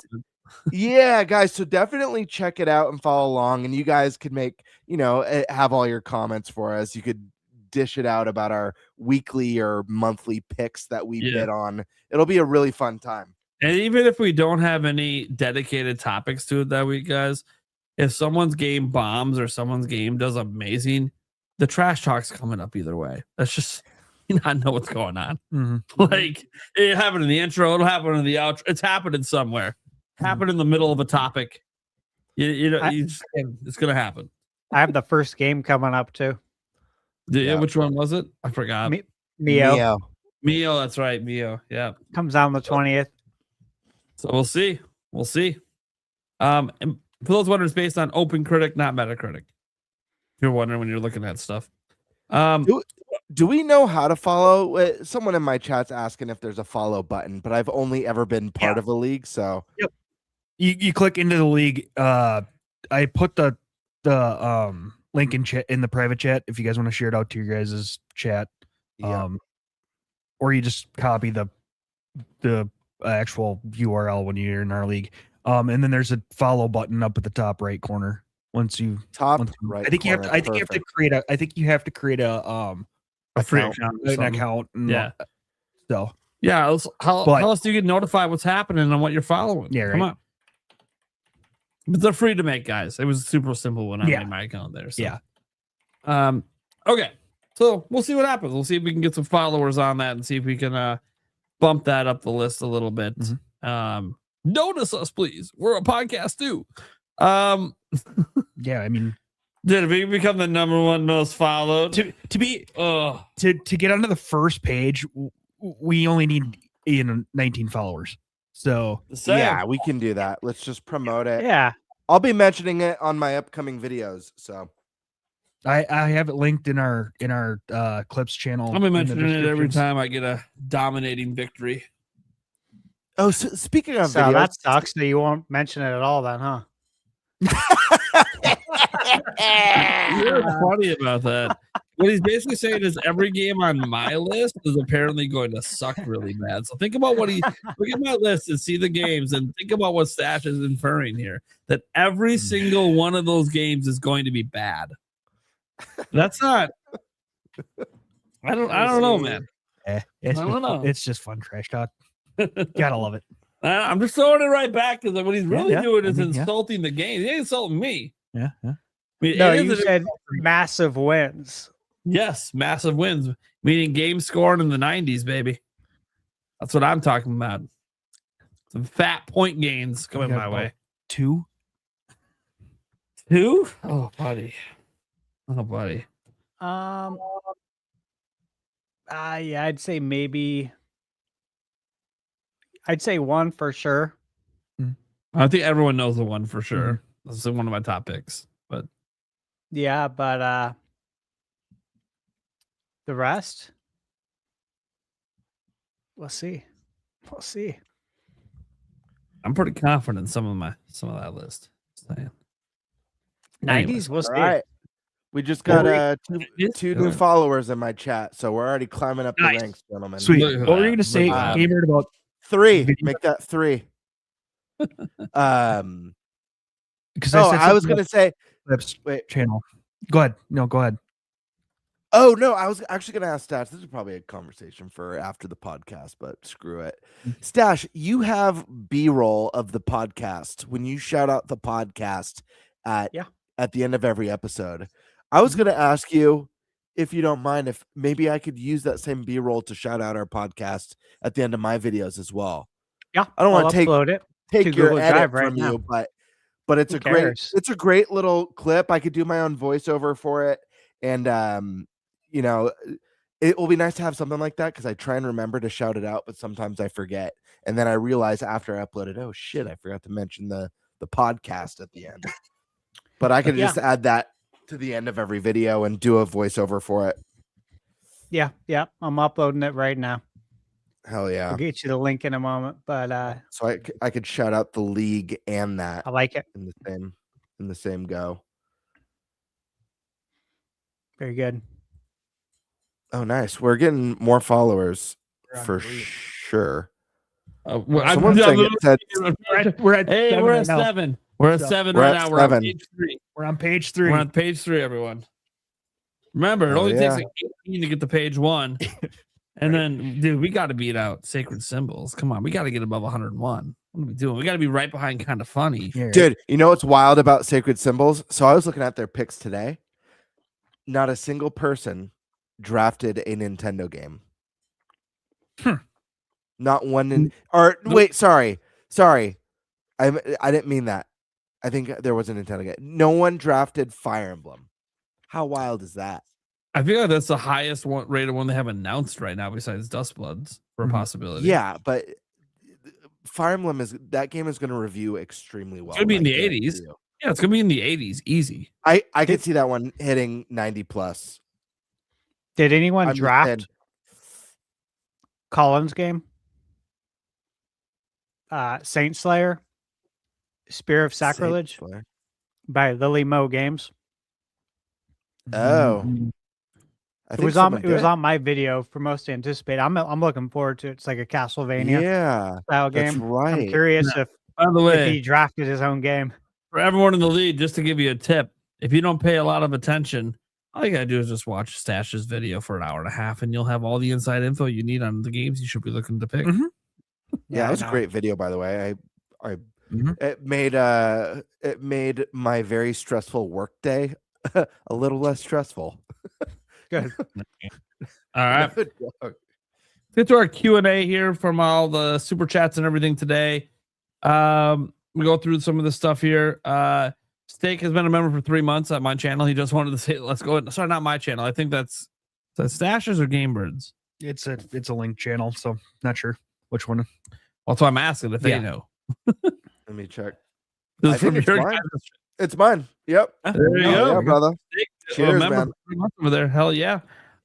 We had 10 gifted over here from Demonic Brawler. Thank you so much. You're going to see a lot of him. He loves this podcast, let me tell you, because he's got to remind us of bring back NFL Blitz, NBA Jam, and NHL hits. Hell yeah. Hell yeah.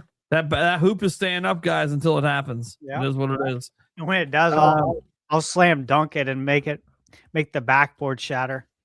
And I'll record it. Oh, that'd be sick. Boo Many. Fun fact, for my birthday on Monday, my husband bought me a Legend of Zelda Ocarina of Time Collector's Edition N64 in the box. Oh, damn. Happy birthday. Hell yeah. That could not have been cheap. That's rad. It was a new member, one of our channels, Dylan Milton. Yeah. Demonic Brawler, back again. Could this be proof that the rumor of Disney wanting all the games featuring their IPs on Nintendo is true because of the one collection? Maybe. I mean, I can see Disney wanting to associate with Nintendo. So, meaning they want all their IP there because they feel like it's the audience for them. So, maybe. Dylan Milton became a member as well. I'm assuming just to your guys' channels there. That's, back-to-back members from him. Demonic Brawler. Do you all think there is weight behind Triforce Heroes and Hyrule Warriors for Zelda's 40th, or did Nintendo only renew an IP and it's just a coincidence? Personally, I think it's a coincidence. Don't think it means much, but maybe Triforce Heroes to NSO, sure. But that also is a DS game, I believe. So probably not, since DS. I don't think DS is coming this year, but I can't rule it out. And they've already done Hyrule Warriors like a billion times. Yeah, I guess you could say, they're going to bring it back for a Switch 2 edition, but I just don't know. Triforce Heroes is a 3DS game. Yep. So it would have to be a yeah re-release like Luigi's Mansion 2. So I don't think it's happening. I don't think Triforce Heroes would get a re-release because it sold like dog trash. Look, I like the game.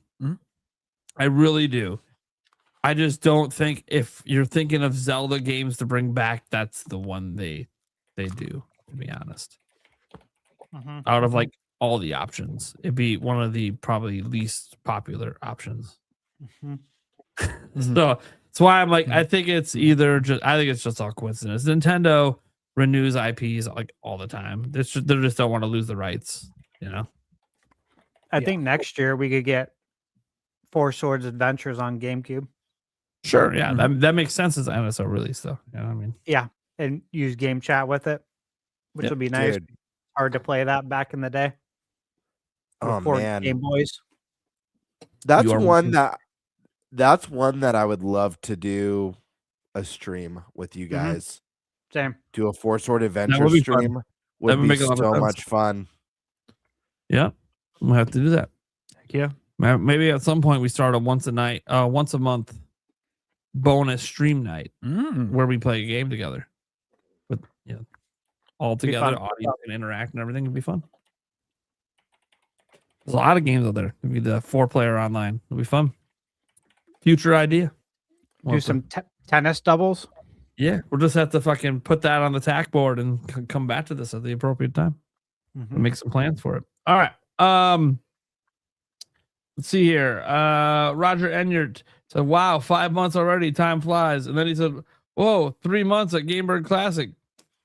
Well, the first one was for Stash. The next one, look at that. See, this is what happens. We have a universal fan base. They become members on all of our channels. We don't have membership set up on the Clips channel yet for Eric. But hey, eventually I'll get the members set up on the Clips channel. And then you can be a member for Eric as well in his chat. On his channel, because technically all of our it's all of our channel, members, but Eric manages the channel. So hey, you could do a quad. Technically, Eric can't say he's not a YouTuber anymore.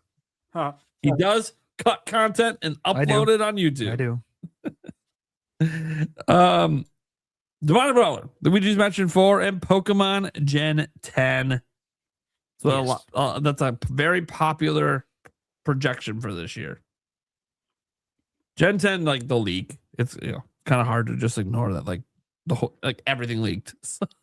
And Luigi's Mansion 4 just feels like the time. 2019 was when we last got one. So it's been a while. But then again, we say that every year for 3D Mario, and yet here we are. Still wait until 2028.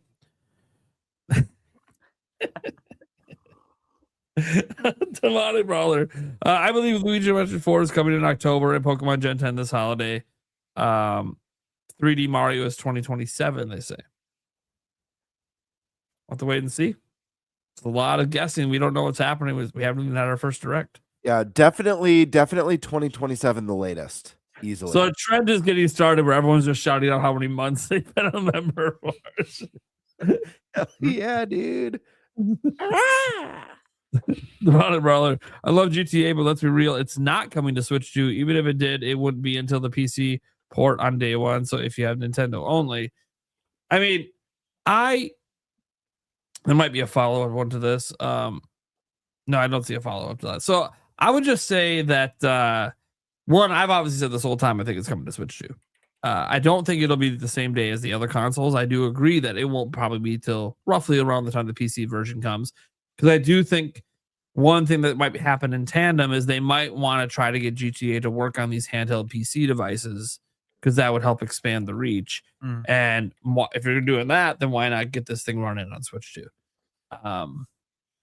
So that's kind of where I'm kind of in line with you that, yeah, it wouldn't be until the PC port. So I do think that the big boost for Nintendo would be if they can get it announced for if that's coming to Switch 2 at all, at any point this year. It doesn't have to be day and date.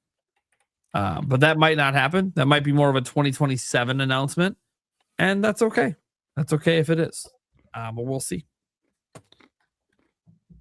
Then we had Demonic Brawler. If GTA 6 doesn't bring back the chainsaw, oh my God. I'm not reading the emojis off for this. I'm good. Angry middle finger Rockstar. There you go. Jorge, I think the next 3D Mario will be interesting with the Mario team coming off of Bowser's Fury and recently favorably acclaimed DK Bonanza. Yeah. I always thought it was going to be pretty interesting because you're following up two, I'd argue, peak games in their respective franchises. So, can you do peak a third time? We'll find out. Mono Brawler, my favorite, first Legend of Zelda, second Resident Evil, third Pokemon must be for franchise. Yeah. I'm assuming. Resident Evil at 2, nice. Nice. You must be pumped for the Resident Evil Direct coming tomorrow. Oh yeah. I should say today at the time that we're live right now. But still, hell yeah. I'm excited. With the man, how soon might we see Metro Prime 5? That's Hopefully one that not I'm another like 12 years. I'm hoping 2030. Feels weird to be talking about 2030 already, but they just literally released Prime 4. So I'm gonna say 2030 feels like the closest I could expect it.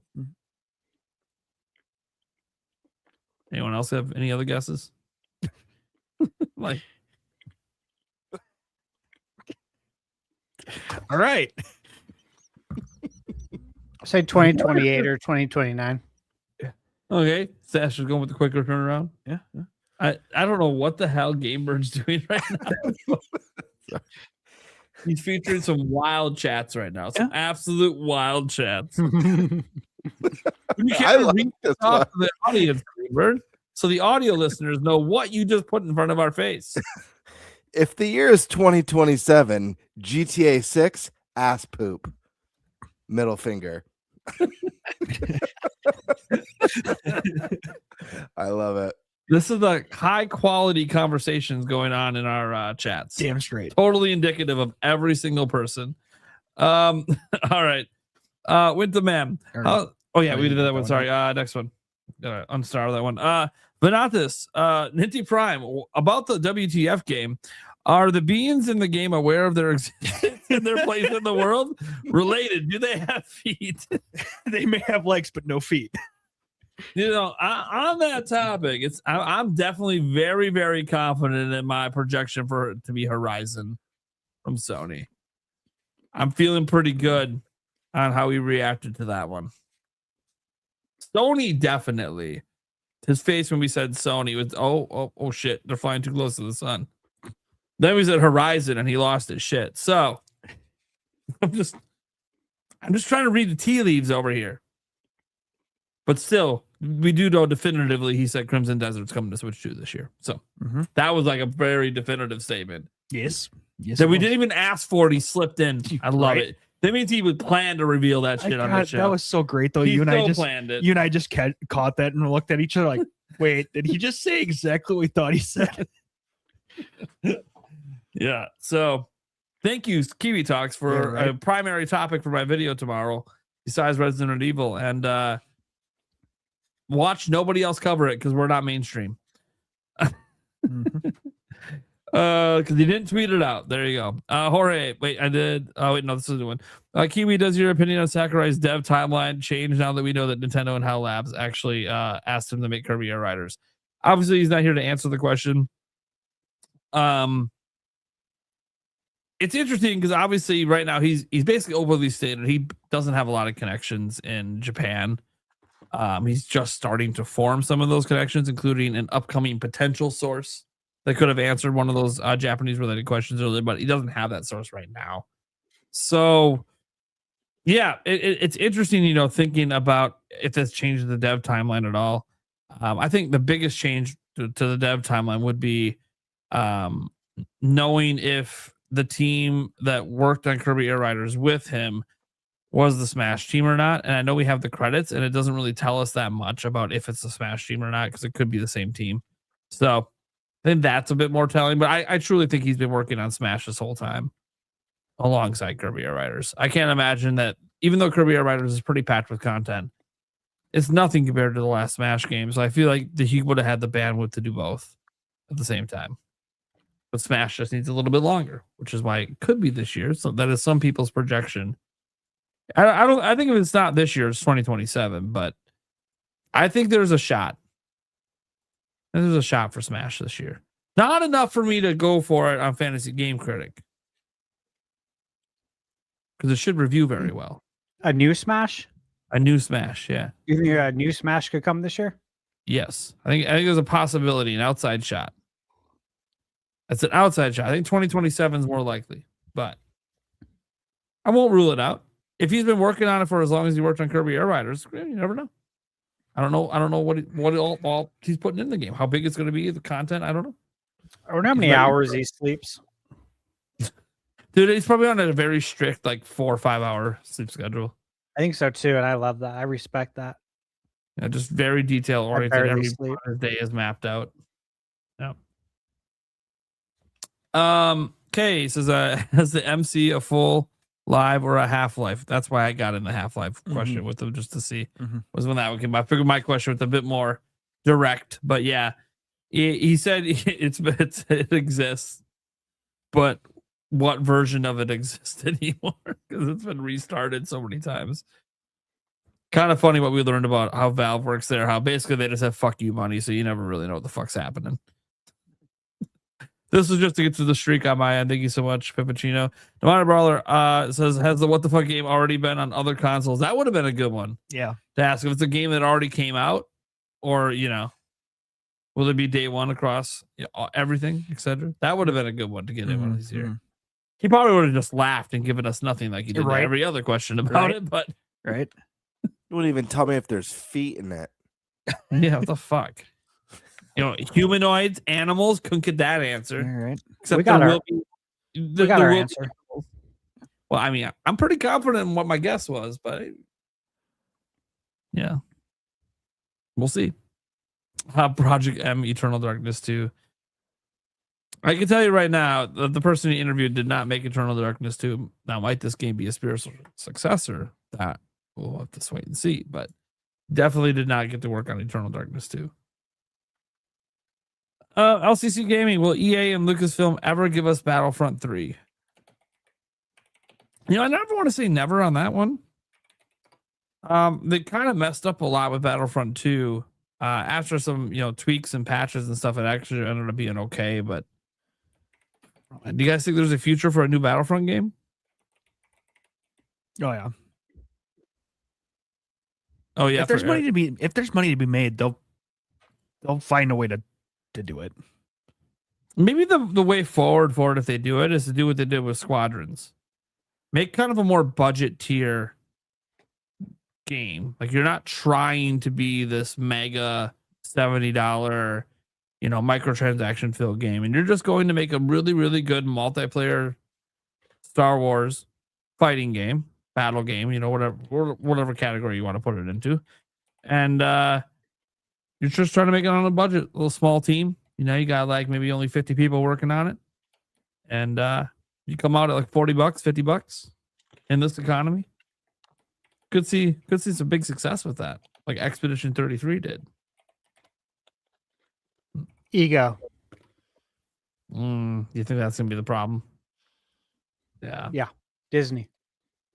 Yeah, I was always worried about that. That's why I was surprised Squadrons did what it did. I didn't think that would ever happen. It might never happen again. But me too. All right. Is Crimson Desert the what the fuck? It would not be the WTF game. No. He would have never said it out loud. No. Yeah. So we know that was just a bonus, a tidbit he wanted to toss our way, probably just to see if it spreads. I see what he's doing. He's toying around a little bit. He wants to see how much the mainstream media actually gives a shit about this show. And if they continue to not give a shit, expect to see a lot more shit dropped on the show in the future. Will NSO get a price increase in 2026? What do you guys think? Wouldn't surprise me. Maybe. It's a crazy good deal. I'm going to say no. Because Nintendo has prices of accessories going up, games going up. Nintendo has a perception problem. And I think one thing they can point to is, hey, everyone else is raising price of literally everything. We're not on everything. Our online sub is the same as always, and it's got better value than ever. I like that.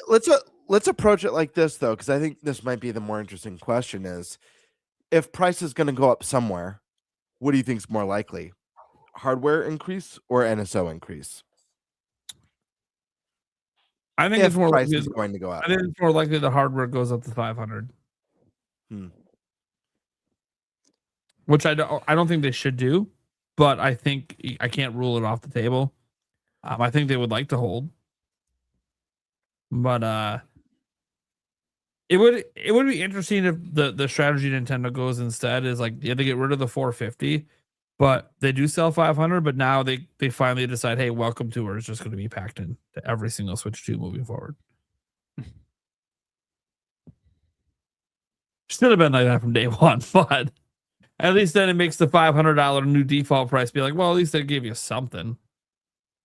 Even though people are going to they're going to get criticized for it because they're going to feel like that should have been in the 451, but Yeah.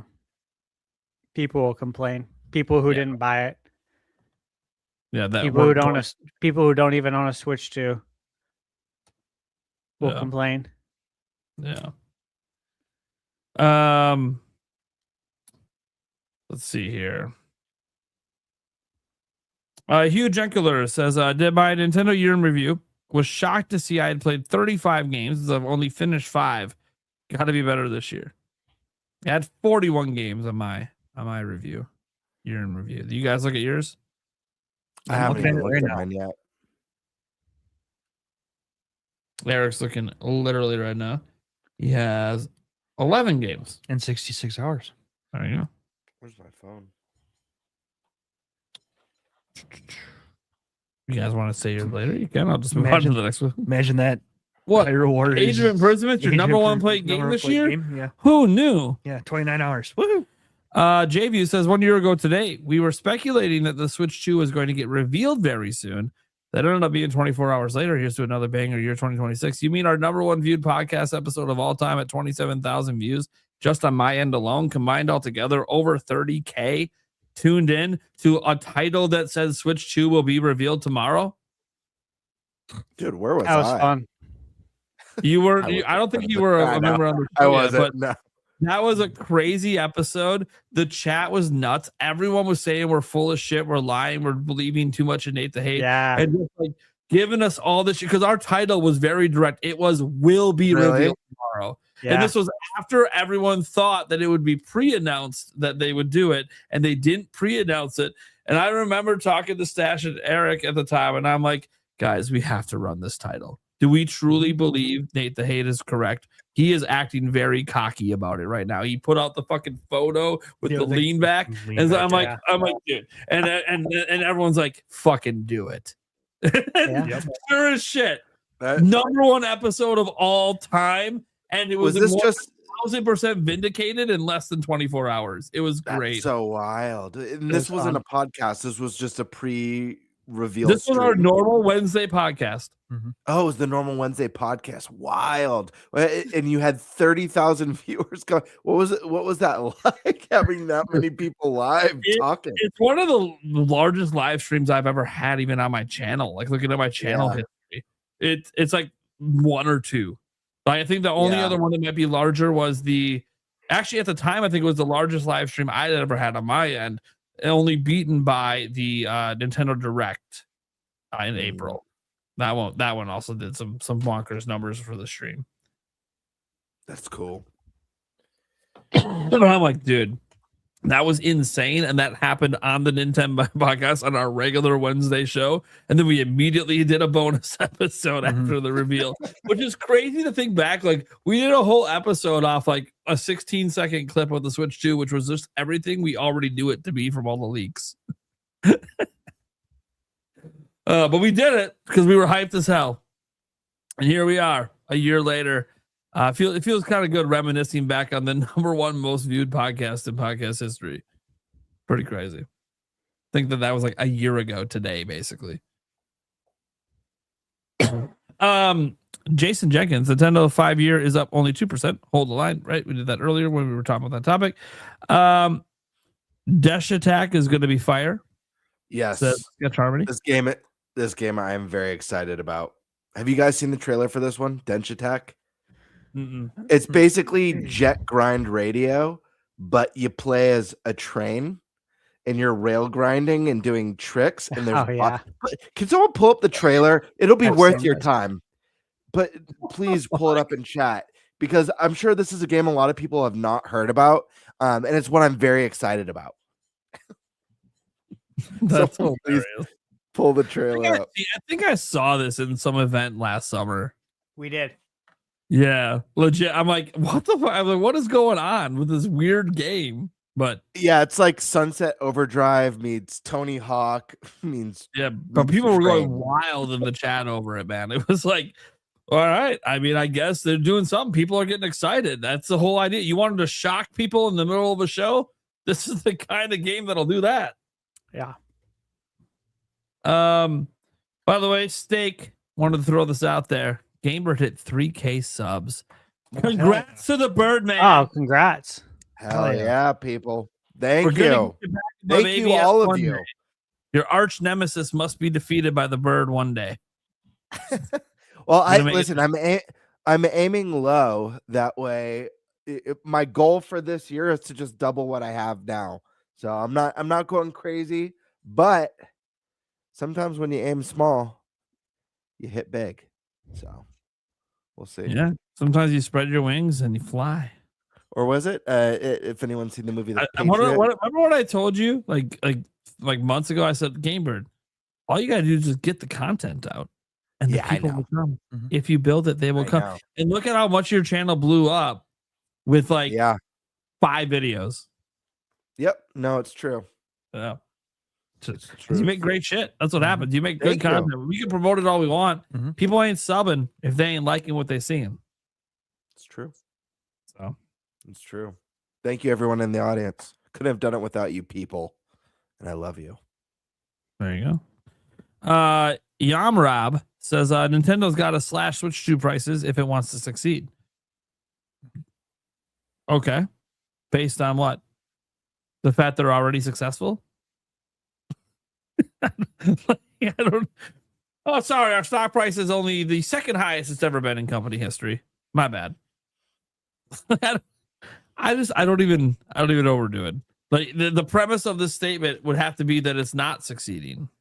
It's just too early to make a statement like that because all we know right now is that it's the fastest selling console of all time. So you have to look at it from a business sense until we have like a major change in that where it's just a major slowdown time after time. Like if year 2 shows like a massive decline over year 1, like half the amount of systems, not even 10 million units. Okay. Yeah. There's a major fucking problem at that point. Mm-hmm. But we haven't seen that level of drop off. So I don't, at least not yet. There's not enough data to warrant that level of it's not succeeding. But it could happen. I did talk about that. Like, hey, there is this hypothetical future where the momentum goes down because there aren't any games. So we'll see. Could you imagine coming out with a new product as a business owner and the product's selling so fast you can barely keep up, and then someone telling you, listen man, if you're gonna succeed, you're gonna need to cut your prices big time, but like you can't even keep up with demand because it's just selling so fast. Even Furukawa's interview was like, yeah, we're good everywhere, we're not quite there in Japan yet. I'm like, okay, so they're not succeeding, but they can't keep up in every single territory yet. I think they're okay. I think they're doing just fine. People panic. Oh, retailers did a temporary price drop on the system in random weeks. Okay. And don't retailers do that kind of stuff all the time? Why is this? I'm confused. Nintendo still made their money on that unit, so who cares? It's weird energy out there. Dylan wanted to ask, will we see Mario Kart World DLC this year? This is the last one we got today, guys. Yes. Mm-hmm. Yes. Yes. By this summer. Yep. Mm-hmm. I think a year out. Time for the DLC. Yeah. I think it's gonna be paid DLC for anyone hoping otherwise. I think you're crazy. However, it's like $20 or $25. But what about for expansion pack members? I'd like to see them offer for free like they did with the Mario Kart one. Will they? That I don't know. Incentive. But it would be a really good incentive. And if you're not going to up the price of MSO, then you just up the tier you're putting it into. I think that's okay. And I think people would be less mad about that, especially because it's Mario Kart and most people play it online and you got to have an NSO sub anyways. Mm-hmm. So some people might be upset. Oh, I have to upgrade my sub. Like, okay, yeah, or you could just buy the DLC. I mean, you don't have to. Now you get GameCube and GBA and Sega Genesis games too. Yeah. It feels like a no-brainer. Path of Radiance just came out. Come on, guys. He's one of the best Fire Emblems of all time. And N64. Yeah. Like, come on. What's not to like there? Well, they don't have all my games. They're still building the library. They're adding all the time. That's the beauty of it. What you buy into today will be better months down the road. Yeah, you buy a year pass. A year from now, there's going to be even more. Yeah. You're getting more in that year. It's not like it's just what you bought today. No, there's more coming. Yeah. They don't take games off.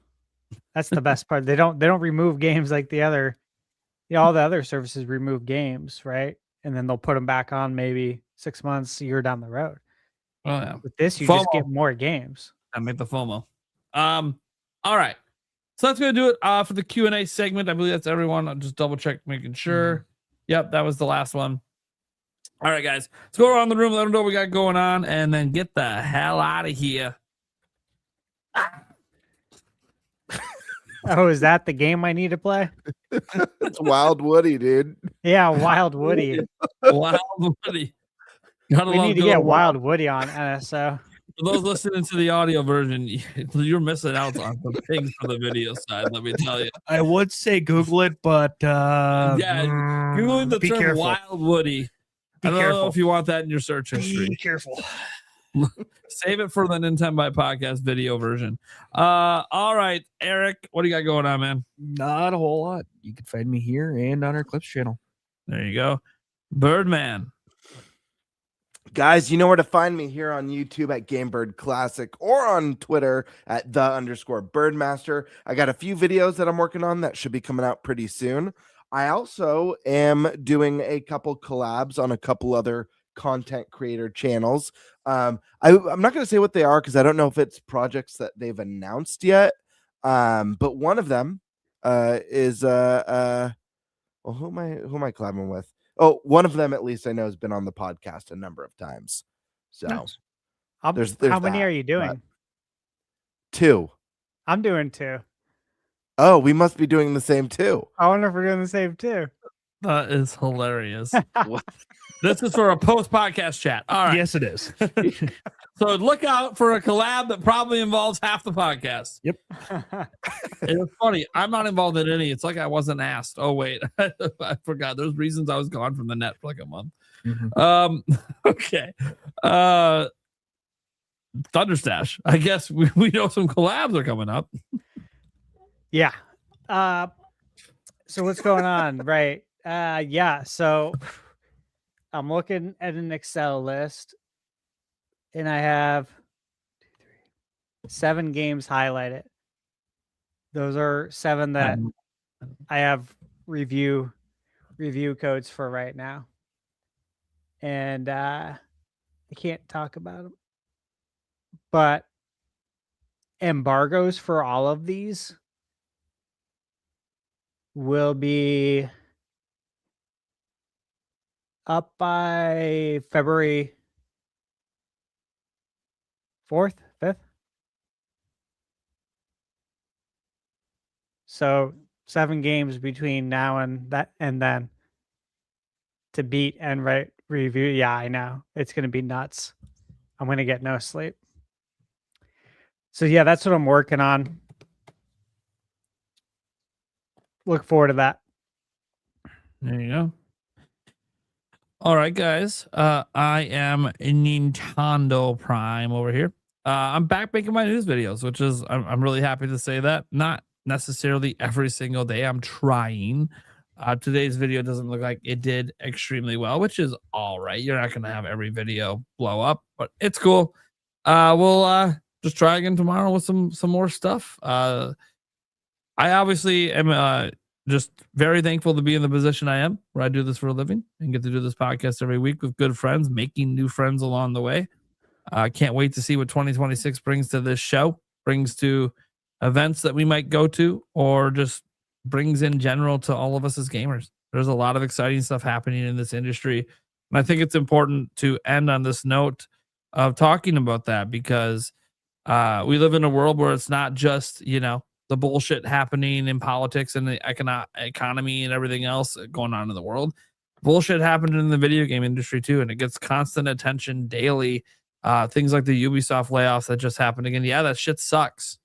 That really sucks. You hate to see people lose their jobs, especially since it was a voluntary program. So these are people that didn't volunteer. They didn't want to lose their jobs. And now they're being forced into it because they didn't meet the quota they needed for the original, last year, where they were hoping people would just volunteer it up. So, yeah, there's a lot of shitty stories like that out there. There's a lot of panic over Switch 2. There's a lot of panic over the fact there's no massive games from Nintendo announced for Switch 2 right now for this year. There's panic over worrying about games that potentially being flops like Marathon and all this. I understand all of these concerns. The disco too. Yeah.